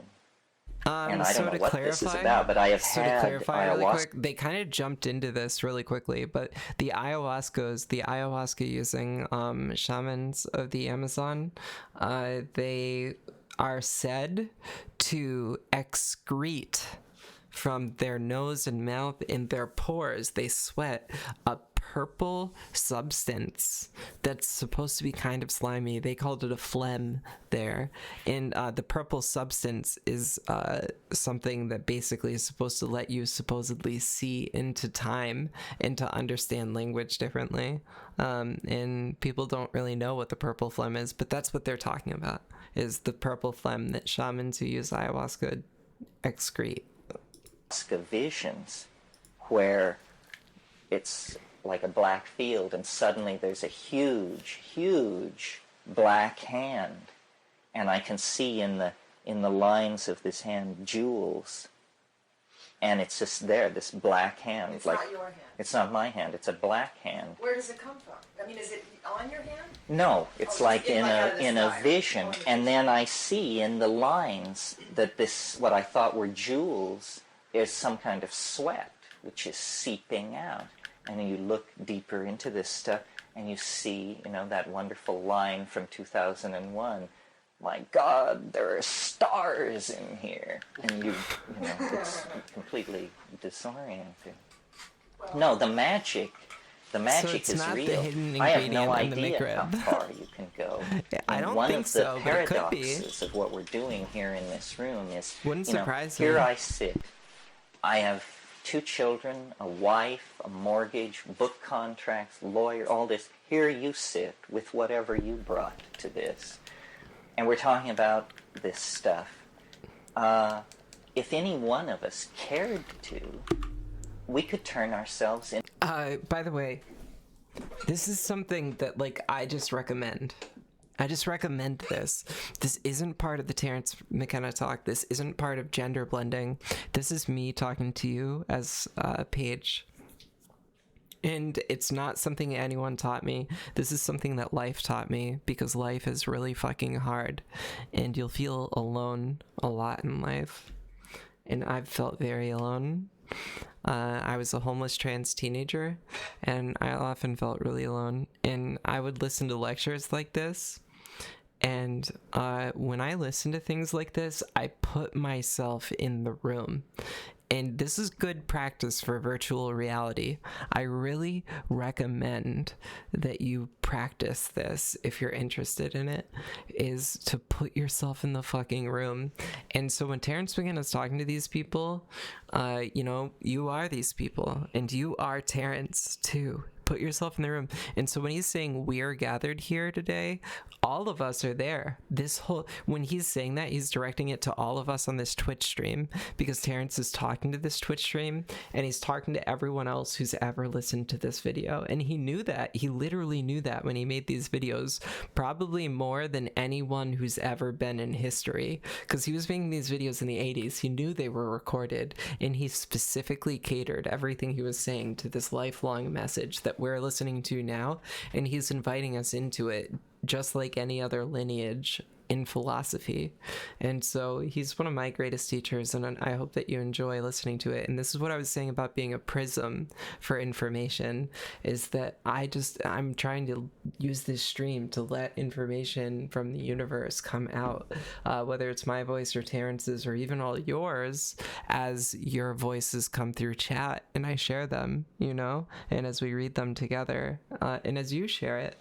So, I say that because a second ago, I'm going back in the conversation, he says, whatever you brought here, he's talking to you right now in this context. And whatever you take away from it, that's what he meant. That's literally what he meant. And take it literally, We're all here in the Matrix, and, whatever you're getting away from it, it's the most important thing in the world. Brought to this. And we're talking about this stuff. If any one of us cared to, we could turn ourselves into something that none of the rest of us could relate to at all.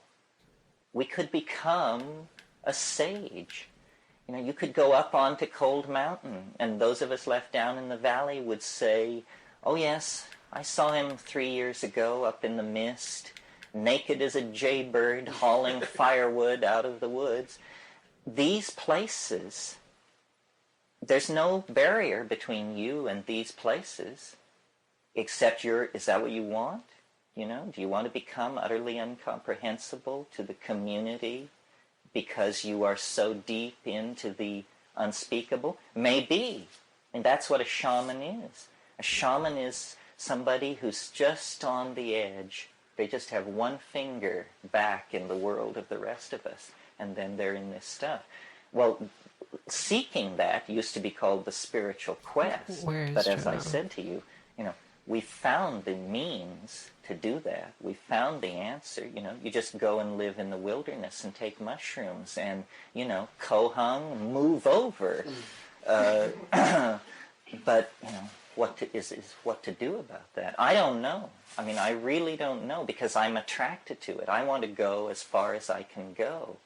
But when you realize that you can go so far that nobody will even remember that you ever existed, the other can close over you so utterly.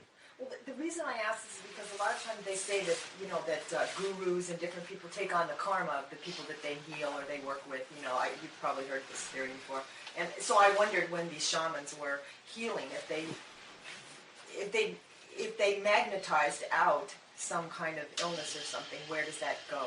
Well, they have, yes, they're very concerned about the power of this illness, and they have techniques, and many times after a big curing, a shaman will fall sick.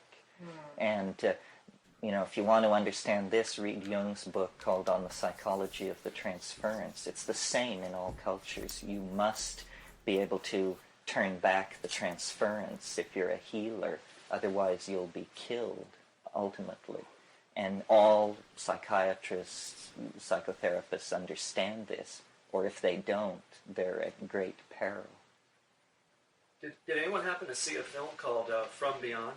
And the premise was that there was a machine that induced visions into the spiritual realm and stimulated the pineal gland. And what happens is a couple of people, the inventor and someone else, got hooked on the machine, and the pineal gland started growing out of their forehead. And Hollywood. It was big on special effects. And the one guy, his whole body was just like totally transformed, and he was always, on this machine and so forth. It reminded me of what you're, kind of a electronic version of. Yeah, well, this is also coming, artificial technologies. Where are we in this process? Yeah. Well, I'm quite satisfied with questions at the moment, but I'm commenting on that with respect to the pineal gland and visions. The pineal gland feeds directly from the ocular nerve with no interceding brain tissue. It's just a direct connection. So the colors that one takes in are directly responsible for the particular secretions of that gland, which is one of the reasons why television is described as being difficult on people and causes real hormonal problems if you watch it enough, because you're dealing with a very restricted spectrum of colors, that sort of thing. The additional thought occurred to me that everyone who's watching television at the same time, their nervous system is being pulsed at 30 times a second, even though they're not conscious of it. But every TV set in the whole United States is exactly in sync with each other, all at 30 times a second. It's like this sub-audible dial tone that's going through everyone's brains, which has kind of an ominous tone to it. Yo, who's running 30 hertz now? Who's running 30 hertz? Having recently read Well, it's still a multiple of 30, probably. Beelzebub's Tales to I'm His just Grandson, kidding. which is about the only book I've ever read that even pertains to the sort of cosmic timescale that Terence talks about enough.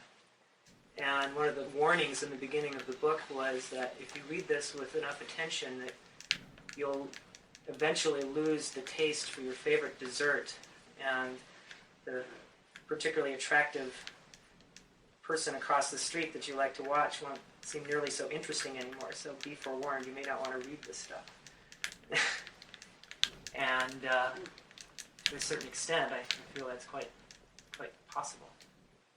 You think the cosmic view kills the trivial, the joy of trivia? The joy of trivia. The curse of mysticism. Well, I don't know.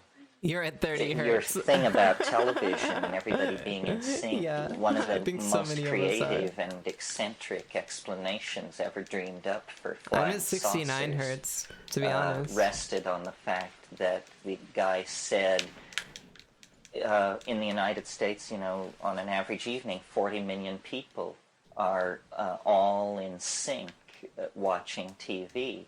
And if there then is a storm on the sun, it acts as a kind of coherent energy beam which illuminates these millions of psyches that are all synchronized by watching television, and it causes an image of an archetype to be projected into space on the other side of the planet. Not my theory.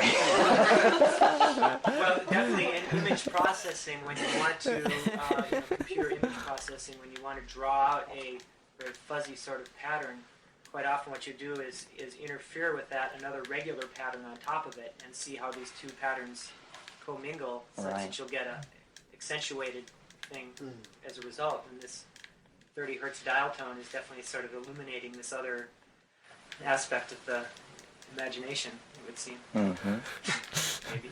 You ought to read A Wrinkle in Time. A Wrinkle in Time. Oh, it's so good. A Wrinkle in fucking Time. When they get 2D, it fucks me up. It scared me so much. Yeah, it's almost exactly what you said. Back there. A Wrinkle in fucking Time. That's a trip, yo. I'm interested in what is. Was that movie any good? Did anyone see that movie? Was it good? Tell me if it was good. No, I'm a good streamer, right? Streamus? Do they call us streamuses? A stream sis? A stream sis? A stream? Well, I don't know. What I mean, did they this call has puzzled me for a long, long time. Am I a stream when stress? when it first a stream happened, stress?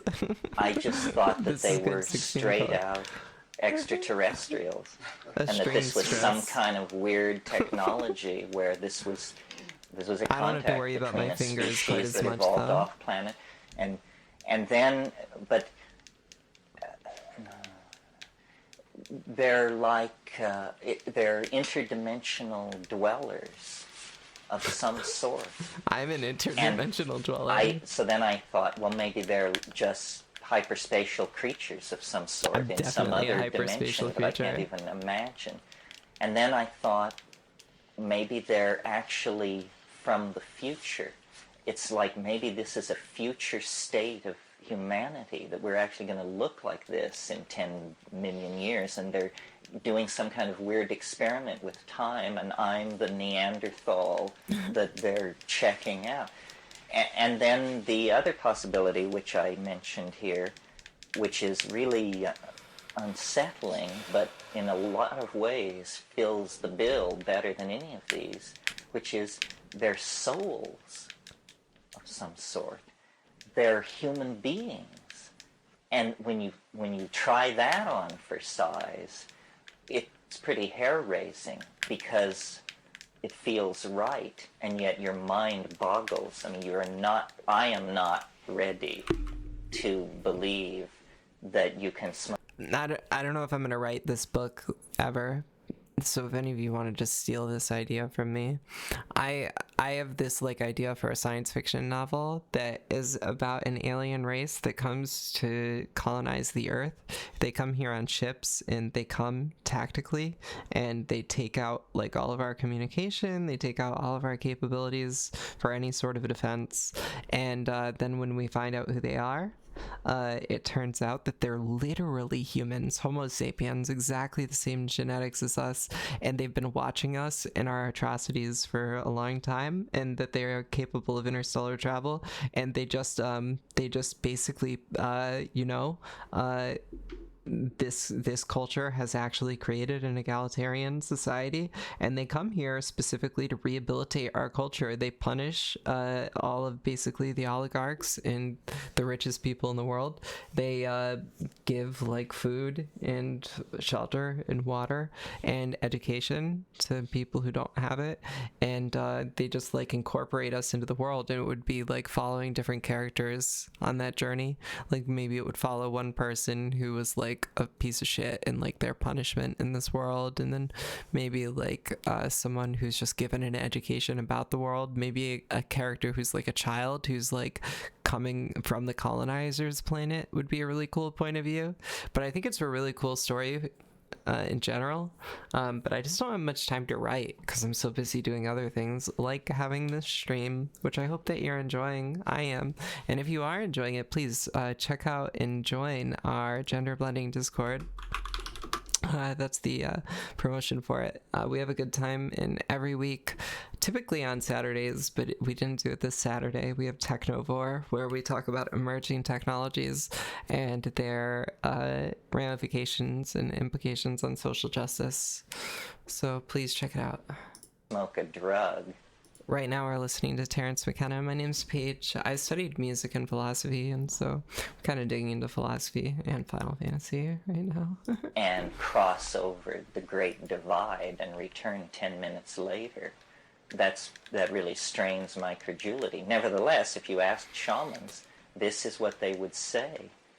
After having many DMT trips, I came to realize that this place that you break into, where the gnomes greet you with this huge hooray, and all this linguistic machinery is happening and so forth, that alien as that place is, it's somebody's idea of a reassuring environment for a human being. It's somebody's idea of the equivalent of a playpen. And these colored I do feel like that's accurate. Linguistic object things are the equivalent of colored rattles and things strung on a string. And you're just sitting there, you know, gaping. And they're saying, don't freak out, pay attention, learn to do this. I don't know. Maybe, I mean, no, first of all, nothing is impossible. No possible speculation is verboten, right? So maybe it is that we've gone too far. And maybe it is that this planet is doomed. And maybe it is that somehow that too is part of the plan.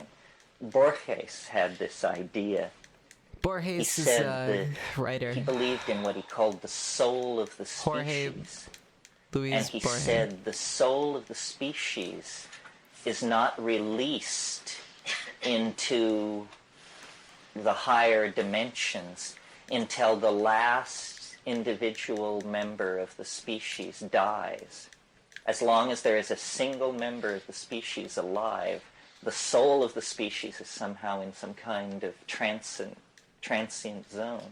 But when the last member of a species died, then it goes off. Well, if you look at the fossil record, 95% of all the species that have ever lived on the Earth are extinct.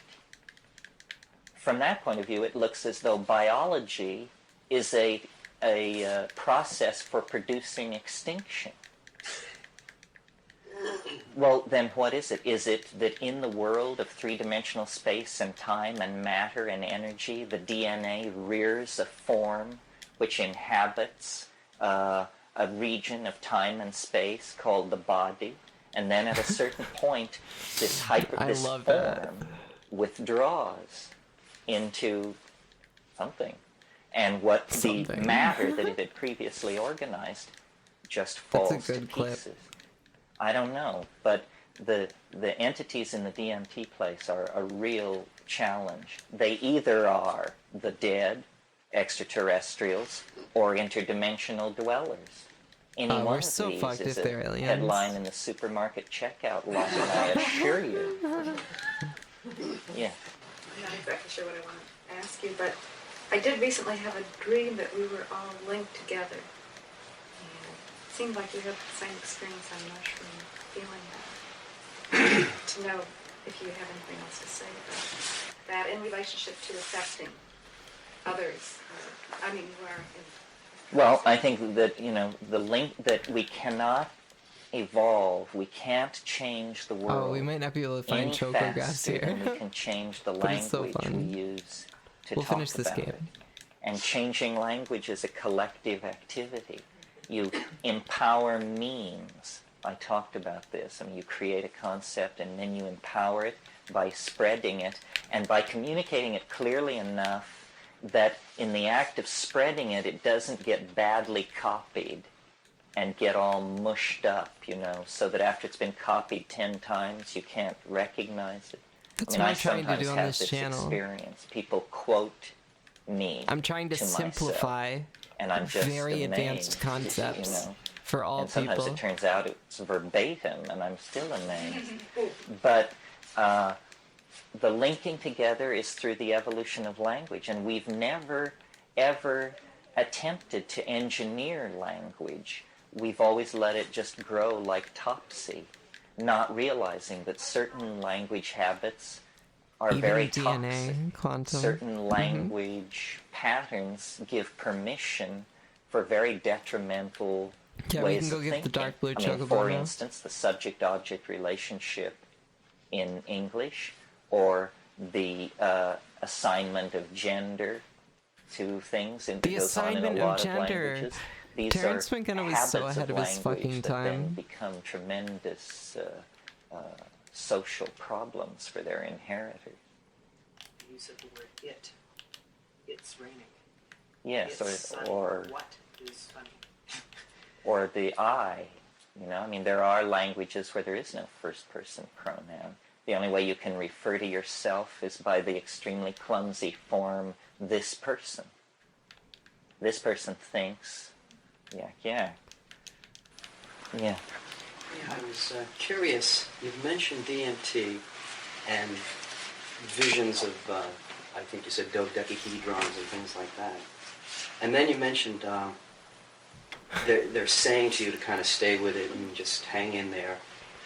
I'm kind of curious about this dialogue of DMT and the logos in Photons psilocybin. semester to travel I mean, forever. do they sound the same? Yeah, they probably do. Okay, now our chocobo is better than the boat. You know, how do you know that it's just not your own Howard Cosell commenting in the back of your mind? Is there... How do you know it isn't your own mind? Yeah, and is there a way to break through to begin a dialogue, or does it just start going like a tape loop? No, it doesn't start going. You have to invoke it. This is an interesting thing if you're practically inclined. It won't speak to you. You have to speak to it. And you come into a certain place on the mushroom, which I now, based on having done it a number of times, recognize the territory and say, aha, it's now possible to communicate with the thing. And then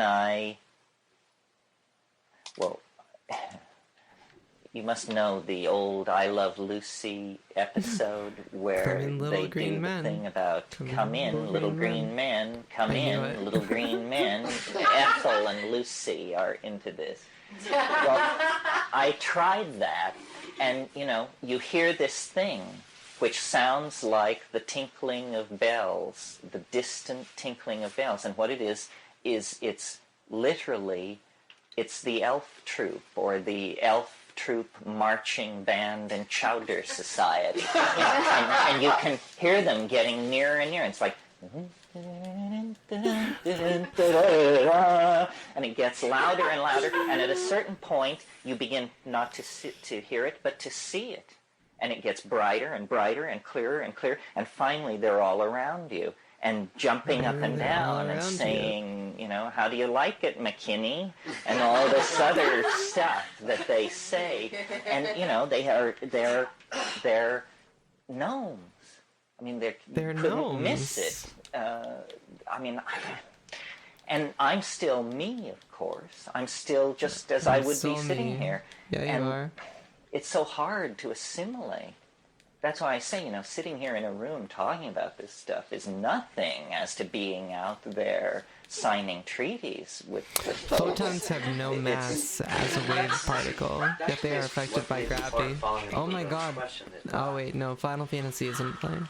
When you say logos, is this the machine elves? Are they the logos? Yeah, the gravity thing is really weird. No, the logos is something a little subtler that's actually stuck with me ever since La Chirera. It's just a quality of thinking that I recognize to be clearer and deeper than my own. And it usually takes the form of, why don't you try this with regard to some problem? Where is it? Why don't you try this? And I know immediately it'll work. It's got the tone. That's the real thing. I just go and do it, and it always works. And it's these, evolved ideas. There it is, Scorpio. Okay, so I can understand that, that's your subjective experience, and some people don't get the machine elves and things like that I talk to, but you mentioned the mark of this was terror. So Gravity I can isn't already explained, realize so is that electricity, being yeah. in that domain is enough of a terror in itself. But you said the mark of, or the proof of this was the trip. Some of these trips were terrorizing for you. But I'm It's trying to higher than I understand. thought. There Is it must gonna be work? something else going on that's I found a treasure on the bottom of the ocean. It's the implications of it. Terrifying. Oh, I get it now. It's Because easy now. you know that amazing moment in Rosemary's It's Baby easy now. where Is that one of my she's in the commands? I hope it dream, is. And then she sits up and she says, "My God, this is really happening." It's not. I need to make Well, that. that Especially when you happens talk to you about in black the holes. The DMT singularity thing. is a type You of black hole. realize at the center of it, this is not a drug. That's preposterous. Yeah, it's not a drug. A drug? I Are you remember kidding that. me? I remember Drugs when I realized make that. you feel good or bad or fall down or disgrace yourself. This is not a drug. It's not a It's drug. something masquerading as a drug. I mean, Mm-hmm. it's as appalling as if they were about to give you the umbilical examination that Whitley Strieber specializes That Whitley in. Strieber I mean, you're specializes inside a flying saucer. You're with things You look that in dirty. a moment before you Oh, would have you look laughed beautiful. at the possibility that they even existed, and now you're there, and you feel completely normal. You don't feel drugged Easy or now. It dulled or doesn't work. distanced or high or low. You just feel stoned amazed at what Stoned has amazed. happened to reality and how it's all been replaced by this thing that not only did you never suspect its existence, but nobody ever suspected its existence. You talk about a well-kept secret that's only 2 tokes away. How do they keep the lid on this? That's the miracle to me. How do they keep the lid on this? Well, they have. They have. Well, I'm not sure what my question is, but in the experience last night with the computer time program, you know, that was real exciting to me, and it kind of made me almost have the experience it was of over traveling here. through There time it and is. having Okay. that awareness of history, and wondering now that you brought that out and we have the awareness, what do we really use it for? Is I mean, gravity what is your affected by vision for time? how it can truly be Or is gravity a used? form And of time? If you understand history, you will see it in the present. It's I'm gonna it's have to think an about that. amazing tool for enriching your own experience. If you, when you go to get a hamburger at Hadrian's hamburger joint, know that this is happening because you're caught in a resonance related to the expeditions of the Roman Emperor Hadrian to Scotland. I mean, you're totally schizophrenic, of course, to entertain thoughts like this, but it makes life a lot more interesting.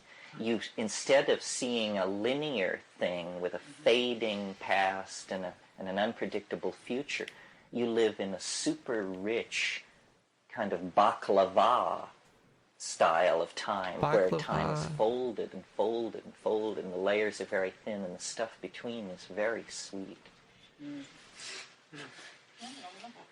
well, how have you used that personally in your life? Well, the other way you use it is, of course, it predicts the future. We saw the line going off course, into it the predicts future. the Well, I've future. had it in my possession since 1972. So after I love you've Terrence watched McKenna it so correctly fucking much. predict the future for a while, months or years, however long it But it takes, does, though. you gain confidence in it. That's what And they as use you it for in gain these confidence tribes. in it, you discover Where should we hunt? that Where it should gives we you plant crops? permission to let go of anxiety about the future. You've got a map of the future. You know that August 91 is going to be a pain in the ass.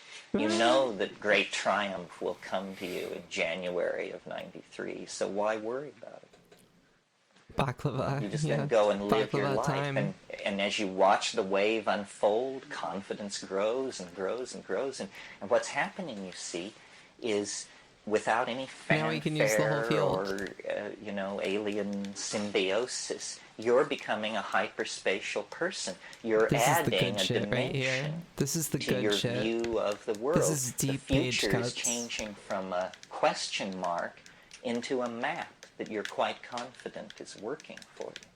And anxiety about the future is a major thing twisting people around. So if you could get agreement on this. I'm anxious about the future. It's the Tao, Live in the perception of the Tao. It's just The people Tao, didn't ever yeah. think that would The Tao mean Te you go Ching. and look at a printed output from a computer. But the exhortation is the same. Live Exhortation. according to the constraints of the Tao. Gain and loss are the same. Yeah. I thoroughly enjoyed this weekend. It has really given me much food for thought.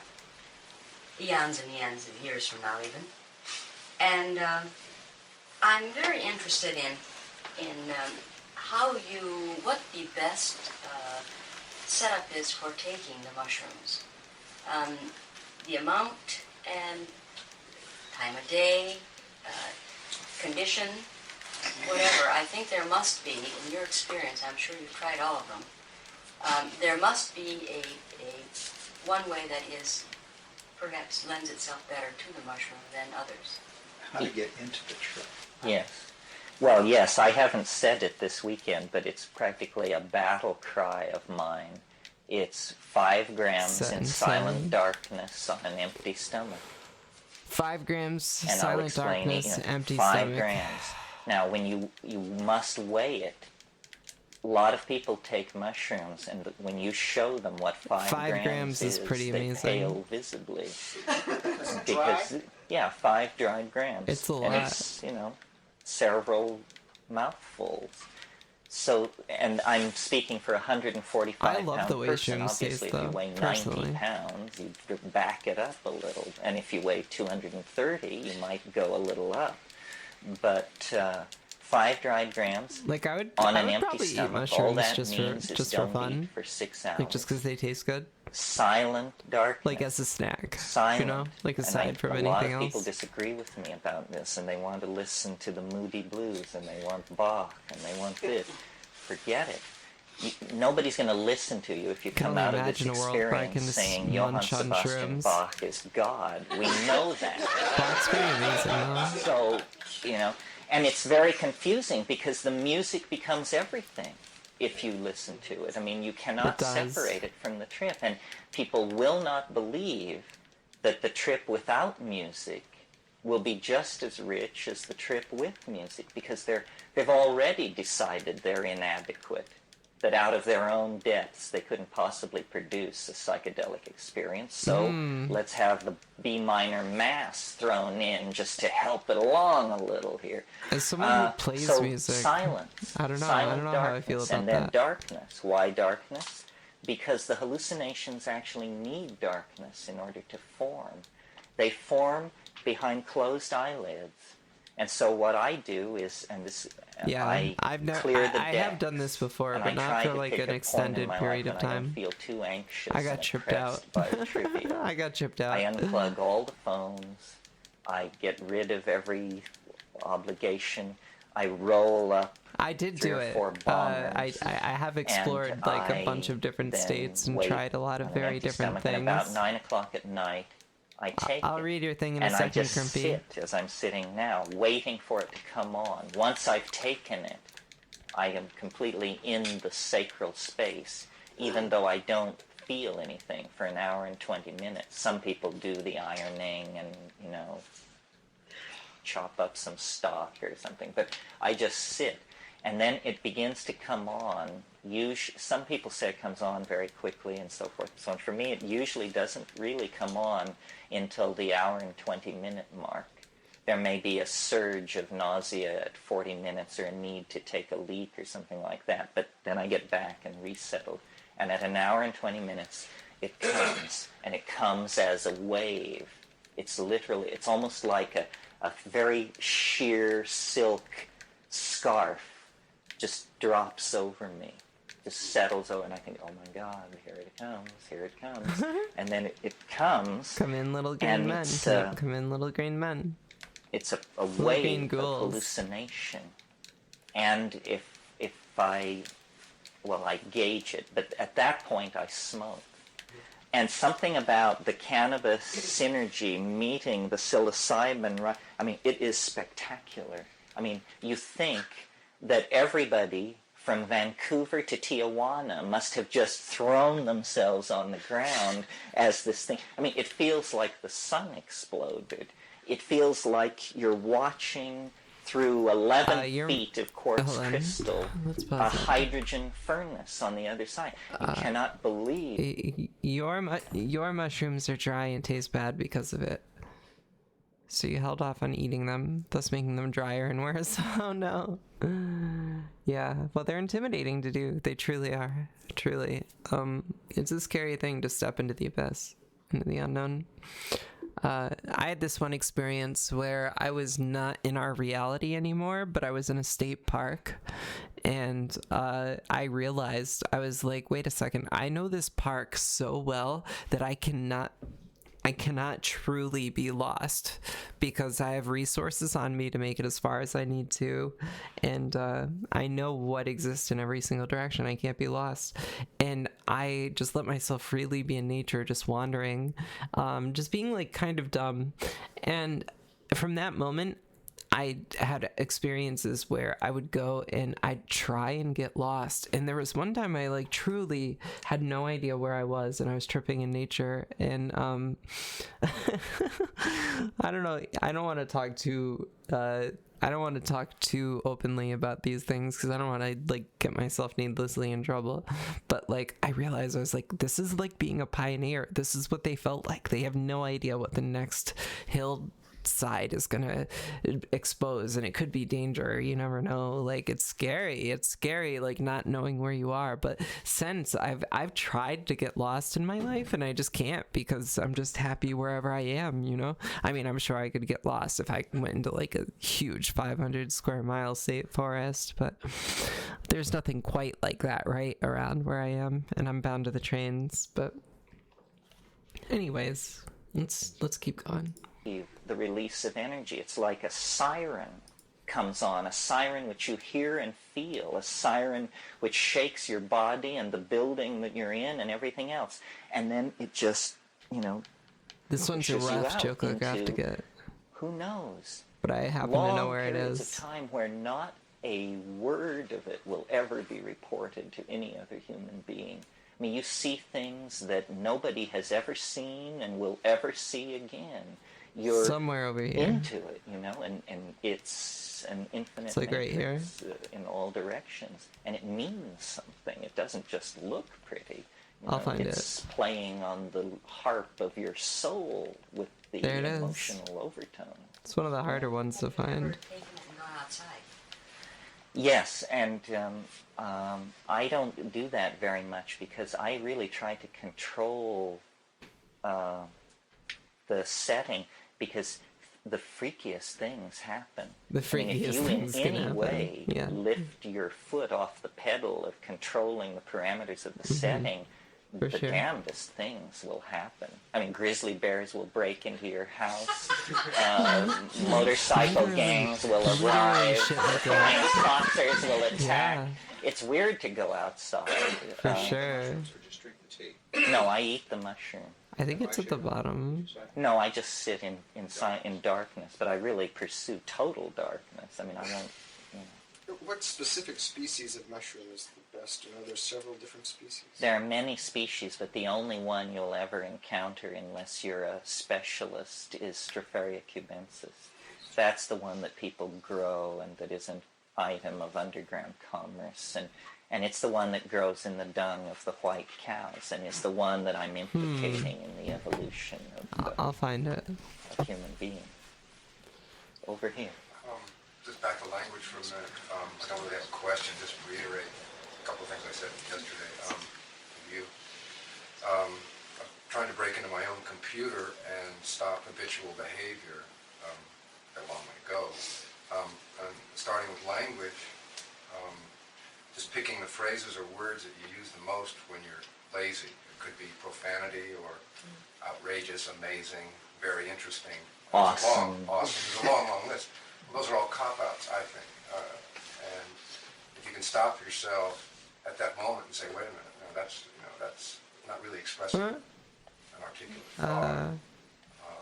Well, I couldn't find it. Does break into the computer. Hold on, let's look at the tip.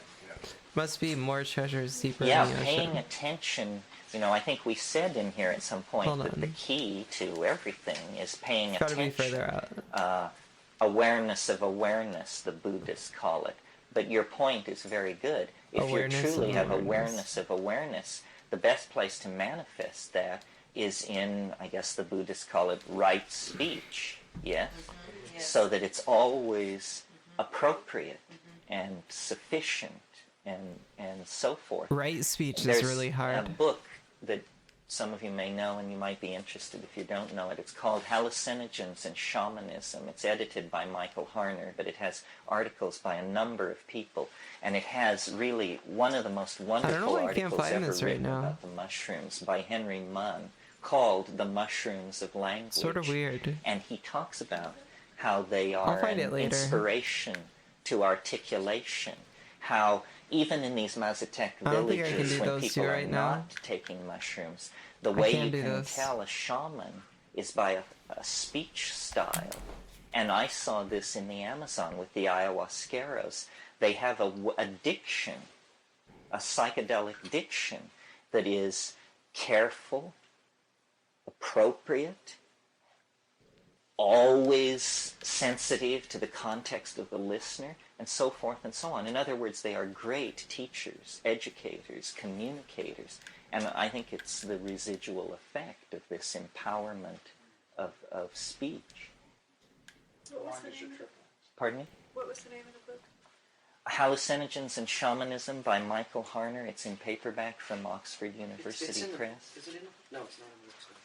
It's an excellent anthology. It has articles about ayahuasca, about ibogaine, San Pedro. It's a good world survey of folk usage of hallucinogenic plants and extensive bibliographies that will lead you on if you're interested in some particular area.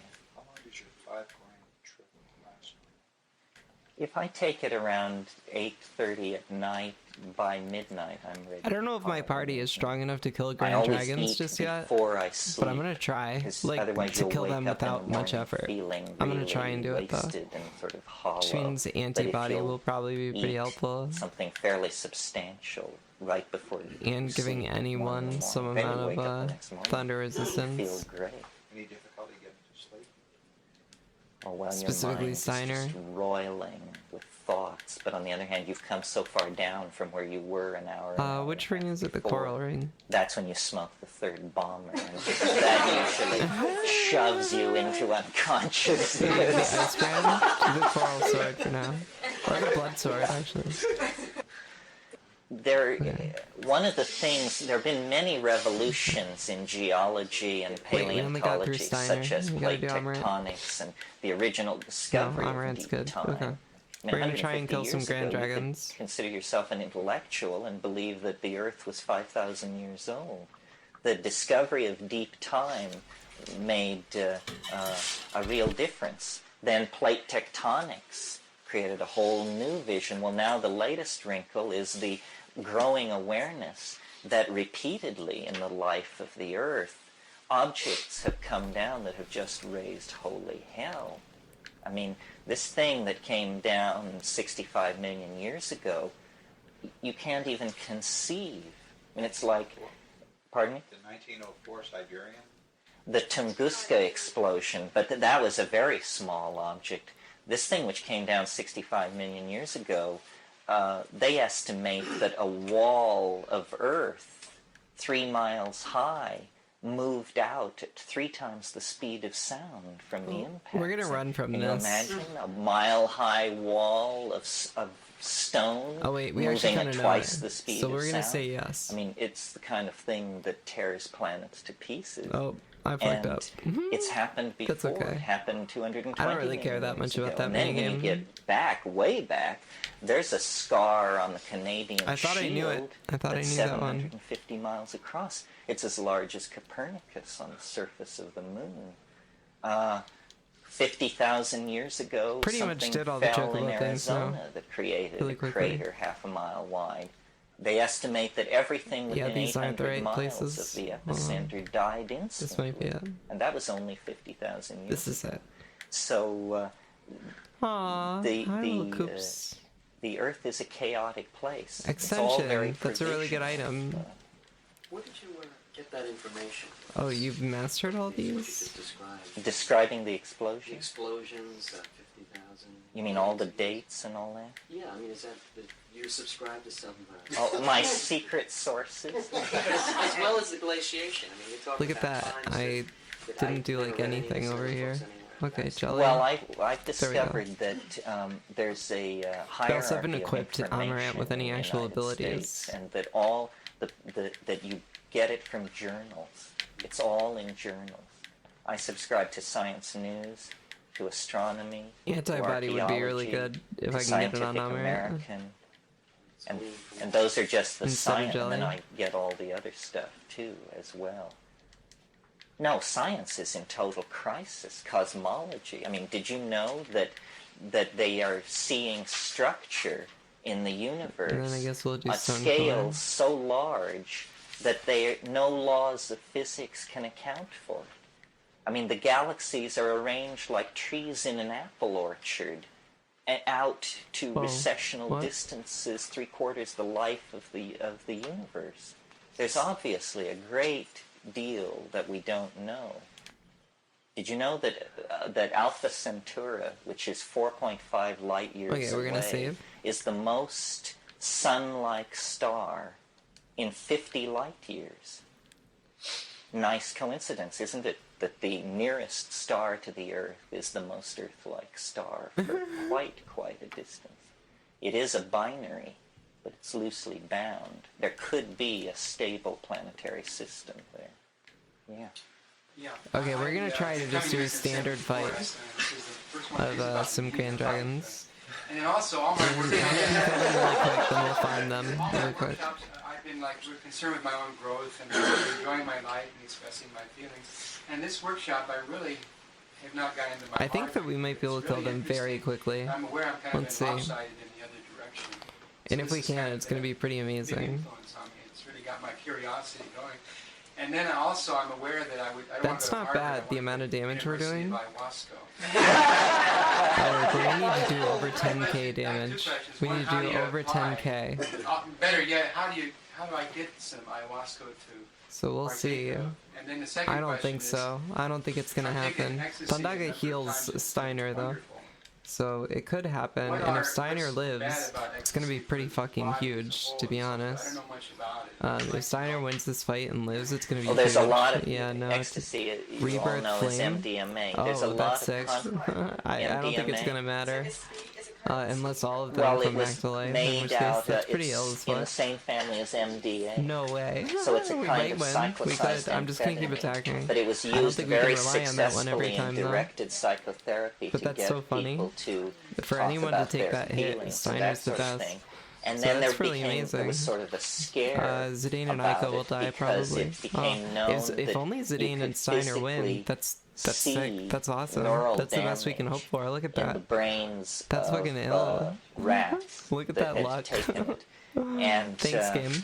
But I then don't think it we was can reliably do discovered that again. that a drug called fenfluramine, Okay, we're gonna which is a diet save. drug that has existed for 25 years and is freely prescribed by physicians, causes exactly the It's gonna same give us a lot of kind gold to do that. signature of neurodamage Then as we're the gonna heal. MDMA. Well, fenfluramine, nobody's ever suggested it should be banned.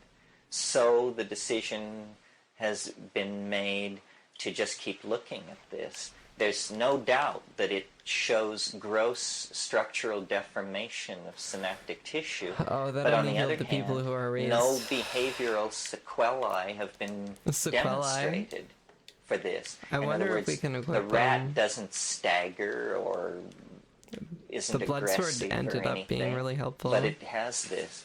So If we my can give, like, advice on thunder resistor MDMA would absorb be for anything basically else. to go slow and wait. They are working on it. This is my brother's. Well, do he's any of left these give Stanford now, thunders but this is what he was absorb doing at Steve our Perutka's lab. defense? And No, those do. Last fall, I Any was scared. thunder. Any thunder. No. Any thunder. Silk shirt is good. So I did some inquiring and found a person who would guide me through a Mckenna But then you style won't learn mushroom jelly, so it's not experience. worth it. And I did that once, It was the first time in my life I'd ever We done need anything that. like that. Okay, we're just gonna try again. We're just gonna try It again. was a major Just to experience see. for me, and Right? I'm curious We can't now hurt. and frightened by that experience, my recollection of that experience.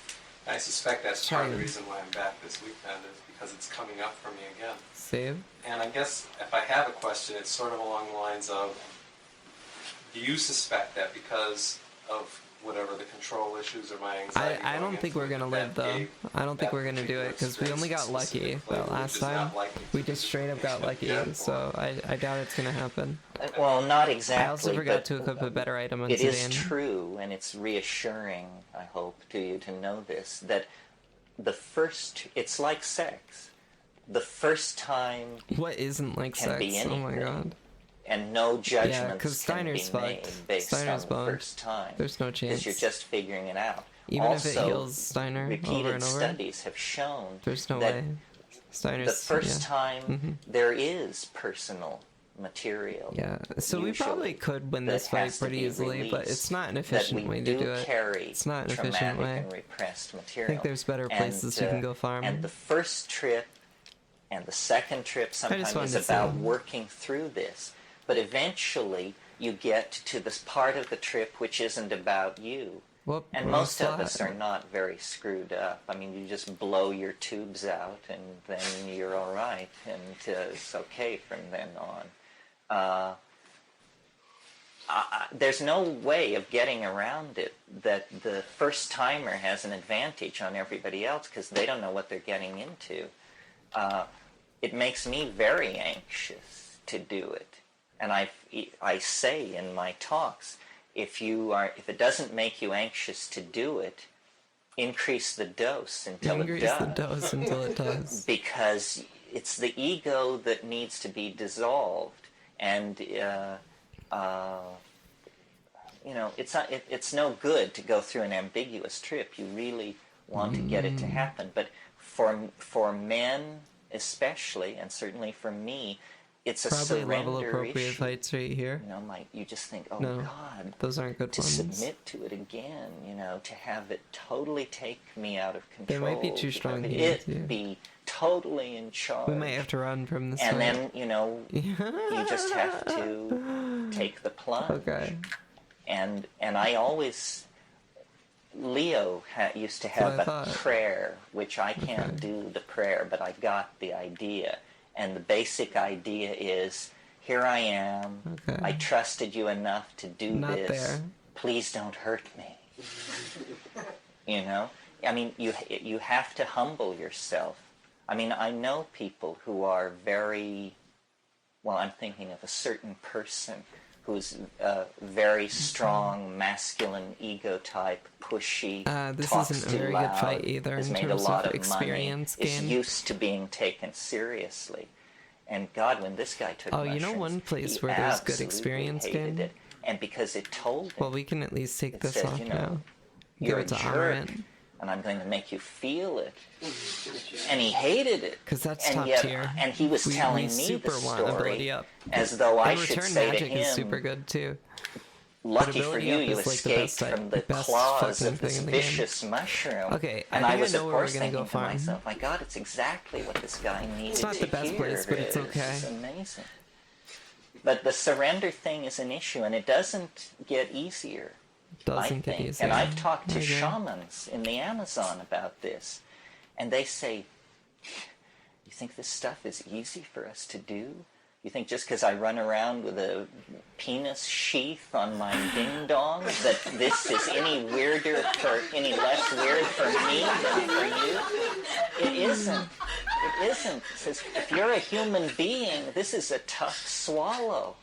And yet we do it because we need to cure and we need to understand. It's not that much you XP, but must be we're doing it strong. more for You AP must at have this your point. weapons, whatever your weapons are, your inner fortitude, your chi, your sensak, all of this. So it's a call to courage. This is why I think. For those of you who that are here, I really gurus do appreciate such a you. brisk business, even among I am a new people who know streamer, about and I don't psychedelics. really just like Because I don't this really takes play video courage. games like that much. How many people ever walked to the meditation hall with their knees knocking mostly I in talk about fear like philosophy over and what stuff. was going to happen in their meditation? But you know. But sometimes we listen to Terrence McKenna while we play games. And it's Oh, pretty good yeah. these things kind of suck to fight. Maybe this isn't a good place to farm. I'm trying to find the best place to farm for right now. Before we go to the next section of the game. Yeah, this is good stuff. Because you don't want to farm in a place where enemies can go invisible. That's never good. You just want to be able to attack right through. You might fall asleep soon, but you're here. Thank you, Nabil. Really appreciate that. Because, you know, the lurks matter, you know, raising the average viewer count, and it, like, bumps me higher, like, in case people do happen to be searching. Not that that, like, really happens. But yeah, no, I'm pretty tired, too. I'm gonna need to stop soon. The talk is almost over. There's probably only about 10 minutes left on it. I realized... And so after the talk, we're gonna definitely wind down, especially because we got all the chocobo parts. I don't want to go further in the story, but I do want to, I do want to keep going until the talk's over. Crimpy Coffee with the fancy emotes. I've never seen this enemy. It's been 9 years. Oh, whoops. I have seen this enemy I sort of shit. skirted around it, you know? It's like, Whoops. oh yeah, you know, drop some acid. And, I don't know if attacking it ruins your, like, file chance to do that. I meant to give that cat shit later on. Full on. Yeah, full blown. I think I'm actually gonna just, like, stop here in terms of Final Fantasy, because, The conflict I have is because, not only the realms of I don't want to save that.